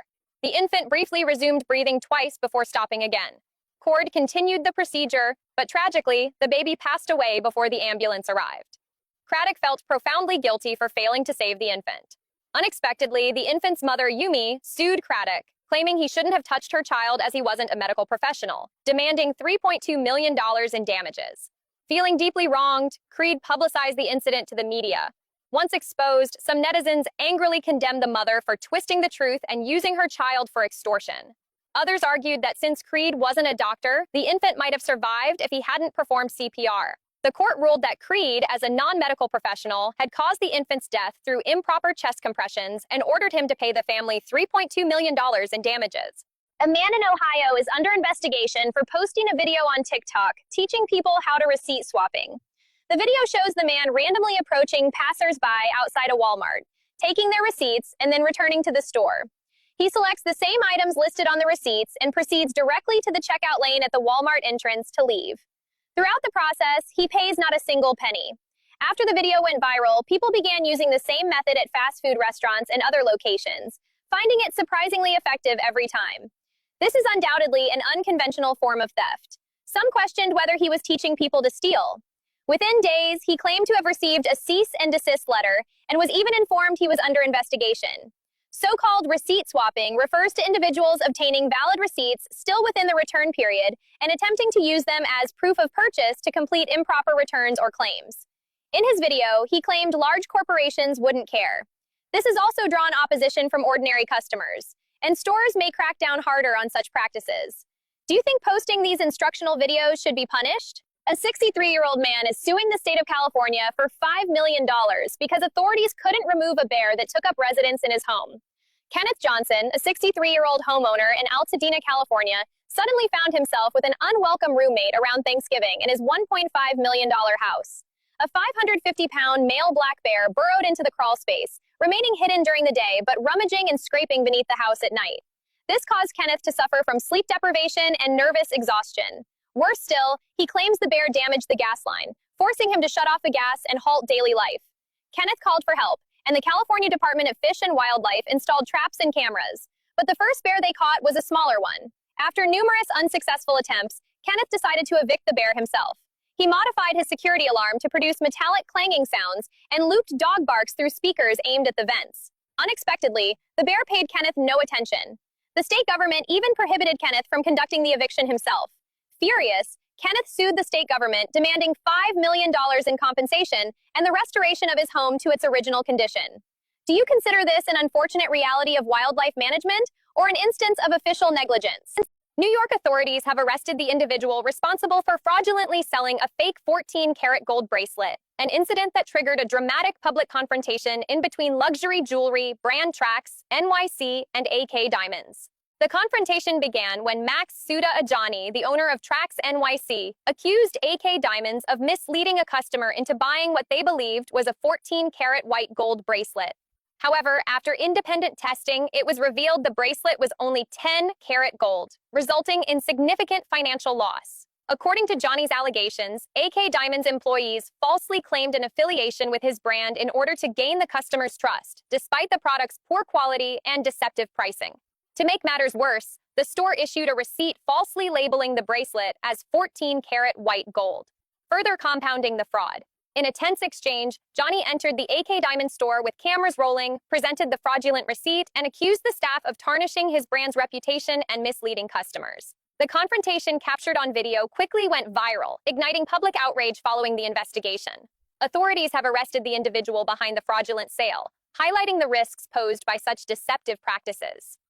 Experts emphasize that many consumers are unable to easily distinguish between gold carats, especially in white gold, making them vulnerable to scams. This case has sparked serious questions about the integrity of certain jewelers in New York's Diamond District. A man in Monroe County, he says that he is fighting an $11,000 water bill for water that he says he never used. Cameron Foss moved to Forsyth's River Forest neighborhood 2 years ago. What he didn't know was that the previous homeowners had connected a water line from his meter to the vacant lot next door. What they were using that water for was watering their garden. They had quite a large garden set up. When heavy rains caused the pipe to burst in February of 2023, over 1 million gallons flooded into the nearby river. Foss says he discovered the hidden connection only when a meter reader noticed his astronomical usage. During that 2-hour test, over 10,000 gallons of water had flooded. At which point he shut off the water until we could locate the issue. The previous owners tried filing an insurance claim, but when it was denied, Foss says they disappeared, one to the Carolinas and the other to India. That left him with an $11,000 bill and mounting frustration. They've given me 6 months to pay 10 years worth of water. Foss met with Forsyth Mayor Eric Wilson and city staff hoping for relief, but Wilson says the city's hands are tied. So now Foss says he's left with an impossible choice: pay for water he didn't use or lose service. Someone called the cops on me thinking that I was a homeless person with a baby. You can see Chapman Hamburg's surprise and amusement on the video he posted to social media. Now with nearly 50 million, it was Good Friday, and Hamburg says he was taking baby Florence, at the time only a month old, out for a walk, he says, to give his wife a break. The 32-year-old art studio owner and father says he had no idea his thrown-together outfit concerned someone, who then followed him and called police. An officer showed up at Hamburg's Huntington Beach home. You were going for a walk or something? Were you going for a walk, or like, is this your baby or something? I'm like, yeah. I'm like, why? What's up? And then he's like, oh, one of your neighbors saw you and thought you were homeless. After posting about the encounter, Hamburg says thousands of people chimed in. So many people in the comments were already saying, like, is it illegal to walk, to have a baby and be homeless? Hamburg says instead of getting upset, he thought he could use this viral moment as a teachable one, using his art to educate people about homelessness. Hamburg reached out to the United Way of Orange County and is now selling limited editions of his painting called Unseen Path together with the United Way. 20% of the proceeds going toward helping the homeless. Woman buys broken piggy bank for $10.99, only to discover its contents shock her for a year. TikToker Katrina casually bought an old piggy bank, intending to take it home as decoration. But as soon as she sat in her car, she casually unscrewed the bottom. The next second, she nearly screamed in shock. Plastic bags tumbled out in strings like long buried secrets, each filled with tightly rolled cash. She kept emptying them out, her hands shaking more with each bundle. Final count, $2,028. A $10 secondhand trinket had turned into a $2,000 surprise. Some called it a stroke of luck, while others immediately questioned, did the money truly belong to her? Could it be an elderly person's hidden savings? Or perhaps Goodwill staff's mistakenly donated nest egg? Surprisingly, Katrina has already contacted Goodwill to return the money to them. But in my view, Lady Luck smiled upon her. She should keep it, because Goodwill is a greedy company. Those people played with me. It's all coming back to me now, bro. Trax NYC explained to Aiden Ross during a live stream why he was so furious with AK Diamonds. Key personnel from AK Diamonds had been arrested in Trax. NYC had secured a victory, but the truth was far more complex. During the live stream Trax, NYC detailed the story of his dealings with AK Diamonds. It turned out this wasn't the first time AK had used him to deceive customers. They had collaborated for 4 years, during which the jeweler repeatedly discovered his customers were paying far more than the actual value of the jewelry they purchased. AK was behind it all, exploiting Trax and Wyke's good reputation to secretly cut costs, selling jewelry worth only $10,000 for $22,000. This was utterly unacceptable to Trax NYC. He told Aiden that AK had perpetrated this scheme throughout their entire 4-year partnership, deceiving both him and his customers, causing him significant financial losses. This was precisely why he chose to abandon recent transactions. A 7-year-old grabbed a neighbor's delivery, ate it, and ended up in the ER. His mother sued for $1 million. 80-year-old Yumi lives alone and relies on takeout. That noon, his order vanished from the hallway. Minutes later, pounding at the door, the neighbor accused Yumi of poisoning her son. Yumi was stunned. Her boy had stolen the food. Now she was blaming him. Police came. Cameras show the child taking the sealed bag from outside Yumi's door and eating it in the stairwell. The label listed allergens. Peanut butter was a main ingredient. The boy, who has a serious allergy, vomited and was rushed to the hospital. The mother argues Yumi left a dangerous item in a corridor, creating a hazard for children. Online, some say Yumi shouldn't leave food in shared space. Others say responsibility follows the eater, not the owner. Analysts note 2 lines: a parent's duty to prevent minors from eating unknown food, and a resident's limited duty after receiving a sealed meal. If labels and seals met standards, a $1 million claim will be hard to sustain. Yumi says his only intention was to eat his lunch, not harm anyone. 81-year-old Walmart cashier fired for taking a break on camera while working. Nora, 81, has no children and is still paying off a $160,000 mortgage. Her husband became unable to work after an injury several years ago, forcing her to keep working to pay off the mortgage. That evening, after finishing her shift, Nora sat down to rest for a moment. Unexpectedly, Devin, who happened to be passing by, noticed her. He chatted with Nora briefly, filmed a short video clip, added music, and posted it on TikTok with just one caption: "Life shouldn't be this hard." Surprisingly, the video surpassed 30 million views within days, drawing comments from around the world. Why is she still working at 81? But the video's popularity angered Walmart management, who immediately fired Nora. Devin's unintended act cost Nora her sole source of income, leaving her utterly devastated. To help Nora, Devin immediately launched a GoFundMe campaign to help Nora through this crisis. Within 24 hours, donations surpassed $100,000. Days later, Devin handed the funds to Nora in the parking lot. Tears welled up in her eyes, for this meant she could finally rest, rather than being pushed back to the checkout counter by mortgage payments and reality. 2 young teens have been sleeping outside on the porch in this freezing cold weather. It hurt every night to go to sleep and know these kids out here. Neighbors here on Leslie Street off Dexter say that 2 kids sleep every night on the porch. It seems like an extension of their home. There's a toothbrush, shoes, blankets, and more. And they've been sleeping here since July. In July, it was 80, 90 degrees. Now it's 20 degrees. You know what I'm saying? So something needs to be done. It's cold. They be out there at nighttime. What do you know about the parents? They get up every day and go to work. I know that. And neighbors say both police and CPS have been called, but still the kids remain sleeping outside. Video by Mark DeAndre Live has gone viral, showing the kids in this situation. Neighbors tell us that the kids do go to school and participate in extracurricular activities where they can eat and get cleaned up. That's just ridiculous. Ann Hughes, who was lifted by the rolling shutter, has passed away. In March 2024, as the shop's electric roller shutter was being raised, Ann's coat became caught in the mechanism. The shutter continued ascending, lifting her entirely off the ground and suspending her nearly 3 meters above the floor. Surveillance footage captured the scene, her feet dangling as she swayed outside the store entrance while bystanders panicked. After the video surfaced online, it rapidly went viral, amassing over 100 million views. Ann instantly became a household name as the internet-famous grandmother, most notably for her reaction.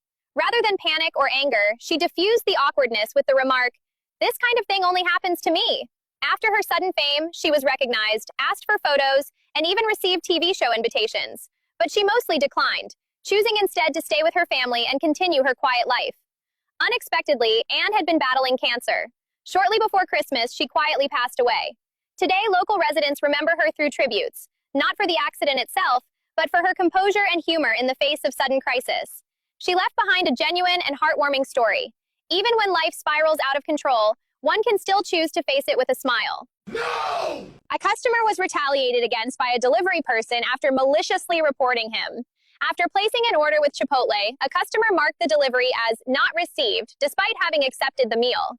Unexpectedly, the platform deducted the driver's wages without any proper procedure and permanently suspended his account. The now unemployed delivery driver tracked down the customer's apartment using order details, demanding she admit receiving the order, or he would report her for false claims and suspected theft. A heated argument ensued, but the customer persisted in denying the delivery. Days later, the driver confronted her at her workplace, explaining the situation to her manager and stating her false complaint directly cost him his job. The incident quickly gained traction on social media. Some netizens argued that the customer's malicious false reporting was unethical, and the platform system enabled such behavior, with the delivery driver seeking justice for himself. Others, however, pointed out that the delivery driver's actions crossed the line. Tracking her address and publicly confronting her at her workplace could constitute harassment or even threats. DoorDash has not yet responded to this incident. We will continue to monitor the latest developments. The popular American cookie brand Crumbl Cookies has been swept into a major hygiene scandal. A video that went viral on TikTok shows an employee at one of its West Melbourne, Florida locations taking off their shoes and placing their feet directly on trays used for holding cookies. In the video, the employee in socks is seen resting their feet on a stack of trays while using their phone. The act quickly sparked intense public disgust and anger, with many customers stating they were disgusted and vowing to switch to competitors as the video's popularity skyrocketed. Netizens demanded the specific store address be revealed so they could avoid it after the incident gained traction.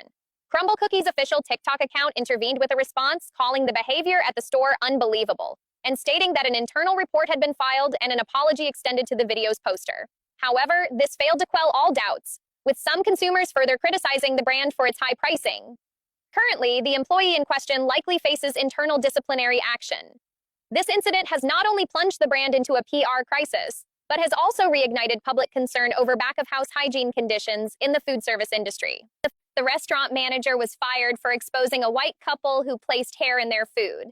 Surveillance footage shows the woman suddenly adjusting her hair while dining, then placing the strands she pulled out onto the table. You can see the man discreetly picking up the hair and putting it into his own food. He then summoned the manager, claiming hair was hidden in his meal and demanding compensation from the restaurant. The manager immediately apologized and agreed to prepare a new meal for the couple. Unexpectedly, the couple persisted. The man claimed he felt nauseous and vomited, insisting the restaurant assume food safety liability and immediately pay $1,000 in compensation. Suspicious, the manager reviewed the surveillance footage. Upon seeing the truth, he became furious and exposed the video. The couple, feeling ashamed, paid and left.